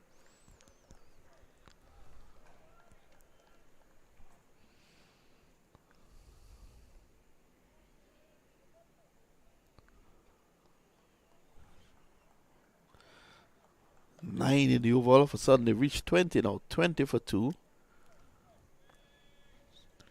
But it is good to see that Kalicharan is thinking about his game, because obviously he started off very slow. Was 3 off 11 at one stage. He got his sighters in, he got his eye in.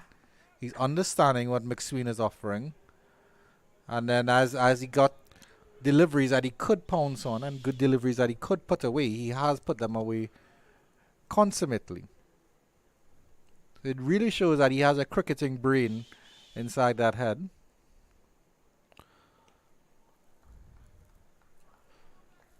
So these two, they will need a good partnership. They've added 18 so far. Half of which came in that over. 7 overs completed now. 20 for 2. Combined campuses and colleges. No surprise, Kavim Hodge will continue from the southern end of the ground.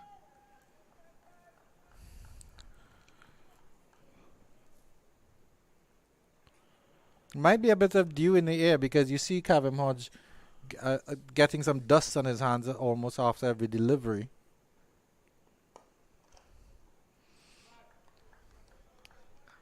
course, the skies are Well- black. The skies are black around the Brian Lara Cricket Academy, and as it's night times, we can't see if there's any clouds or rain on the sky. Well, the dew factor will play into the hands of the chasing team. Mm. But so far, the Windwards have been able to get around that. Target of 278. They're 21 for 2.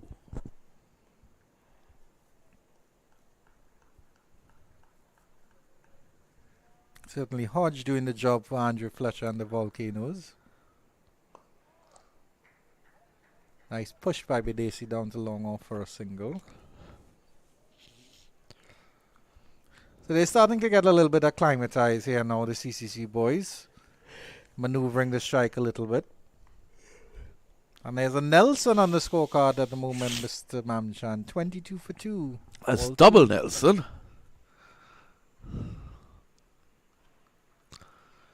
Very peculiar field setting now. A short, straightish mid-on. And this one goes in between him and the short mid-wicket, down to long on, all along the ground. So something that Fletcher would have noticed about Kalicharan's batting. Probably thinking that he drives a bit upishly.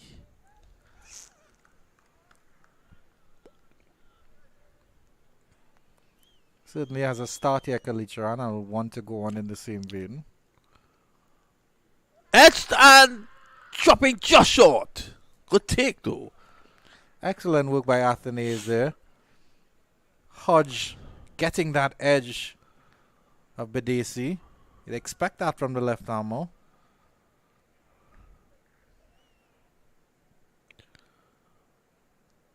Throwing him nicely into the shot. It actually came off the wicketkeeper's pad as well. Well. Hodge would not be too happy. Continues to have an excellent spell here. 2 for 6 or 4.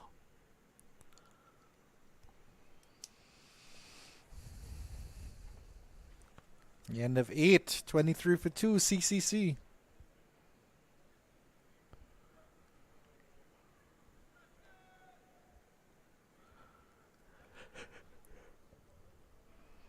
But certainly it is an experiment I think the West Indies Cricket Board should continue with in terms of getting the CCC and the Players Academy involved in these sorts of tournaments.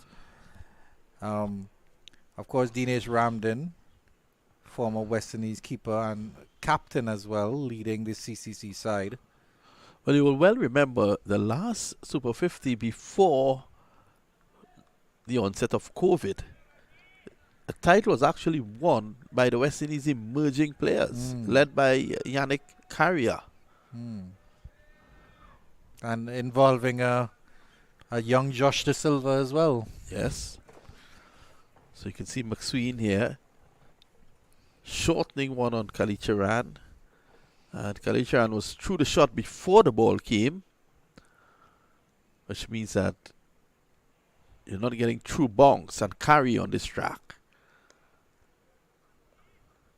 You can see Kalicharan on that shot. They're not looking initially to drive, but then holding back the shot because of the fact that Fletcher has posted a very short cover, hoping that he hits it on the up. So obviously they've spotted something in Kalicharan's armour, a chink in the armour, so to speak, and they're working on it. Maybe just reaching for it a little bit out of his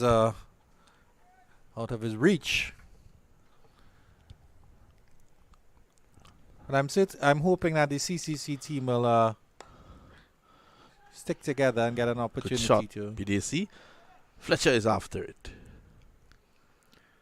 get an opportunity to stick together and gel, and hopefully in the competition next year. That's this same team, maybe with a couple additions. Maybe Dinesh Ramdin might move to a coaching position.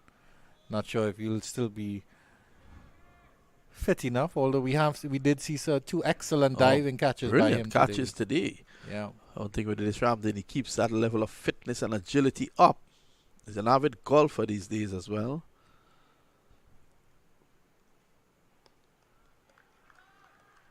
Good leave by Bidesi.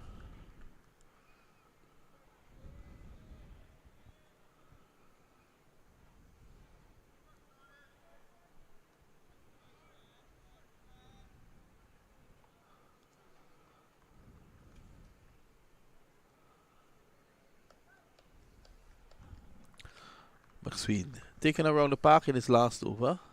Went for actually 9. Struck for 2 boundaries by Kirsten Kalicharan. Nice, lovely bat presentation there by Bidesi.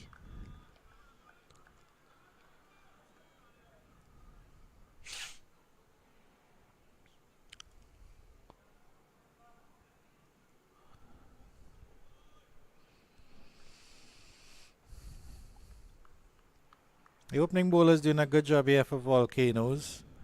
Kavim Hodge, the spinner, doing the bulk of the heavy lifting. McSween would be happy with his return so far. Maybe a little bit more expensive than he would have liked.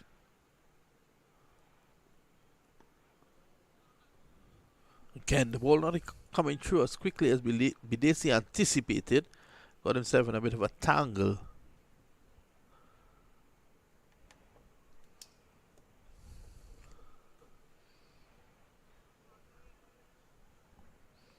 Nine overs are completed. The CCC 26 for 2. 1 over left in the power play. It's going to be Hodge to continue. It's 4 overs, 2 for 6, would you believe? And already that required run rate is creeping above 6.2. 6.6 runs on over. It's up to 6.2. Scoreboard pressure building all the time here.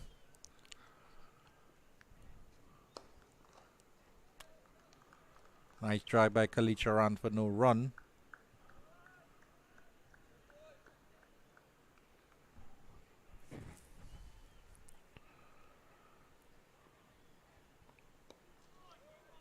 Searching for that single, Kalicharan.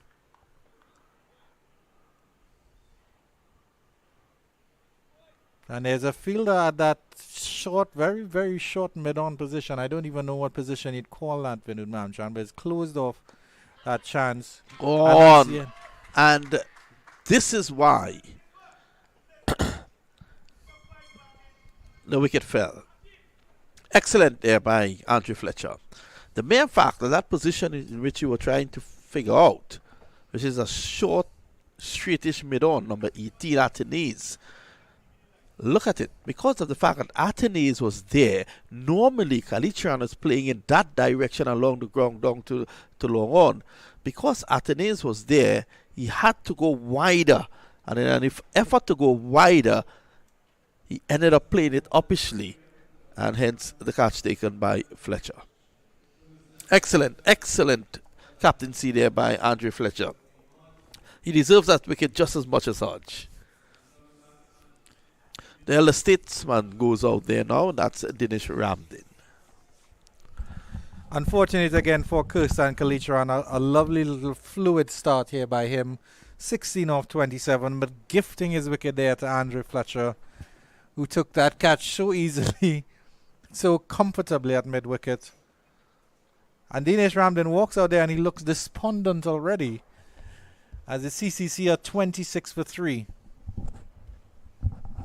Kavim Hodge, the star with the ball, 3 for 6 off just 4.3 overs.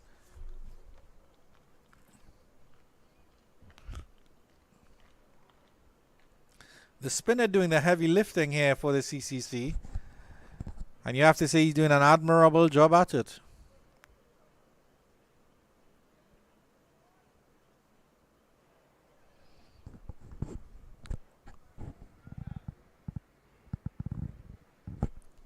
And it is a Trinidadian replacing a Trinidadian.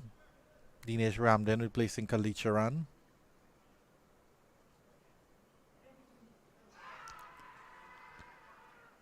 An appeal for leg before. Ramdin playing back to that one.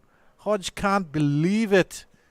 You almost had 2 and 2 again there. We'll have to look at the replay on that one.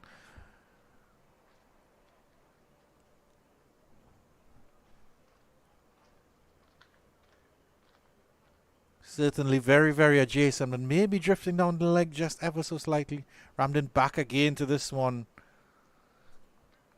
Living dangerously here.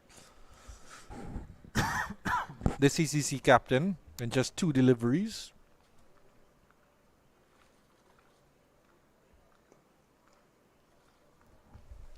After 10 overs, the CCC a 26 for 3. Another wicket maiden here by Kavim Hodge. He has 3 for 6 after 5 overs. And at the end of that power play, the Windward Islands Volcanoes, having scored 277. They were actually 50 for 1 at this stage. And the CCC requiring 252 for victory, are really staring down the barrel here. Windward Islands, they're just about logging on to Caribbean Airlines to book their flights to Antigua for the semi-finals of the CG Super 50 tournament, CG United Super 50 tournament, put on by the West Indies Cricket Board, Windies Cricket, catching all the action live on their YouTube streams. And of course, there's their radio feed as well. As you can watch the cricket and listen to the cricket as well. There's a change in bowling here. Larry Edward will be replacing Preston McSween from the northern end of the ground.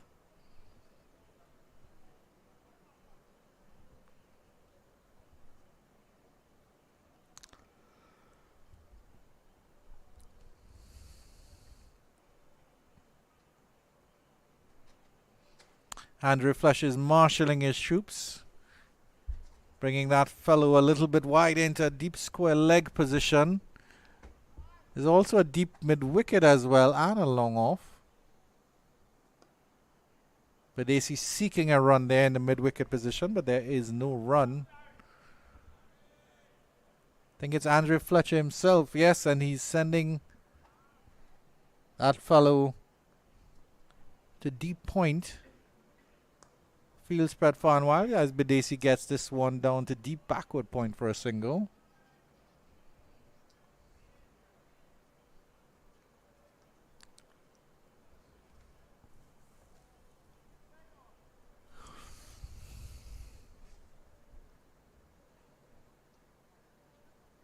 Ramden will take guard on the southern end of the ground, under the watchful eye of Kevin Maharaj, our cameraman on that end.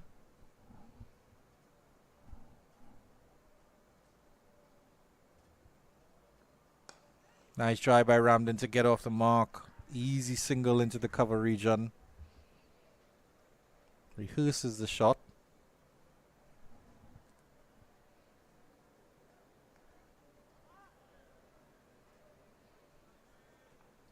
Ramden, of course, from the Presal area, just north of our situation here in Taruba, the Brian Lauren Cricket Academy. Flick upishly by Badesi to a wide long on region.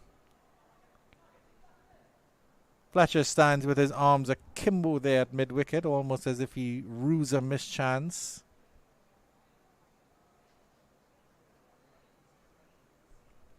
Could argue he's a bit lackadaisical in going after that one.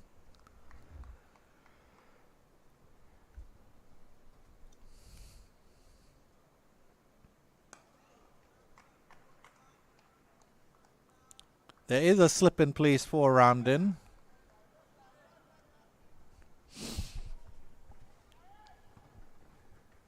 Fielders outside the circle, a long on and a long off, as well as that fielder deep cover. And Ramden will get a single. And the 11th over after 11 overs. The CCC in all sorts of bother. 30 for 3.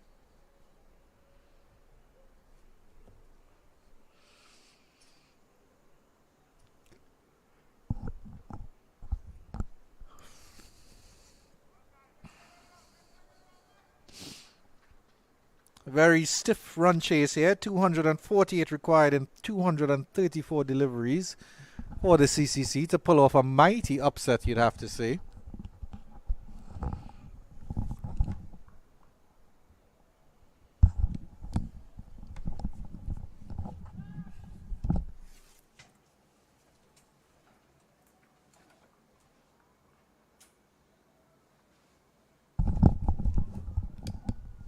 No surprise, the Windward Islands continuing with their chief disruptor, Kavim Hodge, and Danish Ramden gets a delivery that he's able to drive through extra cover and just get a single.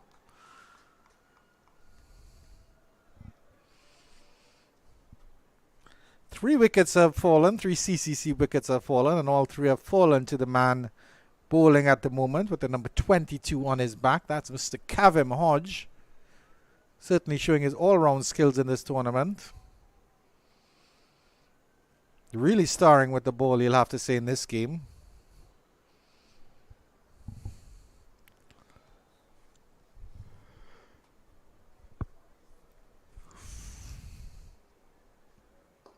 Nice drive by Bidesi down to long on for a single.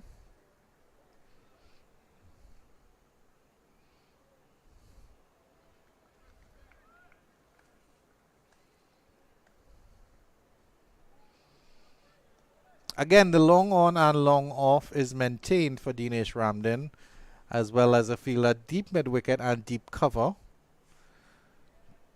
He's very good at the cut. Hodge will not want to give him any room.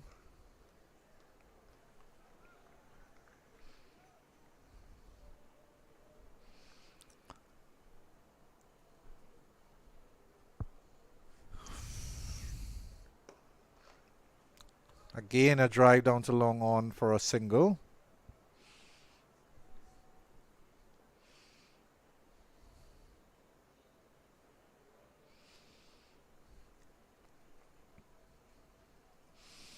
Fine leg goes out for Bidesi.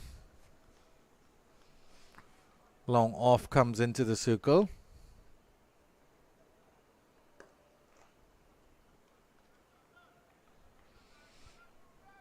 One delivery left in Kavim Hodge's 6th over. Just 3 for 9. And it will stay at 3 for 9. And the CCC are 33 for 3. Another Nelson here after 12.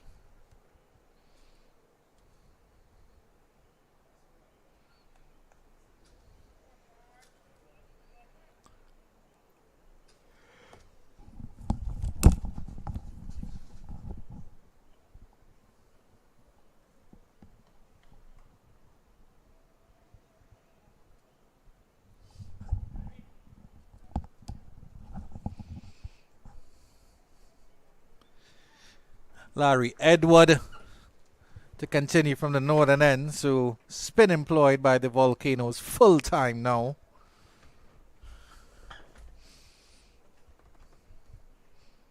First over going for just 4 runs. Another push down to long on and another single for the CCC. Their current run rate is 2.79. While the required run rate, on the other hand, is creeping up close to that 6.5 mark. Every delivery, that run rate is just going up ever so slightly here. Beaten all ends up. There's Navin Bidesi. An appeal by Larry Edward. Nothing doing from the umpire. Certainly vociferous there from Larry Edward. Let's have a look at this one again.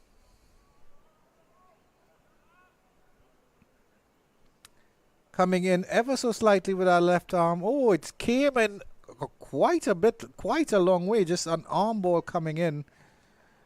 Beaten between bat and pad there. I thought that was the outside edge, but it wasn't the outside edge. Can understand why Larry Edward was so happy about that delivery.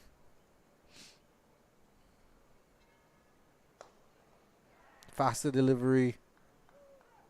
And that is the end of Navin Bidesi, who's dragged that a very short mid-wicket, where Andrew Fletcher takes the catch. The CCC slip into further trouble here. Larry Edwards strikes 34 for 4. Seemed a very innocuous delivery here from Larry Edwards as we look at the replay here. Yorker length delivery, maybe spared in a little bit. Dug out well by Navin Bidesi, and he could only dig it to Andrew Fletcher. There's an easy catch for the Spice man, captain. 34 for 4. CCC in all sorts of bother right now. Dinesh Ramden, the lone man out there. As Navin Bidesi goes for struggling 12.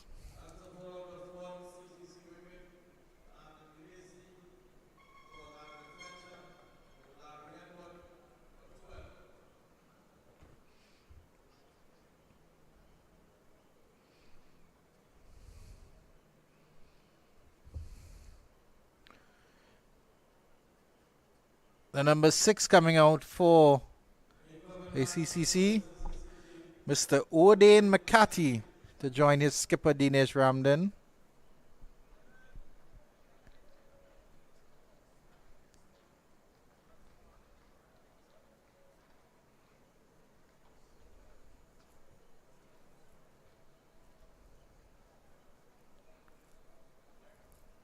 Certainly not a long drive from here to Presal, where Dinesh Ramden lives. He could very well be heading home in a couple hours' time.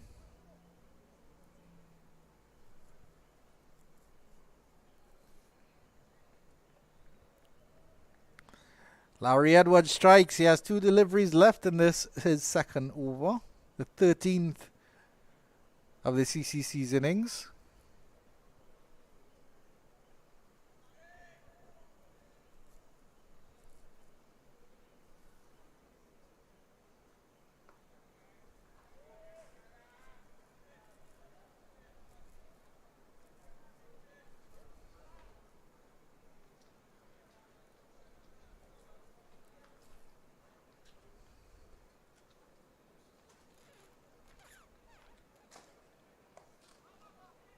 Nice try by McCarthy to get off the mark. Good feeling by that fielder in the cover regions. So number 10, Darrell Cyrus, the new man in for this team. And at the end of 13, CCC in all sorts of bother. 35 for 4.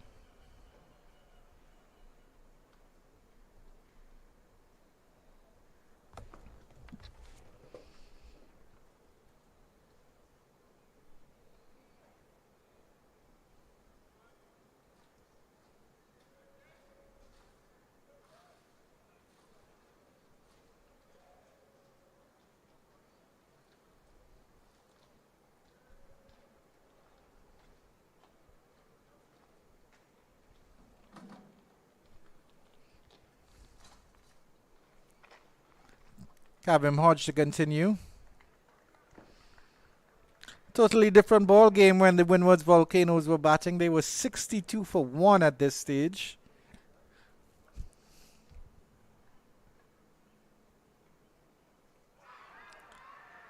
And there's an appeal and there's an LBW, and that's the end of McCarthy. Hodge strikes again. And Hodge goes sliding all over the place. Wonderful delivery. The arm ball again. That's the end of McCarthy. LBW to Hodge for just 1. And it's 35 for 5, the CCC. Let's look at the replay here again. Again with the arm ball. That one may have been drifting down leg a little bit, but it did just enough to stay straight maybe. And that's the end of McCarthy for Hodge's 4th. Just 1. Really not troubling the score as much here, the CCC boys. And coming out at number 7, there's the CCC's vice captain, Matthew Ford, who did so brilliantly with the ball earlier today. 3 for 34 off 10. The captain and vice captain out in the middle now for the CCC.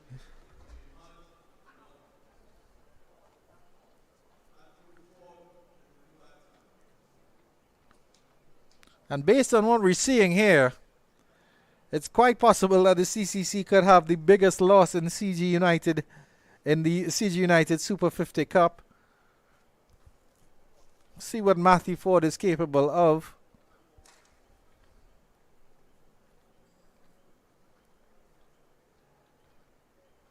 But certainly Hodges' arm ball here doing all the business for the CCC. 4 for 9 of just 6.2 overs.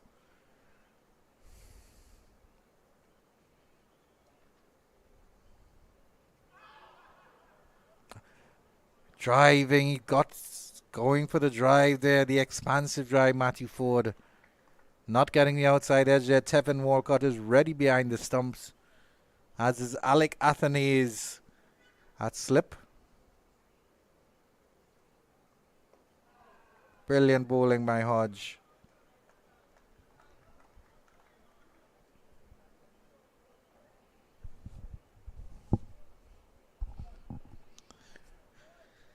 2 deliveries left in the 14th over. Solidly out of this one is Ford, but there's no run.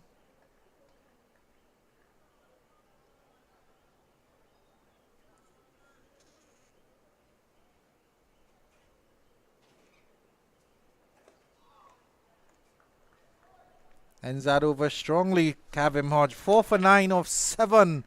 CCC 35 for 5 after 14.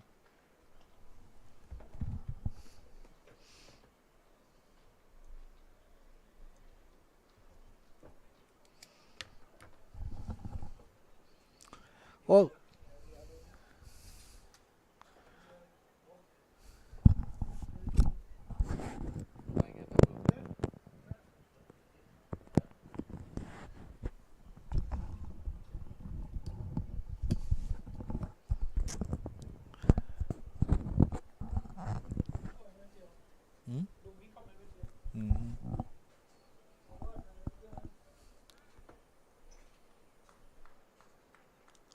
all sorts of bother here, the CCC.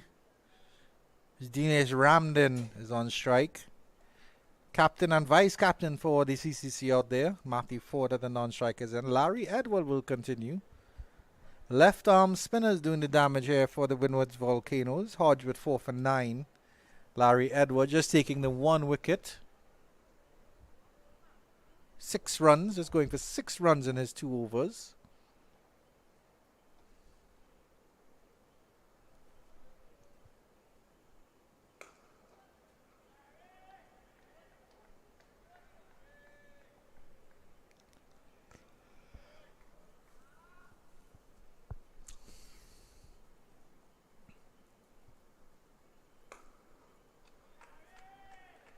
Driving nicely on 2 occasions, Ramden, but only reaching the bowler.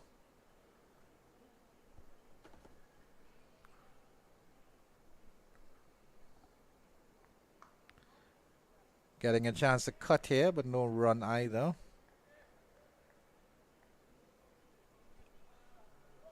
And the run rate is going up to the 7 run and over mark.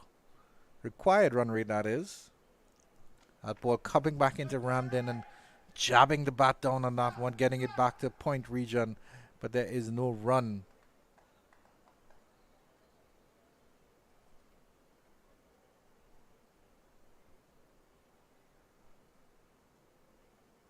Beaten all ends up by that one is Ramden. Fantastic bowling here by Larry Edward. Had one touchdown and just spun past the outside edge of the bat.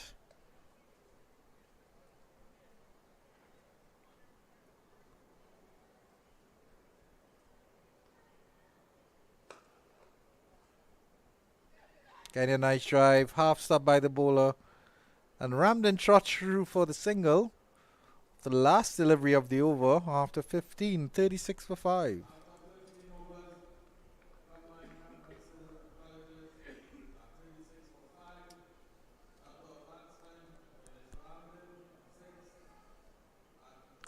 Hey, look at that last one, the 5th delivery of the over, where Edward was able to just beat Ramden there.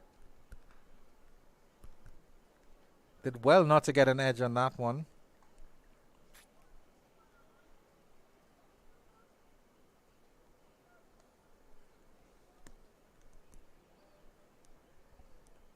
Ramden will face up to Kavim Hodge, who certainly has his tail up, 4 for 9.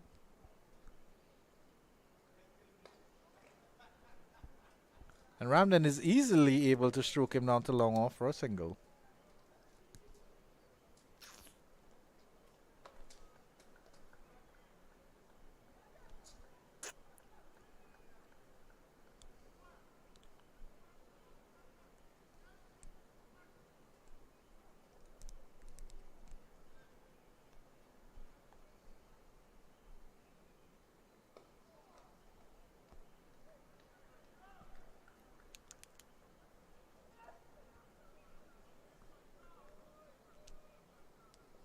Ford certainly doing the business at the top end for the Windward Island Volcanoes. Attempted sweep by Matthew Ford.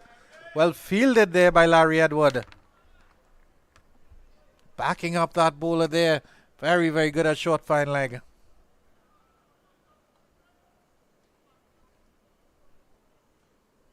Stepping across a long distance was Ford. This one he drives conventionally down to long off for a single.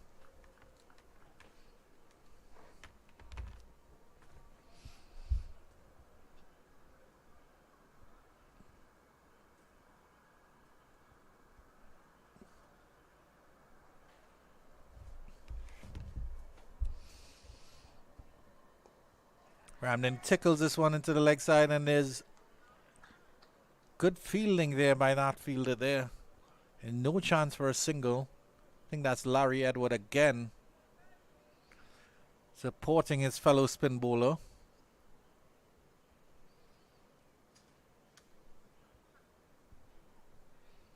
That run rate has officially gone up to 7 runs and over.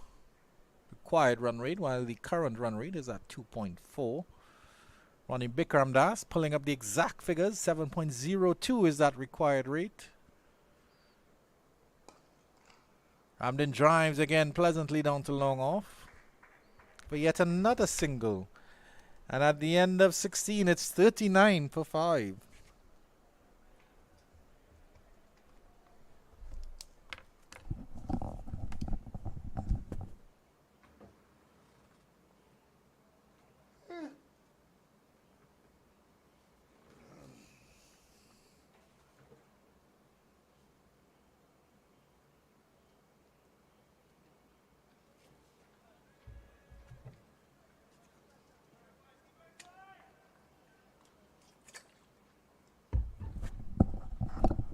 Larry Edward continuing from the northern end of the ground.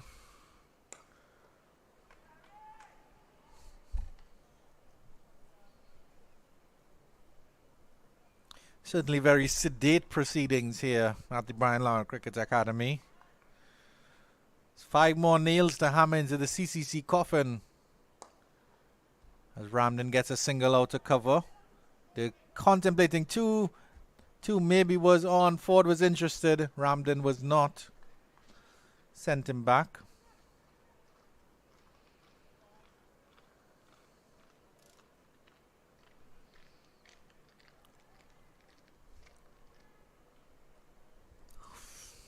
Ramden content to turn over the strike.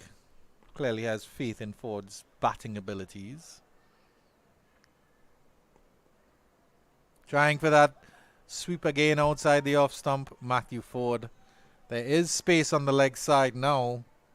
It's just a deep backward square leg. Once he does get it down there, he will get runs.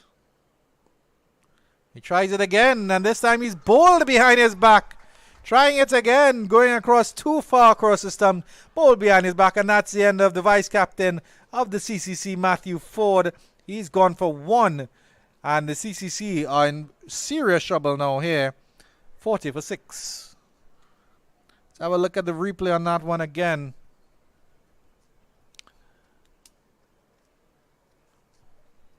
As predicted, stepping across to try that big sweep shot. Going so far across the line that gets bowled behind the stumps. Larry Edward making the good adjustment and escorting him off with a fancy little dance. And it looks like the Windward boys are all happy now. 40 for 6 in this 17th over.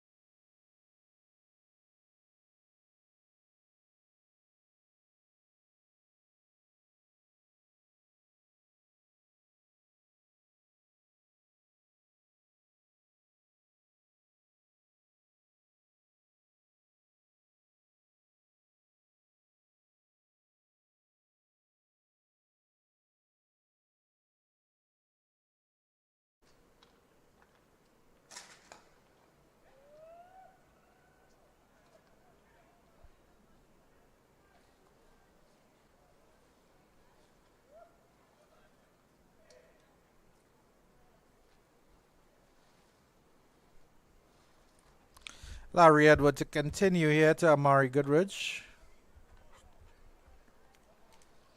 And at the end of 17 overs, the CCC and all sorts of worries here. 40 for 6.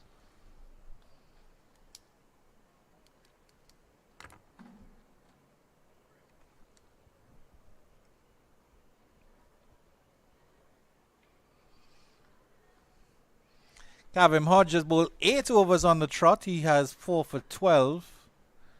And is it really any surprise to see him continuing here?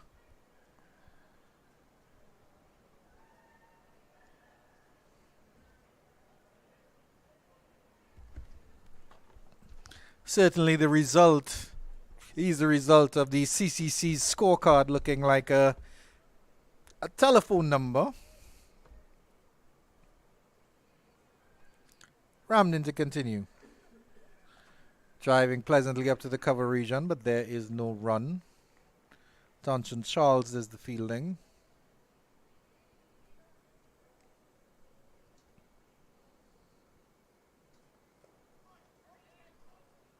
Tickle into the leg side. Contemplated a single. Fielder coming around very, very quickly.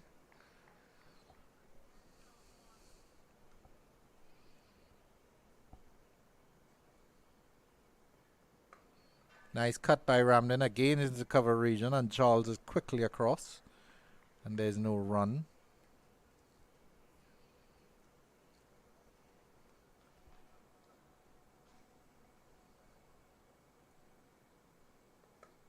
This time Ramden gets the run as the shot into cover is a little bit easier placed. Goodrich will just have 2 deliveries to face from Kavim Hodge.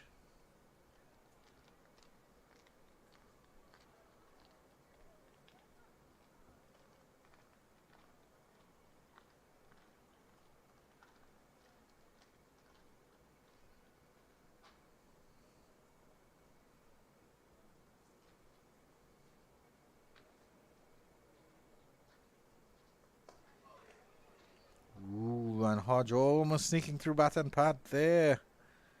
Goodrich jamming his bat down just in time.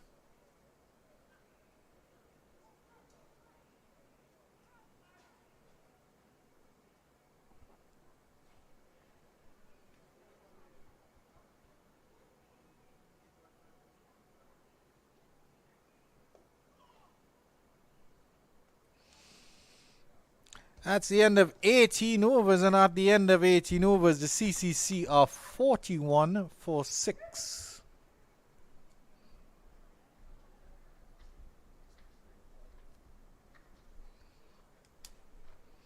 And we will have a short jinx break now, as the groundsmen come to tend to the pitch and the creases. We'll have a short break and be right back in a few minutes' time.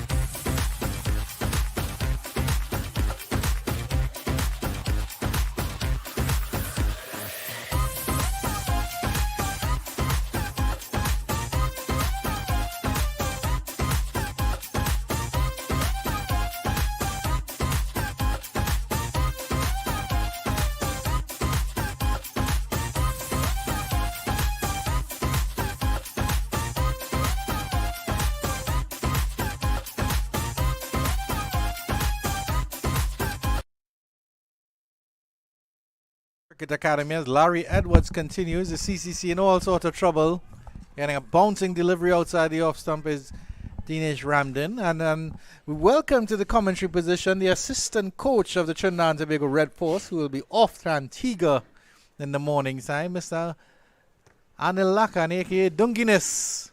A nice hoik by Ramden through to the cow corner region, and that will run away for 4. Welcome boundary. Certainly, but too little too late here for the CCC as they are 45 for 6, chasing a very mammoth total of 278, Mr. Lakan. Yeah. The Windward Islands Volcano bowlers has put the skids on the CCC batters. Dinesh Ramden playing a lone hand here at the Brian Lara Cricket Academy. Certainly a lone hand indeed. He's the only player to get up to double figures, I think. Ramden drives into the cover region and there's no run. So the Windward Islands Volcanoes getting up to 278. So that would have blustered their net run rate by leaps and bounds. Ramden driving through the covers again, and he'll get a single for this one. So congratulations to the Red Force on their victory over the Guyana Harpy Eagles at the Queen's Park Oval. Yeah, TNT Red Force really pulling together a clinical performance there at the Queen's Park Oval. Certainly here. Ticking all the boxes. Larry Edwards to continue here to Goodridge, driving back past the bowler. Slight misfield there by Edwards, and fielder will come off the boundary to retrieve that one. So certainly some good performances, some bowling performances from the CCC, but their batters really haven't come to this party at all in the CG United Super 50. Well, I think one of the challenges for this young CCC team is a lack of experience playing at this list A level. And I'm quietly confident that they will only get better over a period of time. Beaten outside the edge there is Amari Goodridge for that last delivery of the 19th over, and at the end of 19, CCC slip into further trouble, 47 for 6. So a very uphill task indeed for the combined campuses and colleges.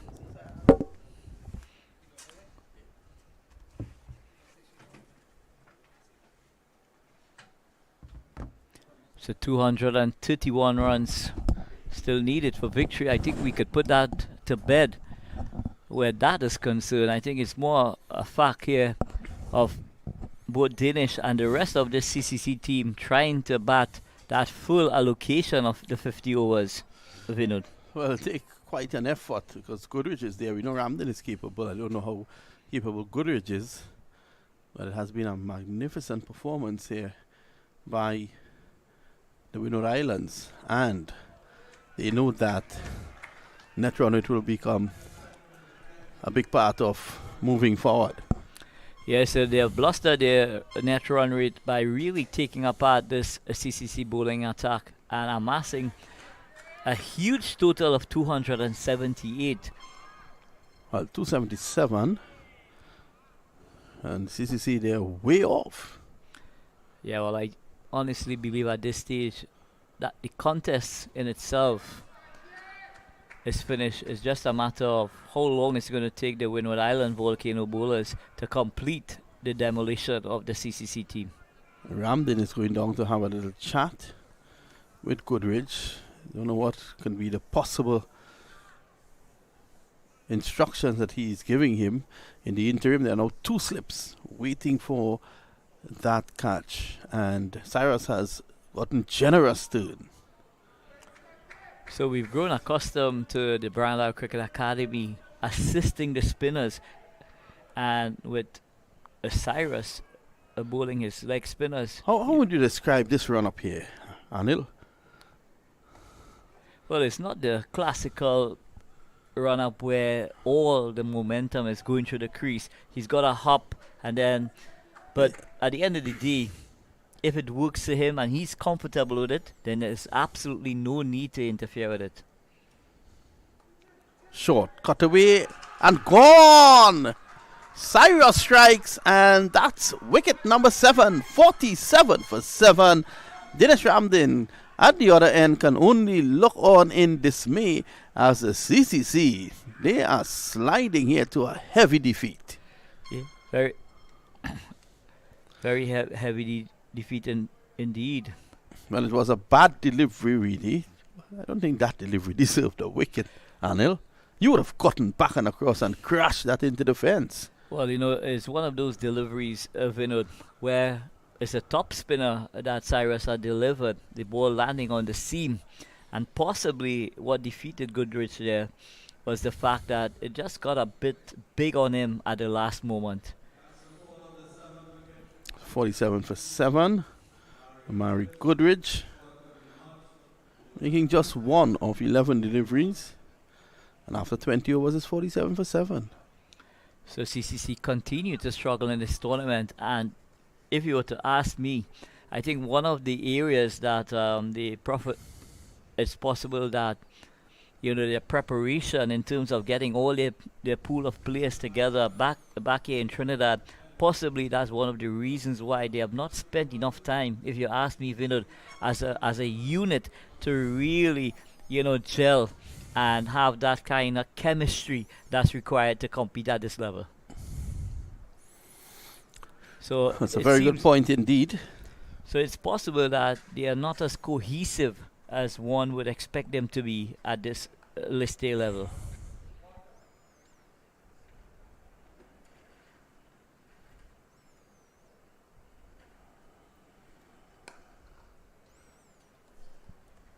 So I'm very surprised indeed that Dinesh Ramdin has taken the opportunity to take that single in the very first ball of the over. One would have thought that he possibly, would have tried to farm the strike as much as possible and allow these youngsters the opportunity, to bat with him out in the middle. And with that taking place, they would learn some lessons as well as to how to go about, building an innings. Well, you hear the analysis of domestic coach here, Anil Lakan, who will be involved in the upcoming Dream 11, Anil. I'm sure you're looking forward to that. Always looking forward to T10, Vinod. Well, any day and every day. And twice on a Sunday. 48 for 7. So the Dream 11 will be played in Trinidad and Tobago from the 21st of November. Of course, the draft takes place on Monday, 10:30 a.m. at the National Cricket Centre in Couva. Yeah, I'll make myself present there, Vinod. Yes. So 6 teams competing for a first prize of 100,000 K. Mm-hmm. So something to really look forward to, and of course another opportunity for youngsters to establish themselves in white ball cricket. Fletcher allows the single. I say allows the single. Yeah, he practically just allowed that ball to elude him because, he wants to get this done and dusted as quickly as possible. So it's Edwards to Edwards.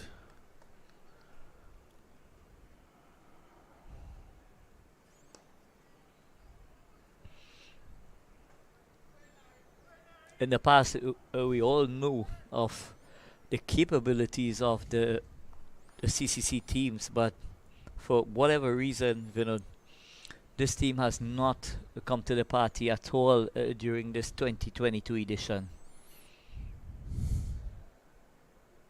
And I'm sure it's not because of a lack of talent. I think it's a lack of preparation in the build-up to the tournament.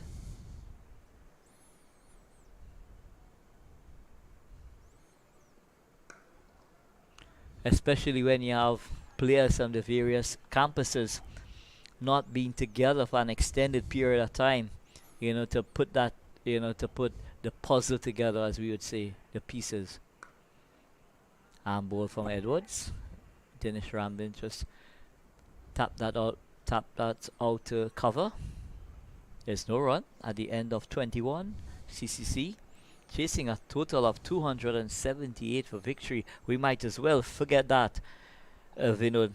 More importantly for us is to just have a look as to how these youngsters, under the stewardship of the likes of Dinesh Ramdin, continue to develop their cricketing skills.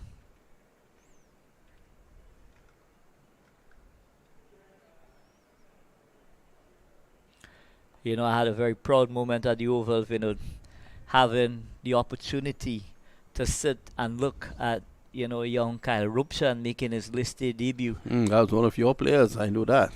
Yeah, having Kyle Rupshan from a tender age of 10, and, having that privilege to be at the Queen's Park Oval, to see him walking out there was something very, very special indeed. And he did well. He got 18 in his first game. Yeah, he did show that, he's got that mental strength to play at this level. And I just want to take the opportunity, to wish him well, as he continued to grow and develop as a first-class cricketer. I want to say a pleasant good night to his parents as well, his grandparents who are his biggest fans. I want to extend a pleasant good night to the entire family of Kyle Rupshan. What a proud moment indeed, not only for his parents, but that community, that in which he resides. I'm sure that's going to really, do him and that community the world of good. Possibly now being a role model for young budding cricketers from that Williamville, Hadbagging area. Hopefully now with him making his first class debut, it may just create an impetus for those youngsters to try and emulate.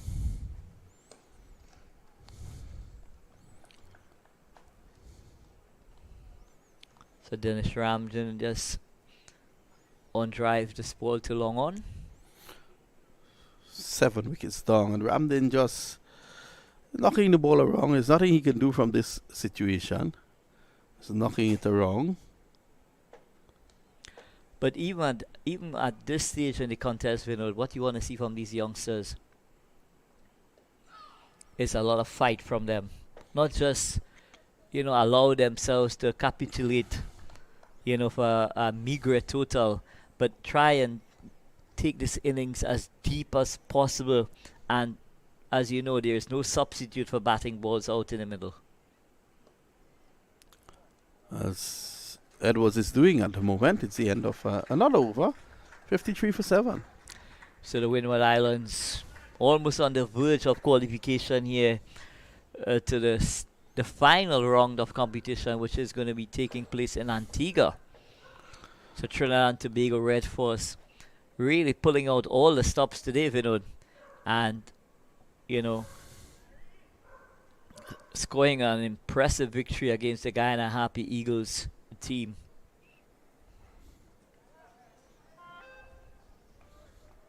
And one would have thought that with the players Joshua De Silva, Anderson Phillip, and the likes of Jaden Seals leaving our shores to go down under. Yeah, we want to wish them all the best. Again, Ramdin just getting a single, allowing Edwards to face. But such is the strength of the Trinidad and Tobago cricket at this stage now, Vinod. The likes of Amir Changu coming into the setup with TNT Red Force, It just shows the bench, the strength of the bench. Imran Khan getting an opportunity against CCC and, returning figures of 4 for 48, and his opportunities has been very limited indeed. Strong TNT team indeed. When you look at the likes of Kari Pierre, who've represented West Indies at ODI level, he can't get into the team. That must really tell you the depth of this TNT Red Force team. Yeah, it's been a strong team, that Red Force team. They're highly fancied to retain their title. And we wait to see what will happen, of course, in Antigua. They've gotten rid of the first set of business, so to speak, by getting into that tournament.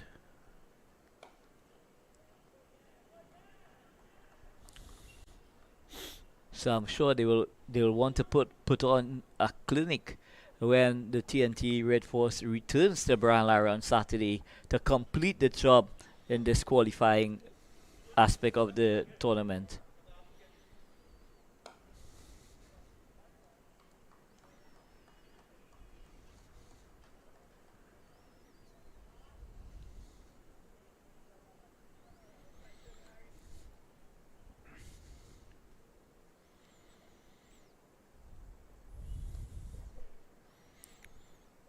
So Edwards showing a bit of fight here for CCC.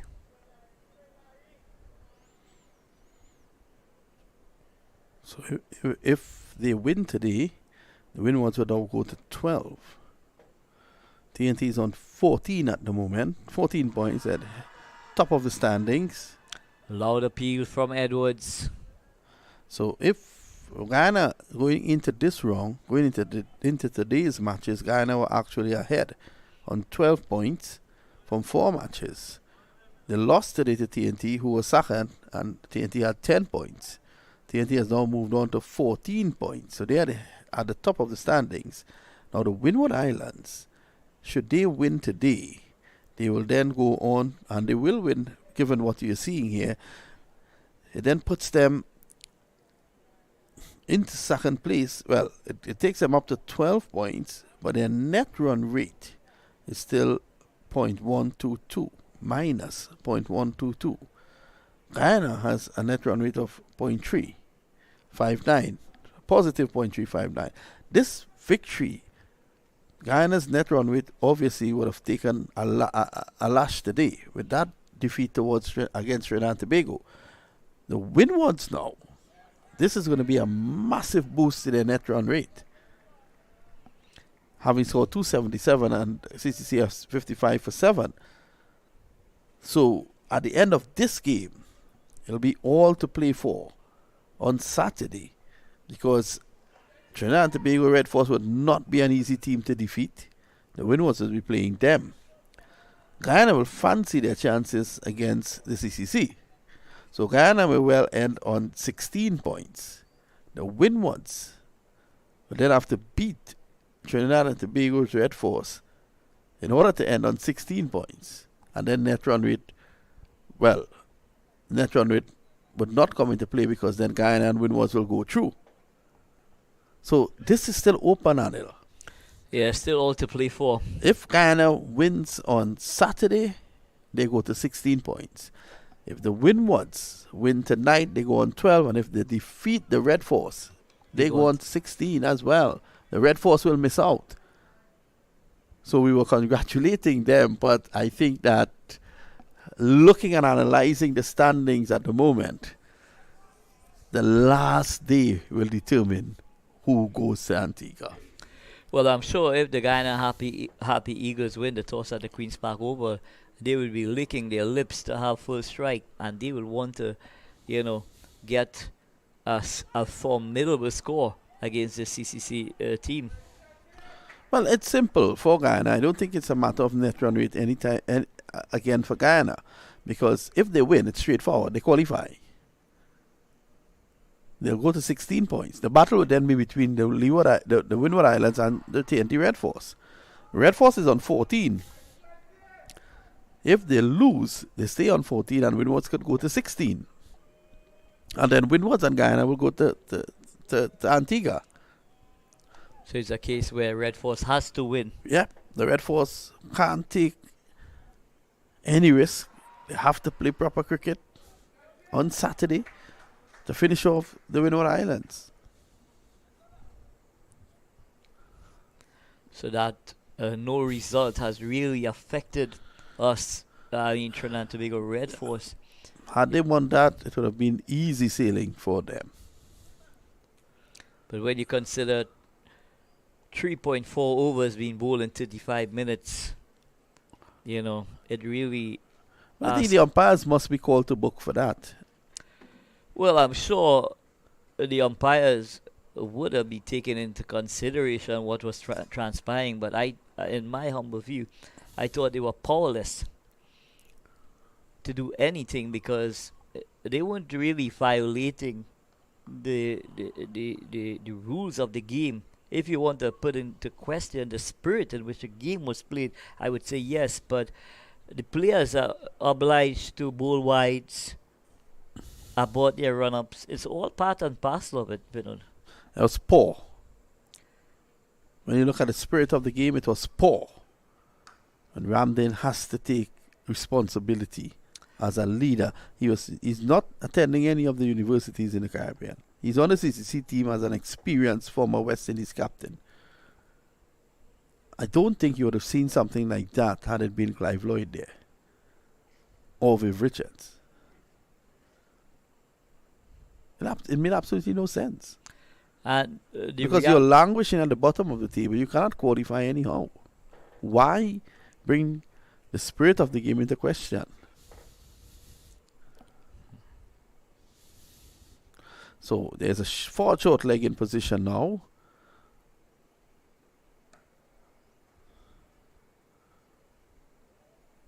And immediately Edwards shortens.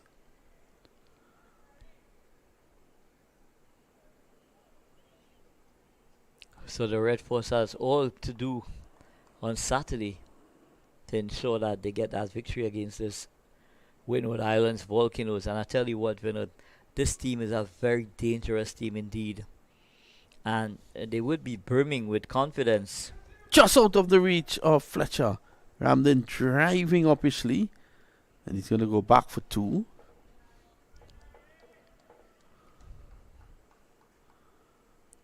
And with the likes of Andre Fletcher not really getting into full flight, you never know when he's going to turn up as well. And we know what an impressive ball striker Andre Fletcher is.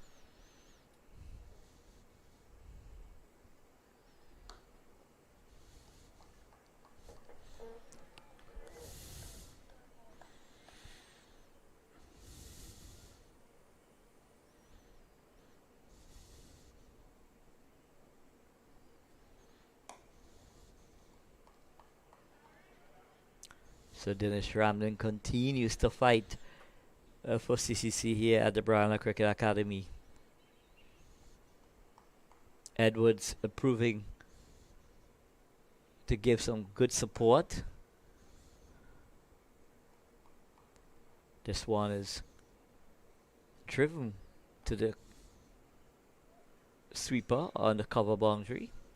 So at the end of the 25th over, CCC changing a formidable total of 288 for victory. They are 61 for 7. And just at the halfway stage, I think the Windward Islands, they would be fancying their chances to close this game off very quickly indeed. Yeah, it's just about prolonging the night's proceedings.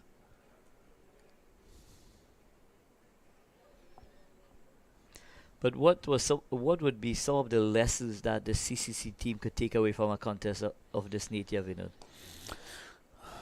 Again, poor shot selection. You look at the wickets that have fallen so far, and in the main, really poor shot selection. Take nothing away from the Windwards. They were very good up front. Kavim Hodge, excellent with the ball. And that really pushed them back. Preston McSween was also good up front. But they just couldn't respond after being thrown into a hole. They started to panic, started to play injudicious shots. And I think they failed to realize that 50 overs is a lot of balls. Yeah, 50 over contest. It is a lot of balls. You're starting at 300 balls minimum. And we're not talking about extras, wides, and no balls, etc. So that requires a great deal of skill and application from these batters.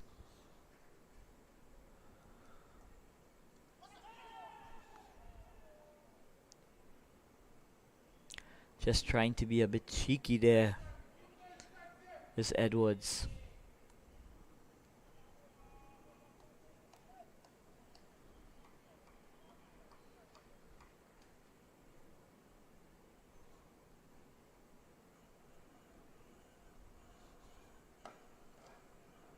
This one is driven out to extra cover. There's no run. So Edwards growing in confidence, providing some support for Dennis Ramden.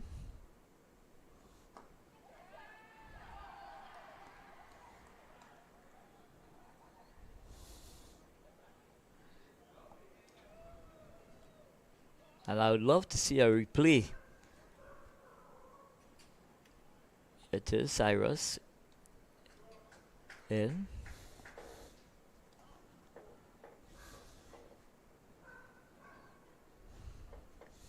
Excellent ball and caught there by Cyrus, diving away and picking up that lofted drive from Edwards. So it's just a matter of time here, Anil.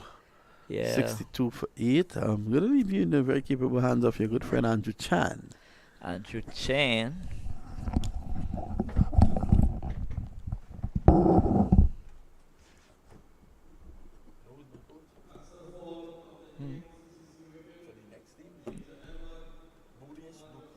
Oh God, oh God, oh God, oh God. Hmm? Mm.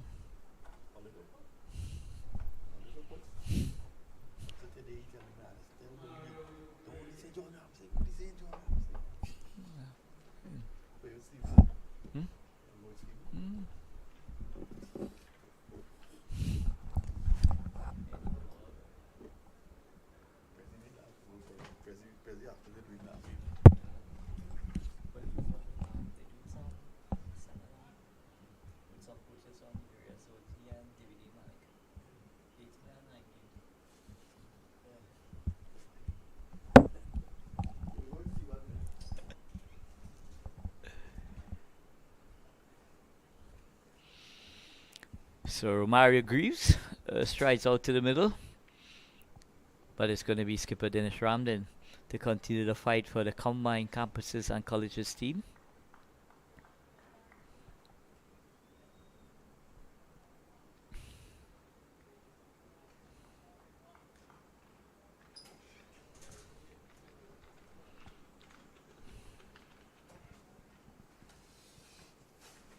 So I welcome back my good friend Andrew Chan.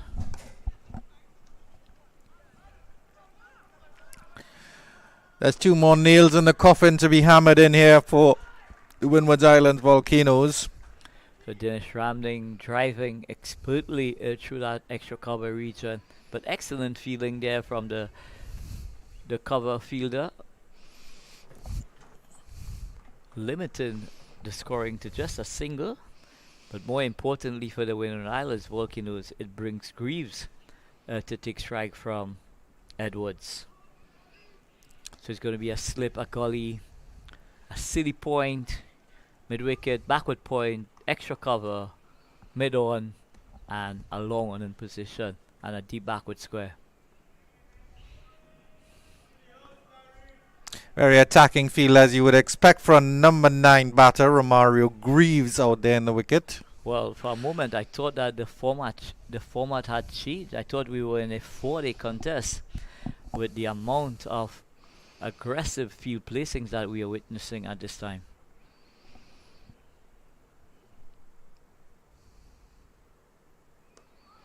Not surprising at all from the Windward Islands Volcanoes boys. They have a flight to catch to Antigua based on what's happening today, and they'll be joining the Red Force in Antigua for the semi-finals of the CG United Super 50.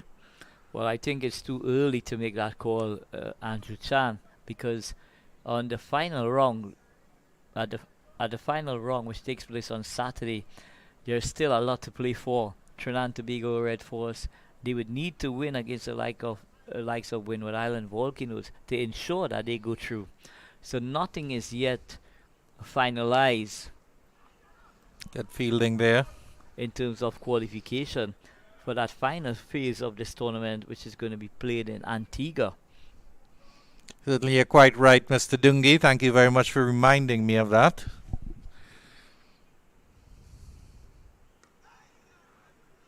So the arm ball there, Romario Greaves keeping that ball out. So at the end of 27 overs, the CCC 63 for 8. And it was good to see on the Red Force Cricket's social media pages that some school students were allowed to turn out for the game today. Yeah, so excellent effort there from the authorities to invite the young, aspiring cricketers from all these various schools who had the opportunity to really look at a masterclass from the TNT Red Force team at the Queen's Park Oval. Darrell Cyrus playing his first game for the tournament has done quite well with 2 wickets for 2 runs in 3 overs.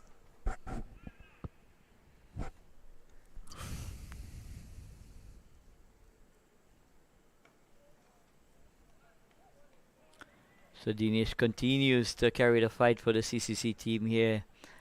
But unfortunately, I must tell you, Chan,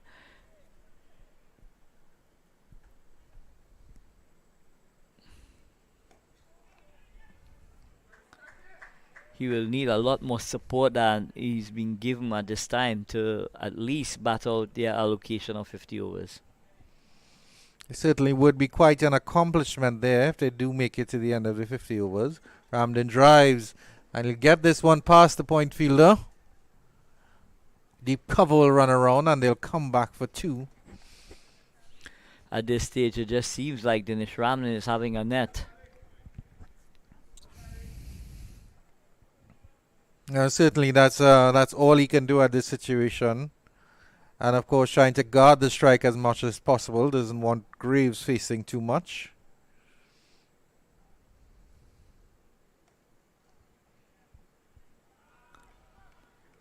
This one is played out to backward point. Certainly can't say the tail has wagged, but Ramden has shepherded them as best as he can.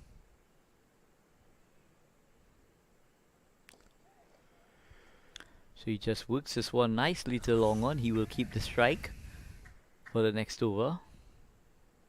So a lot of lessons to learn for the students participating in this list day game. You know, you could do as much as you like in terms of coaching, but most of the lessons are learned while out in the middle, Andrew Chan.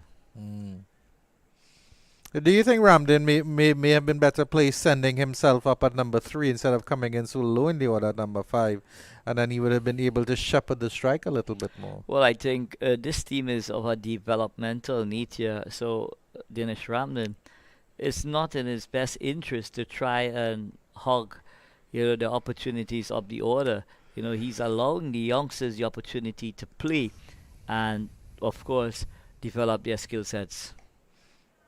But certainly, I feel like if he had come in a little bit earlier, based on the need to be competitive in this series, particularly, it's not to say that the other batters wouldn't have gotten a chance, of course. Ramden drives, and that's a bit of a misfield there by Andre Fletcher in the short cover position. And they'll get away quite nicely for 2. Preston McSween doing the fielding out there. So a bit of untidy out cricket from Windward Islands, not something that we've grown accustomed to with this Windward Islands Volcanoes team. They do set themselves very, very high standards in the field. So that's definitely going to go down as a blemish on their part.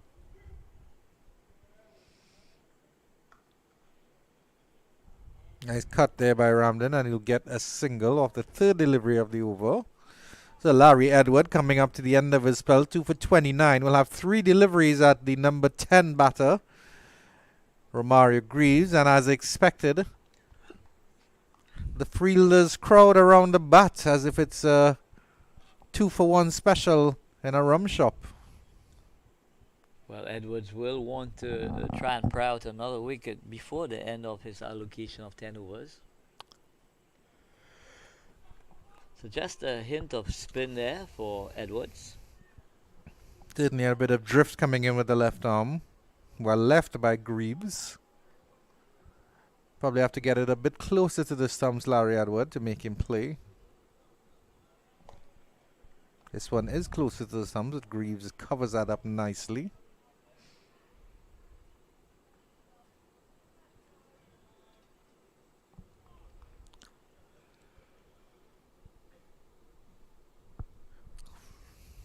Oh, beating all ends up there. Is Romario Greaves with the last delivery of that over. And that's the end of Larry Edwards' spell. He bowled magnificently. 10 overs on the trot, 2 for 29. The CCC 69 for 8 after 29. That required run rate going up to 9.9, almost 10 runs and over. And they need 209 runs off 126 balls.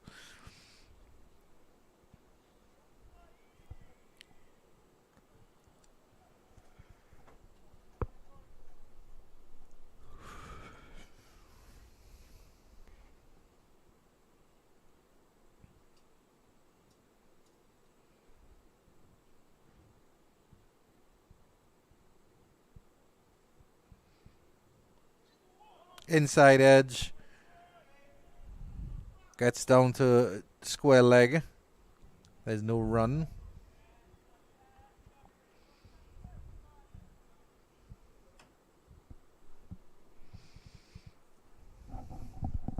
Darrell Cyrus continuing, and Ramden almost pitches that one back up to him. Has to be very careful, Ramden.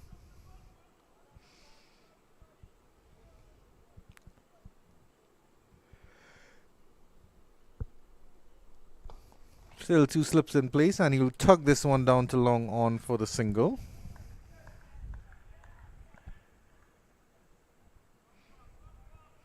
Good little knock here by Dinesh Ramden. Unfortunate given the circumstances. Yeah, Dinesh Ramden showing all his skill and experience playing at this level.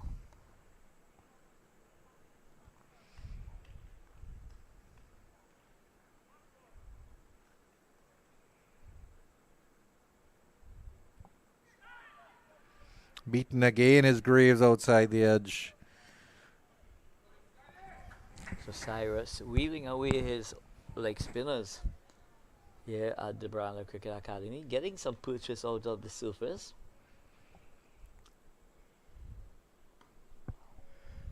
Graves gets a bit of width on that one. Cracks it through the cover region with just a single.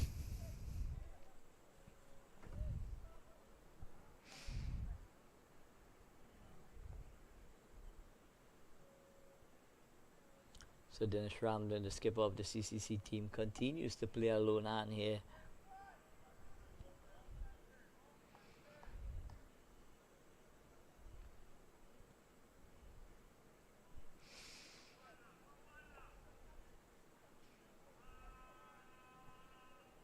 And certainly Anil Lakan.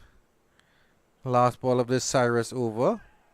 The Ramden plays it back up the pitch, and they will end the 30th at 71 for 8.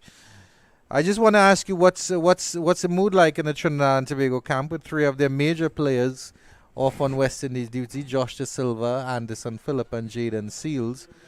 What's the mood like in the Red Force camp at the moment? Well, the TNT Red Force team, they are definitely in high spirits.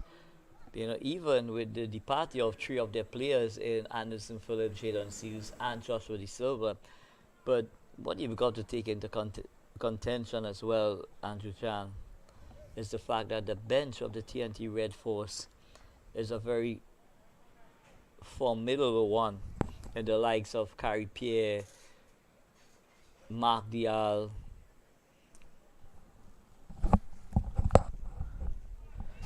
Amir Django.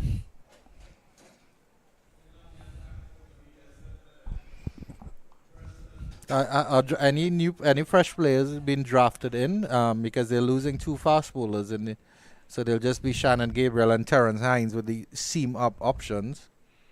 Yeah, so they're gonna go with 2 pieces.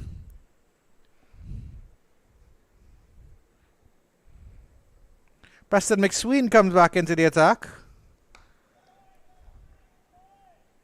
First 5 overs going for 20 runs. The spinner's doing the damage here for the Windward Islands Volcanoes. But certainly Andre Fletcher bringing back on his champion pace bowler, hopefully to knock over these last 2 wickets easily and quickly. Yeah, so Andrew Fletcher wants to get the job done now. He's bring back one of his premier strike bowlers in Preston McSween. Good delivery outside the line of the off stump. But excellent judgment from Romario Greaves, knowing exactly where his off stump is and allowing that ball to go by to the wicketkeeper. So it's all a learning process for these youngsters playing with the CCC team, and this exposure playing at the list A level is going to do the confidence the world of good.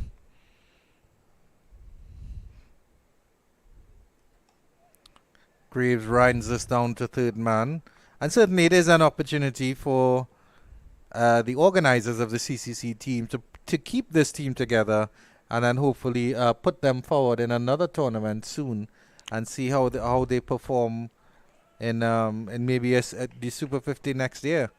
Well, I'm not sure, but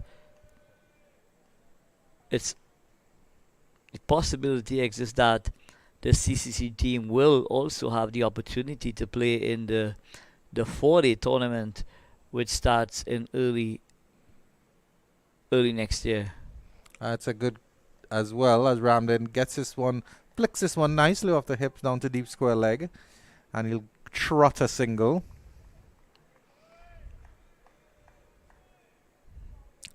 So Dinesh Ramding looking in sublime form.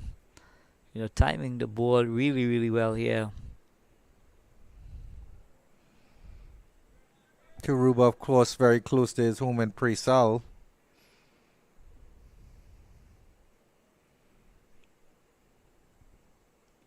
Down the leg side, and that will be tickled very, very fine, and it should run away for 4.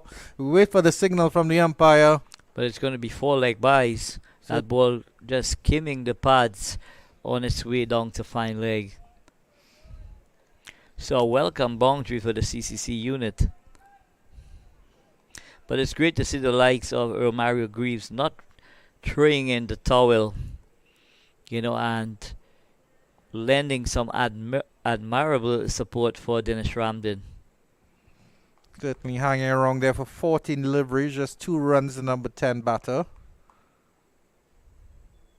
And he'll now adjust his pad, which was the strapping was just sticking out a little bit. Oh, beaten all ends up there. That delivery died through to Justin Greaves, getting just between bat and his pads there, and don't know how that one missed the off stump at all. At the end of 31, it's 77 for 8, the CCC. Yeah, Greaves, that ball went between bat and pad, and how did it miss the stumps? I really don't know. Just possibly a coat of paint away from disturbing the woodwork there, Preston McSween.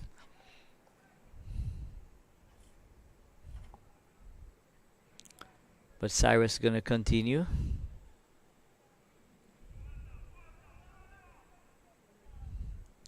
So the Windward Islands in the last 15 or 20 minutes, they've just gone a bit flat here.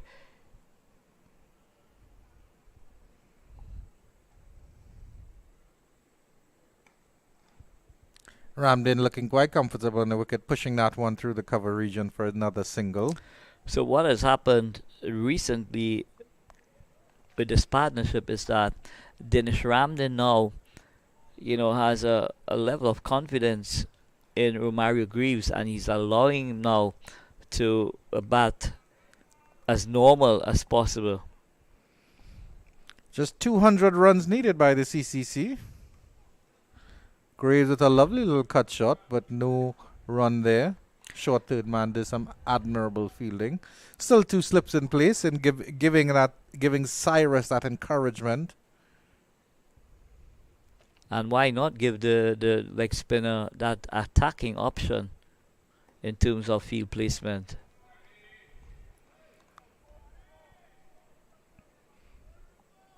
So the CCC showing a lot of grit and determination from their lower order.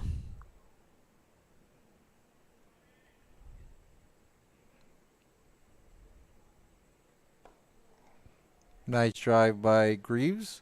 He certainly doesn't look unaccustomed to holding the bat or wielding the willow.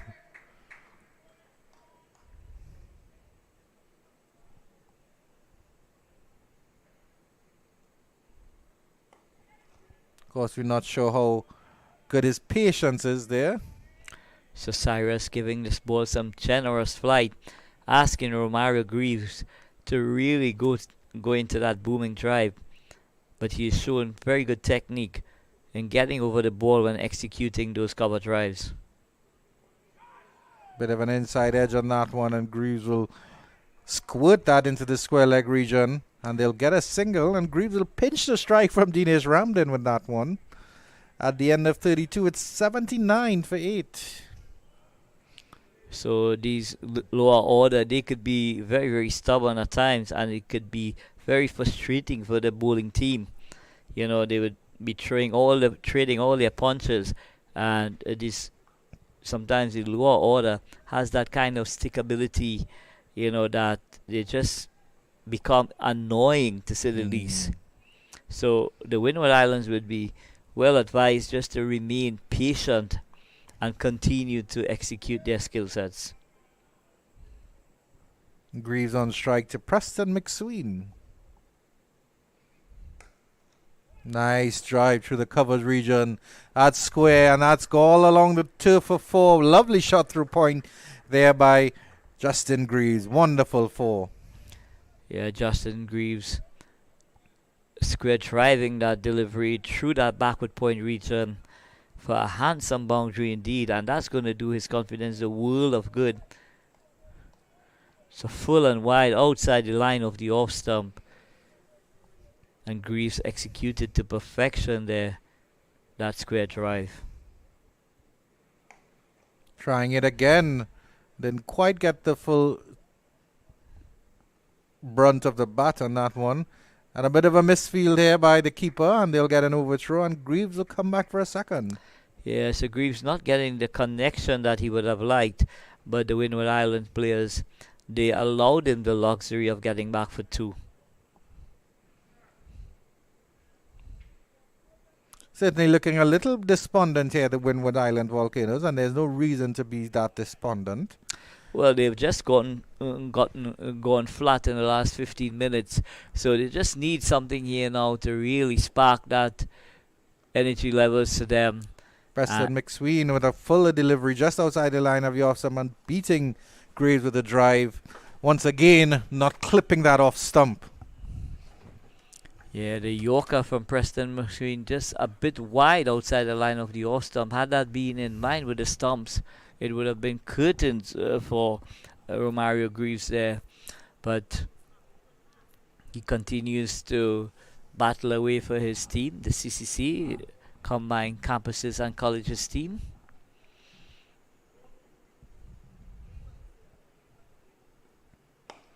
Lovely drive and good fielding there by mid-off. Diving stop by Larry Edward. And that will raise the Volcanoes' morale just a little bit, that good diving rolling stop there by Edward. Yeah, there's no better tonic when the fielders turn up. Diving away, putting their body on the line. And that nothing really helps the bowler more than seeing, his teammates really throwing their frame around and trying to stop every available run on offer. There's 3 fielders outside the circle for McSween. A short wide delivery. And attempted cut there by Romario Greaves on jumping off the ground, but through to Walcott. Behind the stumps.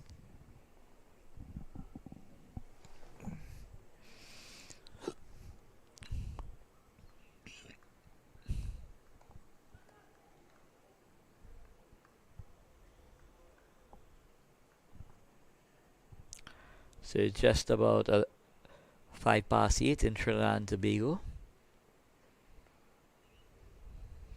And it's 86 for 8 here at the Brian Lara Cricket Academy as the CCC limp along.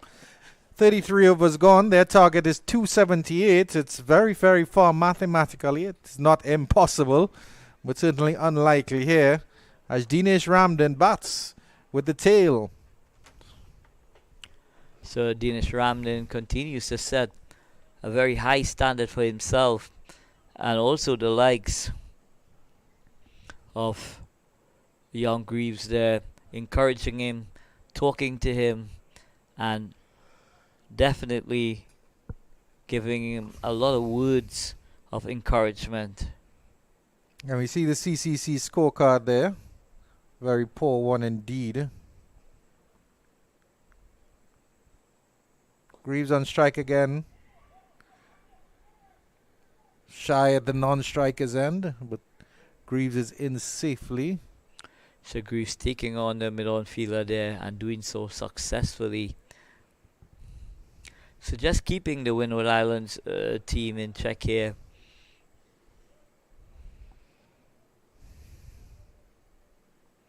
So Cyrus bowling with a slip, a gully, backward point, cover sweeping, extra cover. Ramden sweeps and sweeps hard, but that mid-wicket fielder comes around. Ramden a little bit slow getting back into the non-striker's end, but the ball wasn't coming to his end. So pitch up delivery from Cyrus outside the line of the off stump, inviting that slug sweep. And Dinesh Ramden played it very well indeed, getting that ball out to that deep mid-wicket position. Appeal for an LBW, nothing doing, says the umpire. Greaves had stretched the foot out a long way, his front foot out a long way. So Greaves not picking that delivery at all. It was the googly that was spinning back.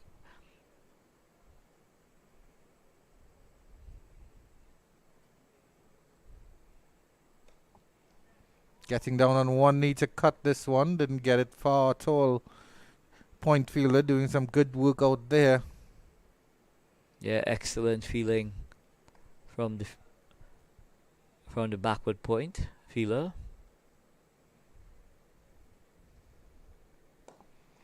That's a lovely drive by Greaves. Long off will do the fielding. 89 for 8. So Romario Greaves growing in confidence here.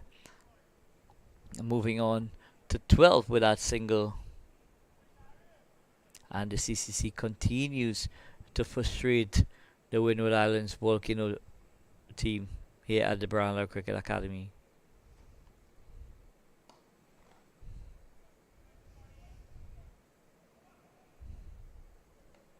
Dinesh Ramling standing tall with high elbows and punching that ball down to long off. At the end of over number 34, CCC chasing a target of 278 for victory. They are 90 for 8. Certainly the tail sticking here with Dinesh Ramden as we get the scorecards again. Kirsten Kalicharan caught Fletcher bowled Hodge for 16. Xavier Burton bowled by Hodge for 0. Jonathan Drake's LBW bowled Hodge for first ball duck. Navin Badesi caught Fletcher bowled Edwards for 12. O'Dane McCarthy LBW to Hodge for 1. Matthew Ford bowled by Edwards for 1. Goodridge caught by Hodge, bowled by Cyrus for 1. And Nathan Edwards caught and bowled by Cyrus for 4. The two not out batters. Dinesh Ramden on 35 and Greaves on 10. McSween, that should be, continues. And that's Dinesh Ramden on strike. So Dinesh Ramden just getting stylishly to line and presenting the full face of the bat to that delivery.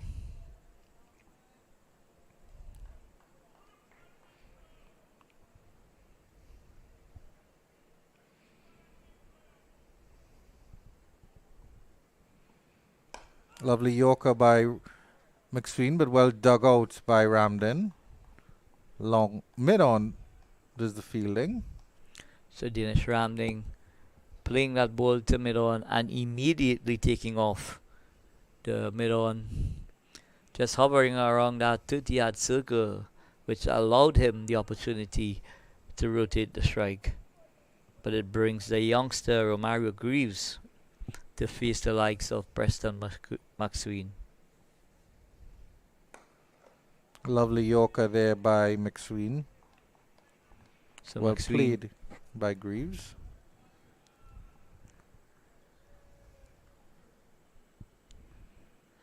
So McSween going for that full delivery on the line of the stumps, hoping he could breach the defense of Romario Greaves, who was equal to the task and just played it out with a straight bat.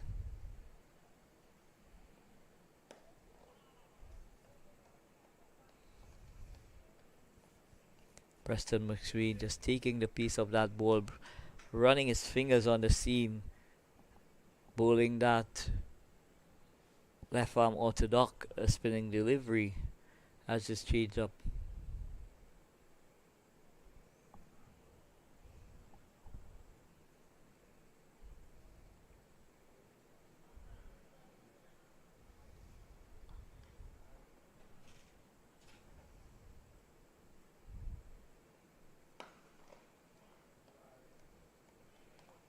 Good driving here by Romario Greaves, that should be, but all he's doing is giving the fielders of the Windwards Volcanoes some practice there.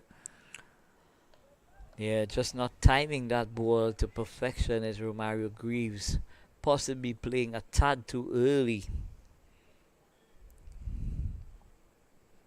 Certainly equipping himself well as a number 10 batter. Staying strong with his skipper, Dinesh Ramdin, on the other end. McSween's last delivery of his over, and this one is pleasantly driven down out straight along the ground, past mid-on for 4. Wonderful shot by Justin Greaves to end the over. And at the end of 35, the CCC 95 for 8, chasing 278 for victory. Well, I'm sure that would have been the shot of the day. Looking at the replay here, Greaves just extend his arms through that delivery there and going past the mid-on fielder into the long-on boundary for a wonderful boundary there by Romario Greaves. Expertly executing the on-drive. Taking a look at the bowling for the Volcanoes now. McSween has bowled 8 overs for 30 runs. No wickets. Kavem Hodge, a pick of the bowlers, you'd have to say, 10 overs, 4 for 15. Larry Edwards, also 10 overs, bowling out his 10, 2 for 29. And Darrell Cyrus not doing too bad, equipping himself quite well. 7 overs, 2 for 13, and it's Cyrus to continue. Ramdin trying with the sweep. An appeal for an LBW. They're begging the Volcanoes, but there's nothing doing.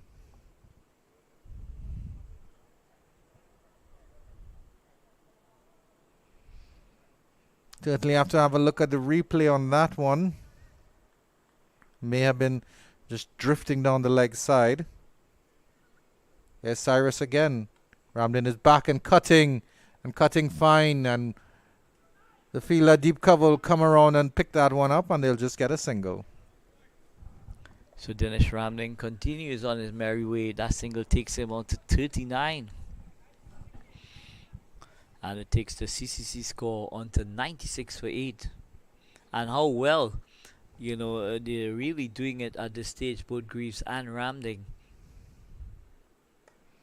Full delivery, and Greaves drives nicely out to that cover region.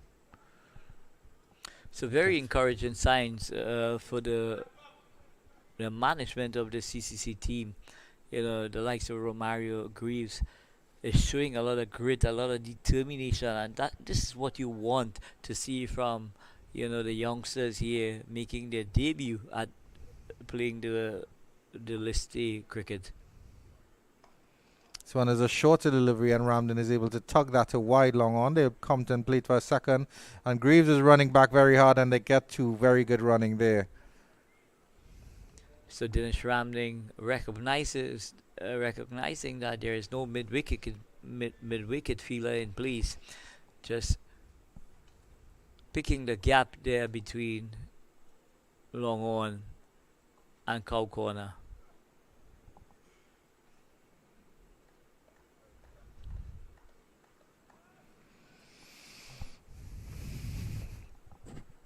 So Ramdin moves on to 40.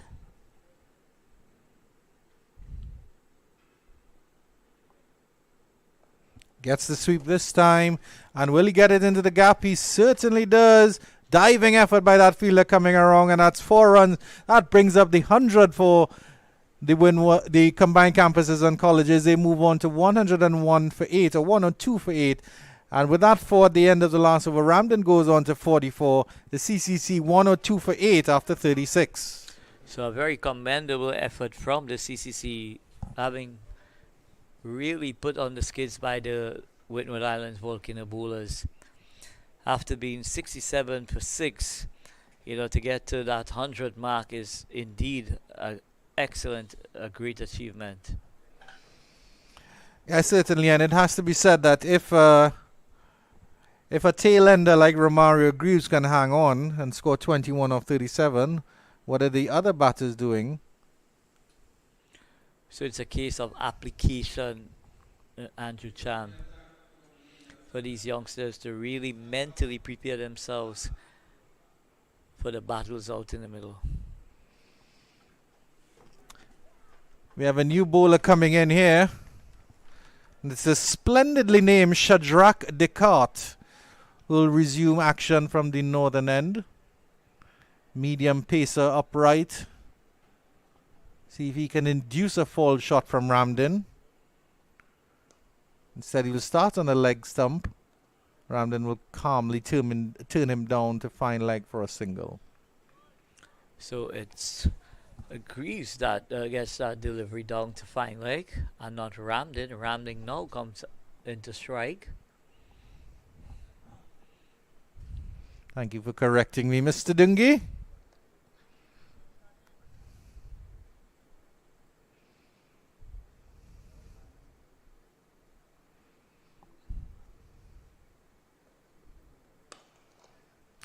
This time Ramden tugs this one out of wide mid-on and gets a single. But of course, Mr. Lakan, these games are coming thick and fast for these teams. I have to ask you, what's the fitness level like on the Trinidad and Tobago Red Force squad? I know you've been working with them very, very closely, and I'm sure there must be some signs of wear and tear coming down into this middle part of the tournament. Well, I do work on fitness. The likes of Clinton Jeremiah, the person who is responsible for that part of it. The card continues, and this is a lovely little flick by Justin Greaves, again out to wide mid-on, and he'll have to run all the way back, Kavim Hodge, to long on to get that in. So just getting back to your question, Andrew Chan, the Trinidad and Tobago Red Force team has been working extremely hard with the trainer Clinton Jeremiah. Where their fitness is concerned, I'm sure that these guys are supremely fit. The car to continue. It's certainly nice to see Shannon Gabriel hitting his straps well. Anil Lakan, he looked a bit scratchy, of course, coming off an injury towards the start of the tournament, but certainly he's doing quite well coming into the later games in this tournament. Well, Shannon Gabriel has been a revelation since this tournament started, if you ask me. He's bowling at top pace at the moment. It's driven nicely square by Greaves again. And we get another single. So Shannon Gabriel bowling very hostile indeed today at the Queen's Park Oval. And skipper Nick Puran is using him as an enforcer, especially when he requires a wicket. Shannon Gabriel just comes on and does the trick. Certainly offers that X factor. The card comes in for the last ball of his first over. Played back up to the bowler. Jacquard does the fielding. And at the end of 37, the tail continues to wag here for the CCC. It's 108 for 8. And Dinesh Ramden, that's Justin Greaves, or Romario Greaves, I should say, gets a change of glove. So just when we thought that the CCC would be skittled out, both Romario Greaves and Dinesh Ramden, they've put on a partnership now that's worth 46 invaluable runs to the team. So excellent effort from both Dinesh Ramden and Romario Greaves. Certainly making the Volcanoes work very, very hard for this win as Daryl Cyrus comes in. And a bit of a misfield there in the extra cover region. Again, and they will get two, coming back quite nicely here. The throw comes in at the striker's end, but Greaves is in safely. So the Windward Islands just getting a bit scrappy here at the Browner Cricket Academy. Possibly not keeping his eyes on that ball until he had total control, and that just allowed that ball to elude him. Andrew Fletcher still remains in the slip position, giving Cyrus that encouragement. Well, with the formidable score that the Windward Island Volcanoes has posted, he could afford to keep himself at slip and continue to attack as well. All four fielders outside the circle in front of bat.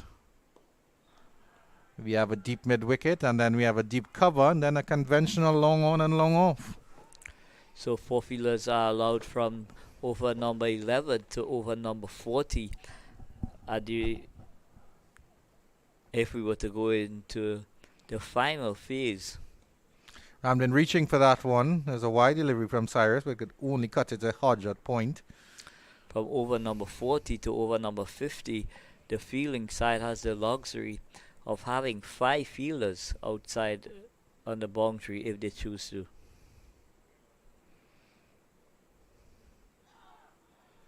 Stifle appeal.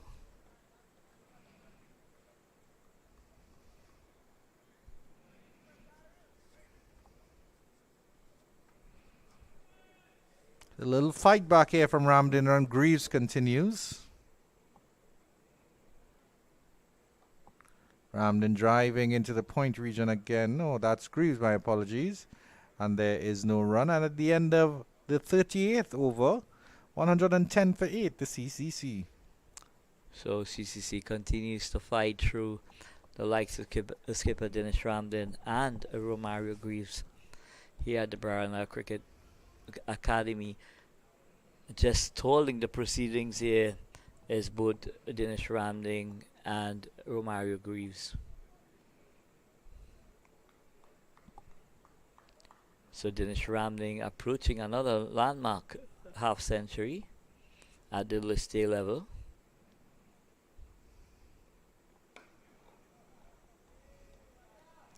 Shadrach Descartes will continue from the northern end of the ground.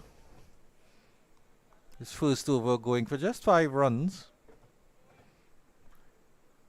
Required run rate going up to 14.2 at this stage. So we're not going to take that into consideration anytime soon. Ramden flicking this one down to deep fine leg for a single.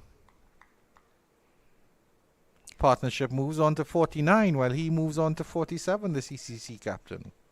Yeah, Dennis Ramden was looking for a boundary there, but only succeeded in getting that inside edge down to that fine leg position.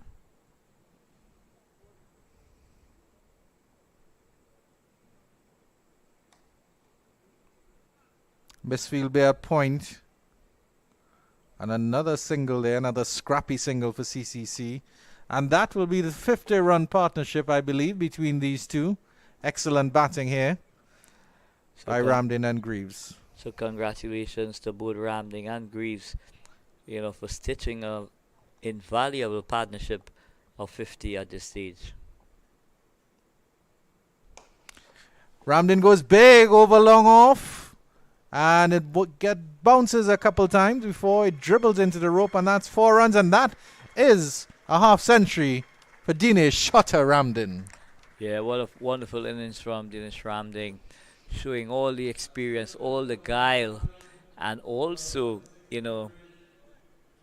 helping the likes of Romario Greaves, to develop their cricketing talent as well.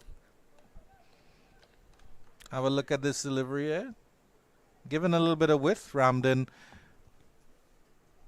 going over the long off region. And this time he just tugs that one into the cow corner region. A diving effort by the fielder there in the mid-wicket region. Cow corner comes around and Ramden trots back for 2. So just getting a bit ambitious, skipper Dinesh Ramden at this stage. Possibly now seeing that ball as big as a breadfruit. Yeah, and really trying to express himself here.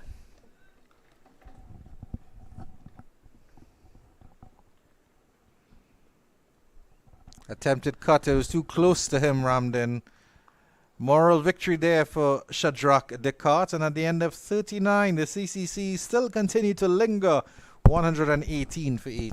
Dennis Ramlin would have thought to himself that he missed out there, Andrew Chan. The cut shot is his signature shot, but just a bit too close to him and unable to execute that cut shot. So the players are going to take a break. We are going to take a break as well. And as soon as the action continues here at the Brian Lara Cricket Academy, we will be back very shortly to bring you continued live action from the Brian Lara Cricket Academy.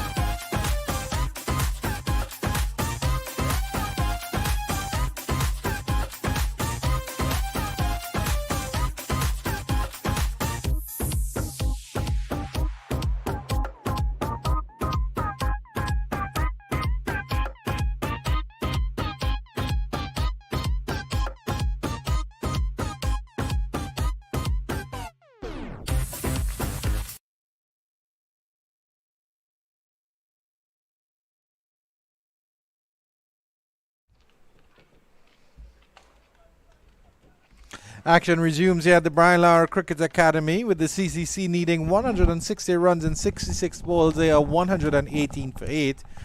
Darrell Cyrus will resume action from the southern end of the ground, 2 for 23 off 9 overs. Certainly will want to finish strongly here. So the lone bright spot has been Dinesh Ramdin from a batting perspective for the combined colleges and campuses. You may have to add Romario Greaves into that list as well, because he's provided able support in this partnership of 56.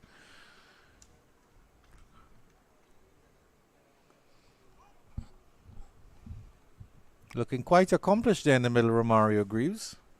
Hasn't been phased by too much. Certainly a couple deliveries from Preston McSween beating him outside the off stump.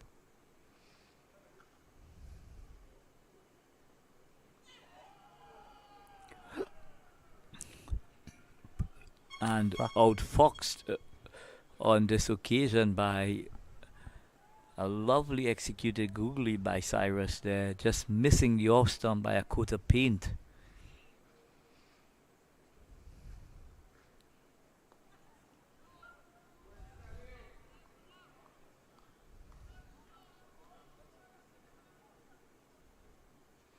Andrew Fletcher there at slip trying to gear up his boys. There's 2 wickets to fall, 2 final nails in the CCC coffin. Slug sweep, and it's up in the air, but it will fall safely in the square leg region. And the throw comes in at the bowler's end, but Justin Greaves hustles back in for 2. Yeah, Justin Greaves going for that slug sweep. That ball falling in no man's land. And he was able to comfortably come back for 2 runs.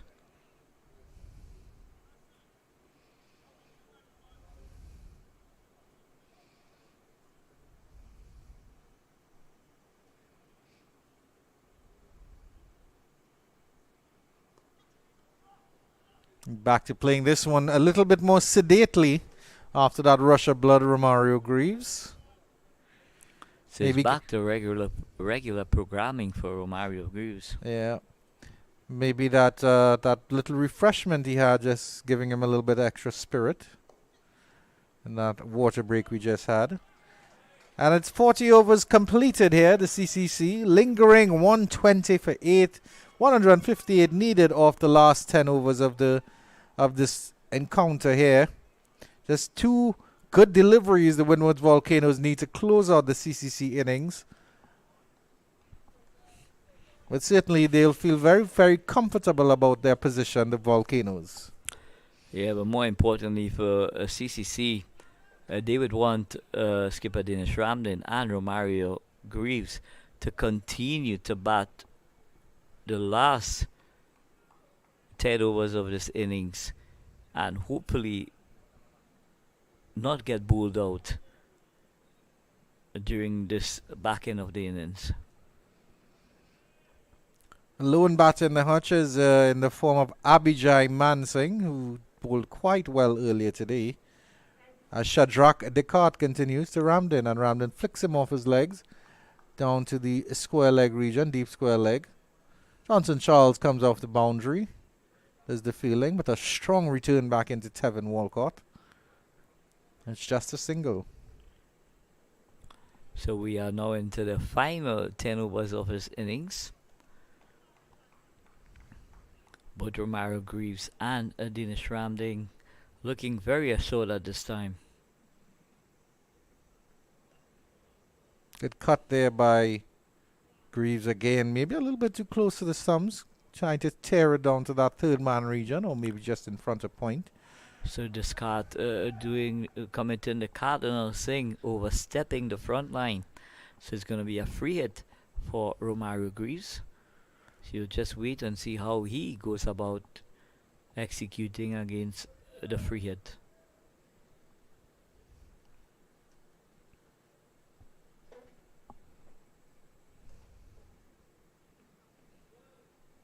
Swing and a miss there. Good delivery by Descartes. That free hit not hurting the Volcanoes at all. So there was every opportunity for the young man to express themselves. Unfortunately, he was beaten outside the line of the off stump.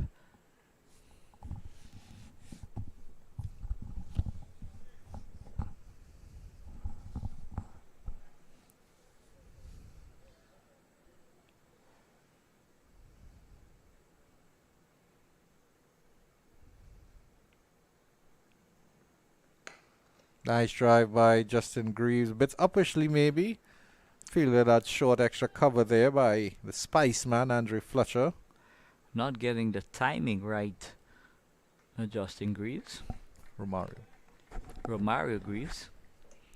And that just trickles out to extra cover. There's a Justin Greaves playing for the Windward Island Volcanoes. I can understand your confusion, Anil Lakan. I think I've made the mistake myself on 1 or 2 occasions. So excellent fielding from Descartes to his own bowling.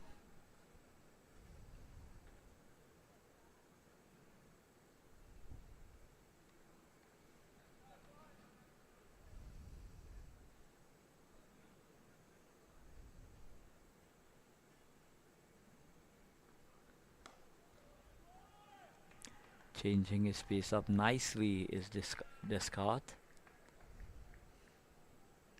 But Romario Greaves, he's showing a lot of concentration. Really keeping out this Windward Islands, the Volcanoes bowlers out at this time. Certainly with one delivery left in his third over, Descartes is hitting his line and length really good here. And this one is wide, and he gets that cut behind point to third man for a single, does Romario Greaves. And at the end of 41, the CCC continue to hang on like some students waiting for a late class. They're 123 for 8. Yes, so excellent recovery in the context of this game, where both these batters has really, shown a lot of grit, a lot of determination. And for the like of Romario Greaves, I'm sure it's going to be an excellent learning curve for him as well. Batting in difficult situations here, in a difficult situation here, and not allowing himself to be overawed by the occasion or the dominance of the Windward Island Volcano bowlers. But certainly he has a man with experience on the other end of the pitch in the form of Genius Ramden to guide him through this difficult period. Andre Fletcher, the Spiceman, comes on to turn his hand. Let's see what he's capable of, Mr. Spiceman. Certainly don't see much of him bowling at all. Fast arm action, beaten outside the off stump there, Romario Greaves, with a little bit of an extra bounce there from the Spiceman. So the skipper wants another catcher in position. So the slip goes in. That ball spinning alarmingly outside the line of the off stump.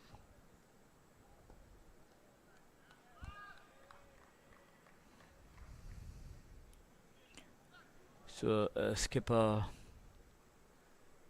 just taking the responsibility, the Spiceman.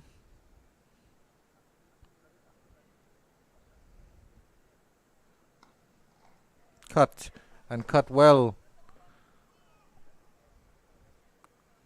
Just a single there.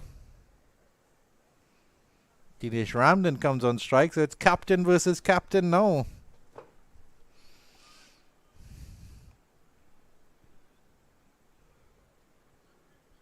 Well set, the CCC captain, 54 of 79.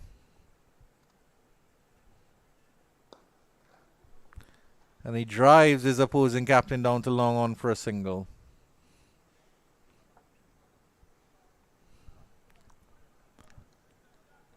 Looking very easy at this stage, Genius Ramden, like he has all the time in the world. Well, having spent a considerable amount of time out in the middle, having batting 80 deliveries thus far, I'm sure he's seeing that ball as big as a breadfruit.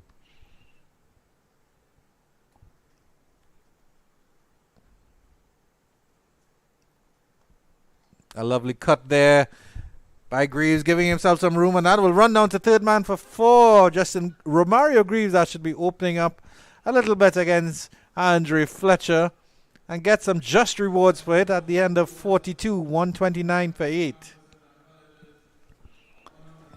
So wonderful shot from Romario Greaves there. Playing that ball down to the third man region for our boundary. So CCC continues to fight here at the Brownlow Cricket Academy. That boundary takes the score up to 129 for 8. And Romario Greaves, what a revelation he's been for the CCC. This partnership now progressing to 67, by far the highest in the CCC's batting. Ramden tugs this one into the leg side, and they don't go for the single, strangely enough. So Dinesh Ramden caught on the back foot there after playing the shot, and to me that resulted in him not being able to really take off and get that single. Certainly hope he hasn't done himself a serious injury. One directed towards the leg stump again, and there's no run. Ramden took two brilliant diving catches in the keeper position today, really belying his age here. One very early in the game and then one late in the game again.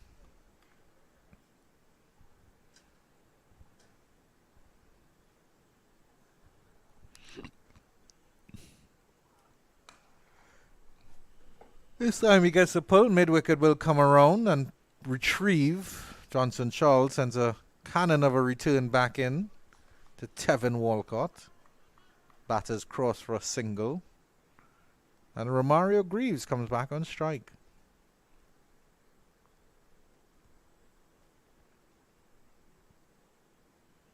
It would be really refreshing for the likes of Romario Greaves if he could go on and possibly get his maiden list. This one is up in the air. Long on is going back and takes the catch. That's the end of Romario Greaves. He's played a champion innings here, but he falls for 32. And the CCC finally lose their 9th wicket. They're 130 for 9 in the 43rd over. So the commentators cursed there, Andrew Chan, just when we were praising him for the manner in which he was executing.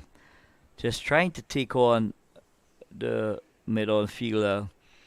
It was miles into the air. And an excellent catch taken.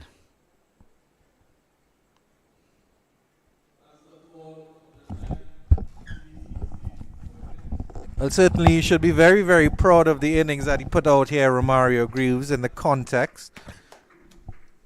Got by Kavem Hodge. Shadrach Dekar taking his first wicket. And Abhijay Mansingh comes out to the crease as the number 11 batter here for the CCC squad.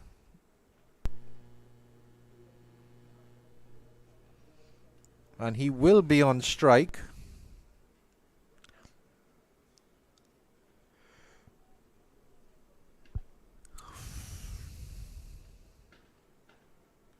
Taking a guard on middle stump here.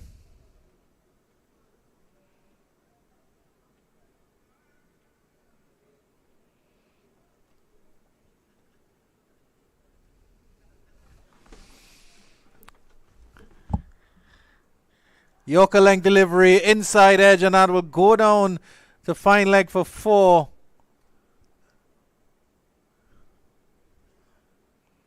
Shadrach Dekar almost cleaning up Mansingh with his first delivery, but just getting his feet out of the way in time there. And the finest of edges, taking it down to the fine leg boundary for 4.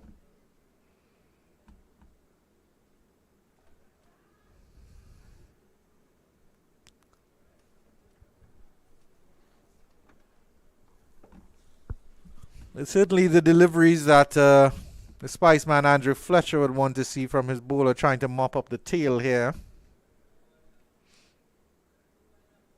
Mansingh off to a flyer. Ramden looking despondent at the non-striker's end. So you have to see how Descartes responds. It's a good delivery on the line of the off stump. Well covered up by Mansingh. It's 43 overs gone. The CCC 134 for 9.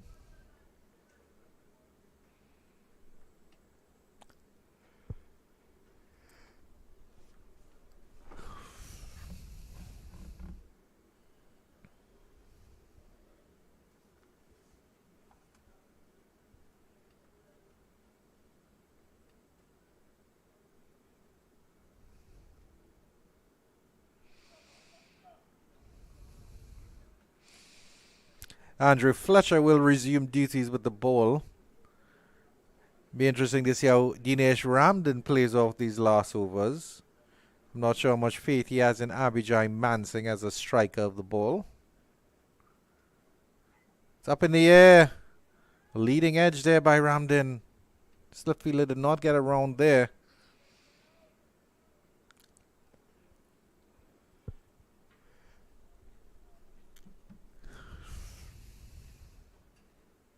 Attempted cut. Didn't get a hold of that one.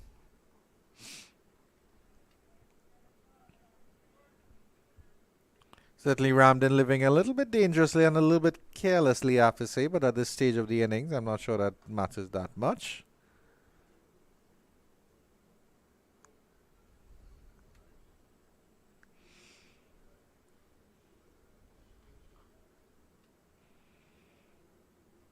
Dancing up the pitch. And the ball is beaten. The ball has beaten Tevin Walcott. And there's an opportunity. There was an opportunity for a stumping there, but it's missed everything. And that's 4 byes. Unfortunate there. Tevin Walcott could have ended the innings. Fletcher almost had Ramden in a twirl.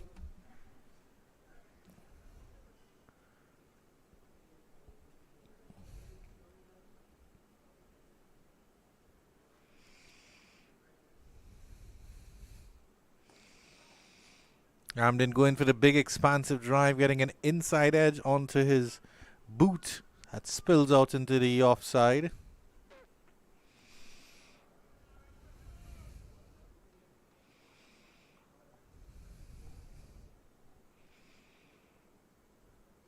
Going for the big drive again, didn't get it that time again either.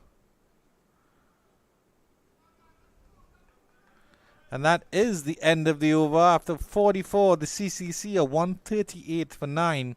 140 runs required in 36. The required run rate going up to 23.3, which of course is not even a consideration at this point. And Shadrach Descartes will get a full over at the number 11 batter in the form of Abijay Mansingh.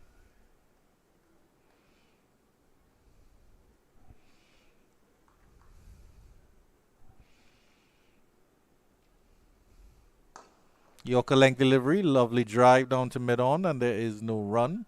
Good connection there from Mansingh, expecting that Yorker length delivery.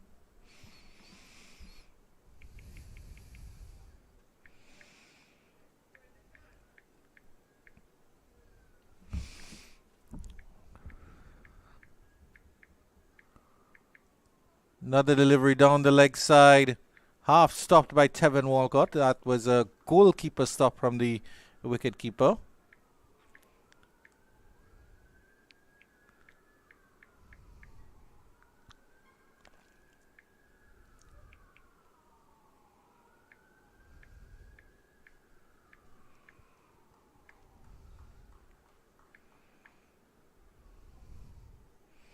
Ramden versus Shadrach Descartes. Yorker length. He digs that out to square leg. Charles sends a easy return into Tevin Walcott.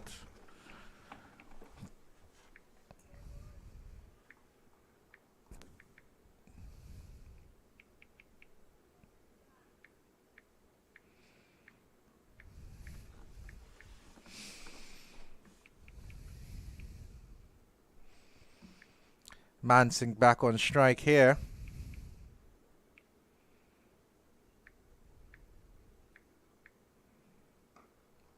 Played very, very nicely under his eyes. Played very late. Opened the face and just guided it to point, but there's no run. Andre Fletcher feeling at short extra cover. Will certainly feel aggrieved. He should have had his opposing number stumped on the last delivery, on the last over. We'll be hoping he gets another bite of the cherry. A wide delivery down the leg side by Descartes.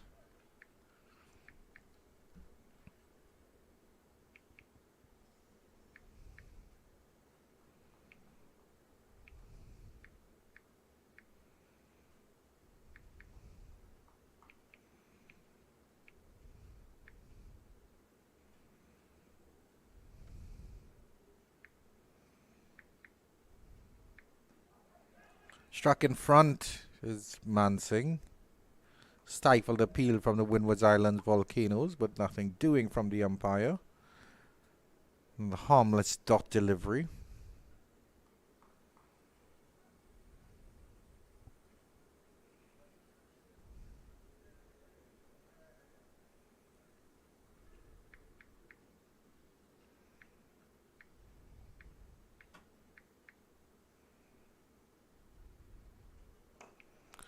That's a lovely drive by Mansing. I'll get down to the cover region and he'll get a single and pinch the strike for the last delivery of the 45th after 45. CCC 142 for 9.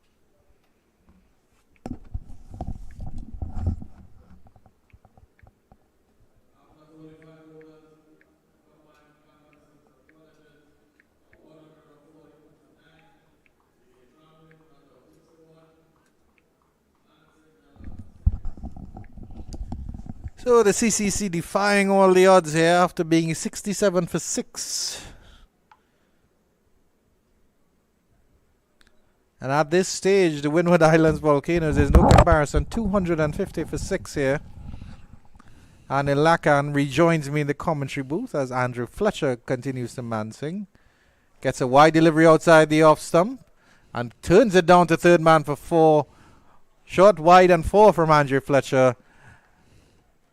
And that's actually Dinesh Ramden giving that one the treatment. Oh no, that is Mansing, my apologies. So that takes the CCC on to 146 for 9. At no time earlier in the piece, the CCC had looked at even getting to that 100 mark. But here they are. After 45 overs, they're just converging on 150. So excellent fight from the CCC. Good cut again by Mansing. That's out to the cover region. Johnson Charles does the fielding.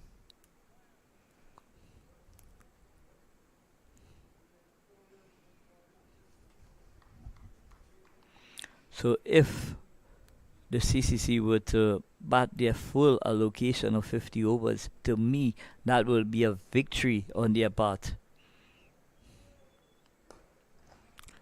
This one is tugged down to long on by Ramden.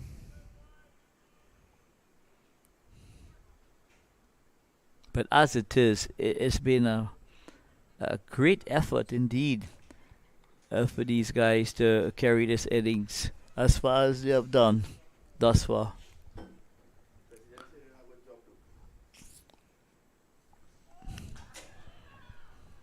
Bouncing delivery by Fletcher outside the line of the off stump. Had Mansing flirting with that one. Didn't get the edge there, Andrew Fletcher.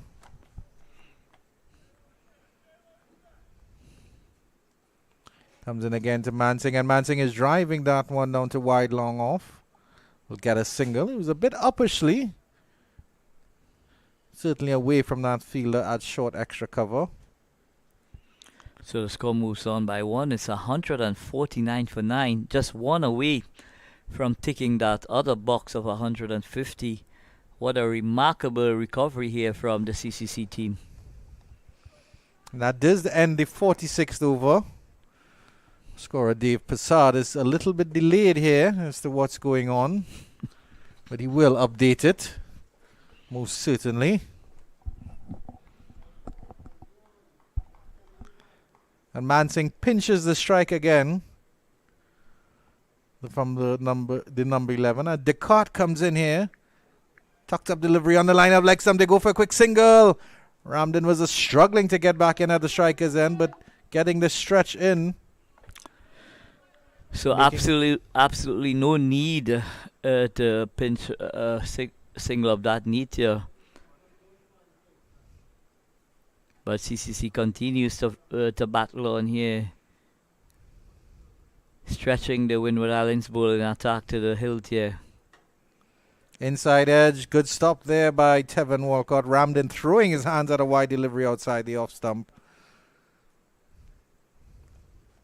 Bottom edge, I should say. Walcott doing a good job behind the stumps.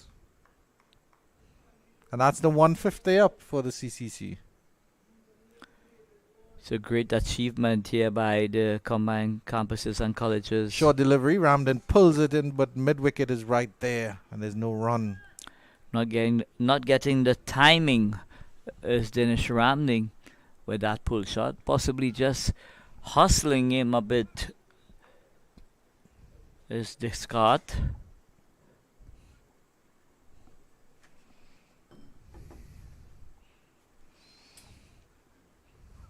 Wide delivery, and he's drilling that through the cover region. They'll come back for two as they hustle there. It's good running by this pair. This partnership is just lingering here. It moves on to 24, I make it, or 22. As Vinod Mamjan has to top up his large coffee cup there to the brim as the CCC continues to make him stay here at the Brian Lara Cricket Academy. Another wide delivery, and swinging at that one is Ramden. No foot movement at all, just throwing his hand on that one. So Dinesh Ramden just getting a bit bored here now. Probably telling himself that he's already done the job that's required. But just about 19 balls to go in this contest. I think it would be excellent for the likes of Dinesh Ramden to stay there till the end. And Descartes will make him stay a little bit longer as he sends down a wide delivery. That required run rate going up to 39.5 now. Mathematically all but impossible. 126 required of 19. So the CCC may have to bat another innings to get anywhere close to that 278 required.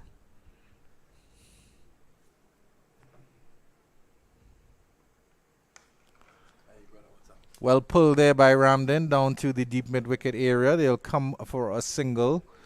But certainly it at the end of 47, I believe. Yes, that's 154 for 9, the CCC. But certainly it will be a morale booster for them to last out 50 overs for sure. Yeah, and I'm sure at this stage the Windward Island Volcanoes, they must be a very distressed team in that they have not been able to bowl out this CCC team. Having them a 67 for 7 and not being able to complete the job.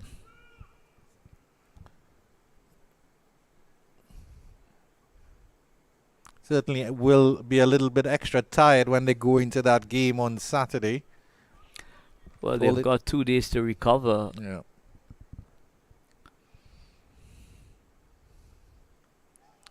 Big miss there by Ramden, going for that slog sweep again. Tevin Walcott not taking it cleanly behind the stumps. And Fletcher is very, very unhappy and disappointed with his keeper. So Andrew Fletcher, wicket keeper in his own right. It's quite true.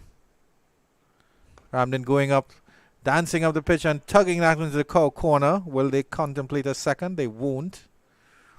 Excellent feeling from the fielder, moving smartly to his right there at the deep mid-wicket position.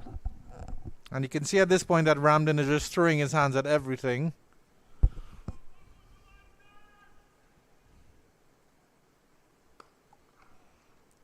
Nice drive into the cover there by Mansingh, but there is no run.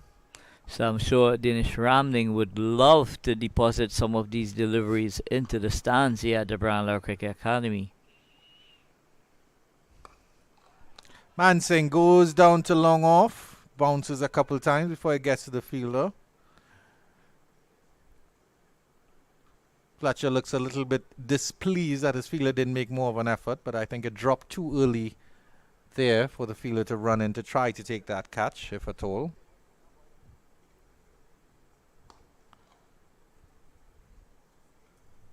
Again, Ramden does well to get that single down to the long on region.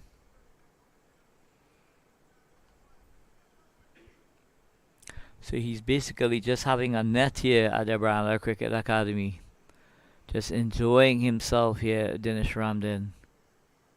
Short delivery by Fletcher. Turned down by Mansingh. Very, very fine. The fielder will come around from deep square leg to pick it up at fine leg. And they will run an easy 2. And at the end of 48 overs, would you believe it, the CCC are still there. And they're 159 for 9. Yeah, so excellent grit and determination from the CCC team. And it's something that we've grown to get accustomed to with the CCC team, showing a lot of fight, and sometimes having, the depth to create upsets as well. And they have been a Super 50 champion as well.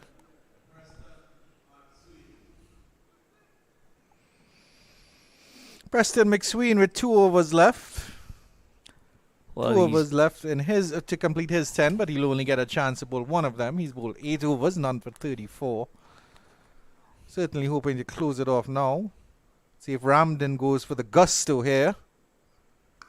Certainly doesn't, and he drives this one into cover for a single. McSween will get the chance to bowl at a number 11 in the form of Abhijay Mansingh, who has equipped himself quite well for a number 11. 16 off 16 for Mansingh, another 30-run partnership towards the tail end of the CCC innings. So Mansingh showing some good technique. Again, a pleasant drive to wide mid-off, and there's a single there on offer.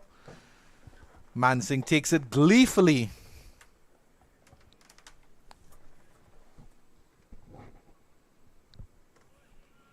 So Dinesh Ramden trying to be a bit aggressive here, showing a lot of intent.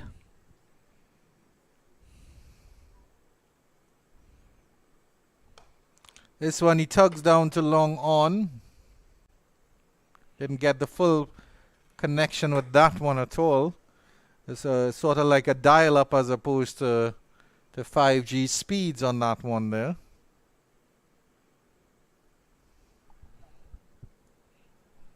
So McSween just taking the pace of that delivery, defeating Dinesh Ramden.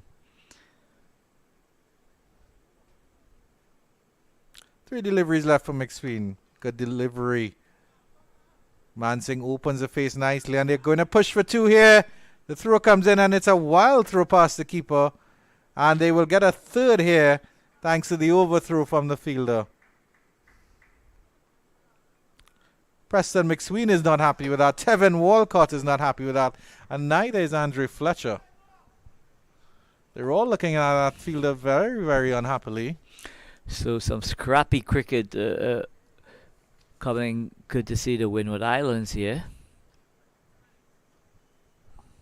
Just losing their way a bit here. I'm sure that there's a level of frustration not being able to really finish things off here. Full delivery, attempted Yorker. Nice drive by Ramden. They'll push for 2 here again. And the fielder gets a chance to get the throw in. The throw is a little bit better, but it's at the non-striker's end. The bowler doesn't take cleanly. And Ramden picks up an easy 2.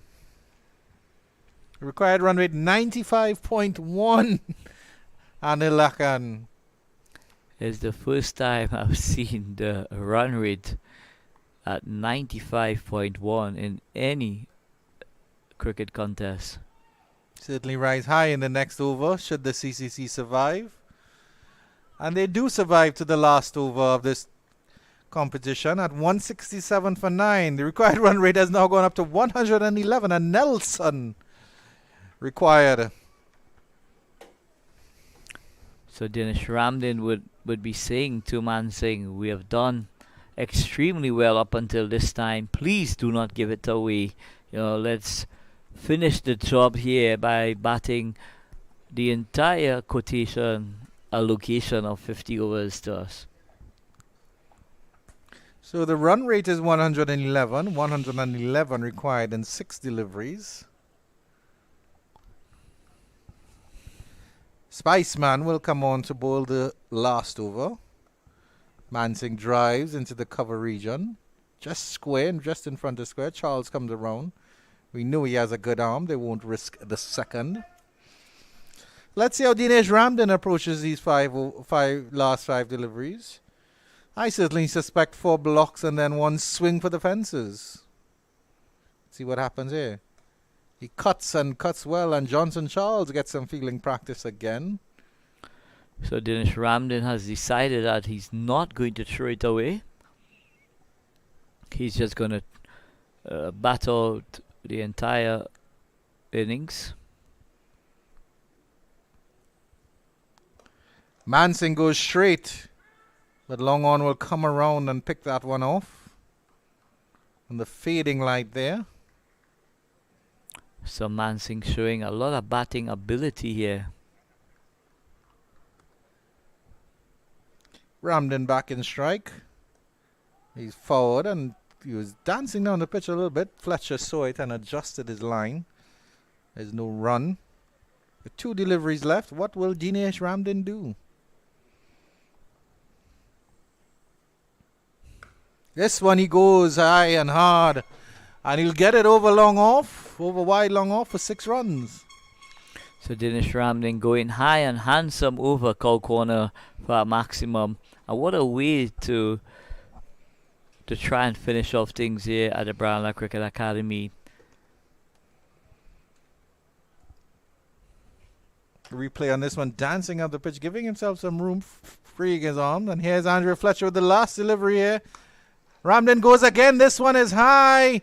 Long on settles. Long on takes the catch. No, he doesn't. It's dropped. And they come back for 2, Ramden, and he survives.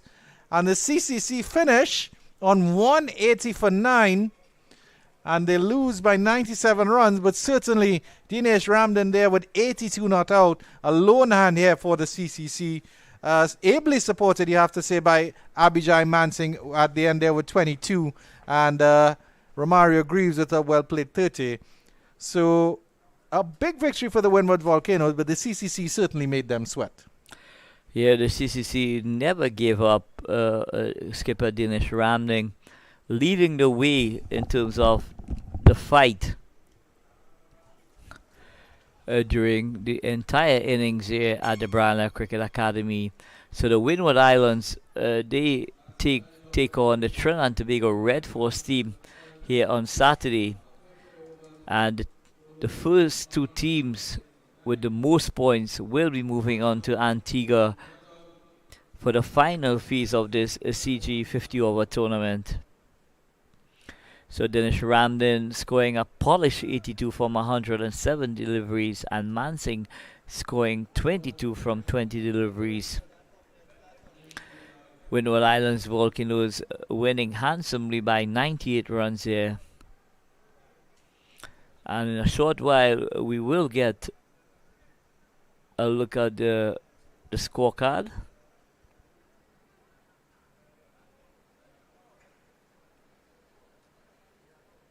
So the combined campuses and colleges scorecard: Kirsten Kalicharan caught Fletcher Bull Hodge for 16. Burton and Drakes didn't trouble the scores. Burton bowled by Hodge for naught, and Drakes going via the LBW route for naught. Navin Bideshi playing caught Fletcher Bull Edwards for 12 from 31 deliveries. Dinesh Ramden not out 82 from 107 deliveries. McCarthy did not last long as well. LBW to Hodge. Matthew Ford bowled Edwards for 1. Goodrich caught Hodge bowled Cyrus for 1. Edwards caught and bowled Cyrus for 4. Romario Greaves playing a lovely hand was caught Hodge bowled discard for 32, and Mansing coming not out 22 from 20 deliveries. So the final score, combined campuses and colleges, finish on 180 for 9. And with the Windward Islands taking on the Trinidad and Tobago Red Force on Saturday, the first 2 teams will go on to the final segment of this tournament, which concludes in Antigua. So the Windward Islands bowling: Preston Masween, 9 overs, 42 runs, no wicket. Calvin Hodge, 10 overs, 15 runs, 4 wickets.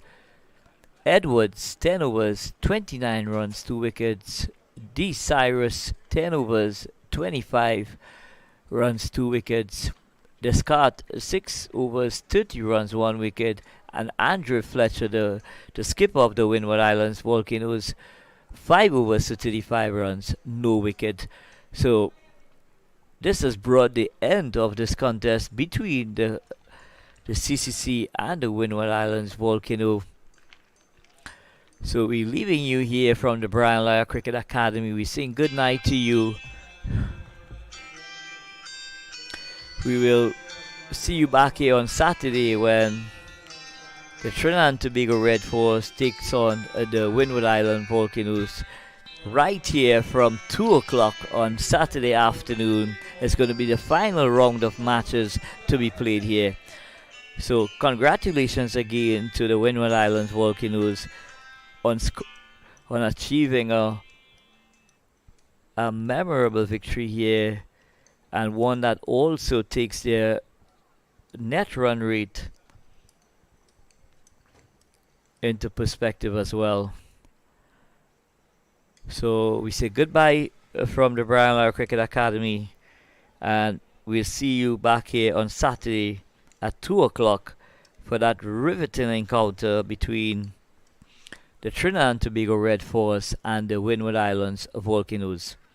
So from all of us here, the entire team here at the Brian Lara Cricket Academy, Ronnie Bikram Das, Mr. Andrew Chan, Mr. Vinod Mamchan, myself, Anil Lakan, and Dave Prasad, we sing good night and goodbye from the Brian Lara Cricket Academy.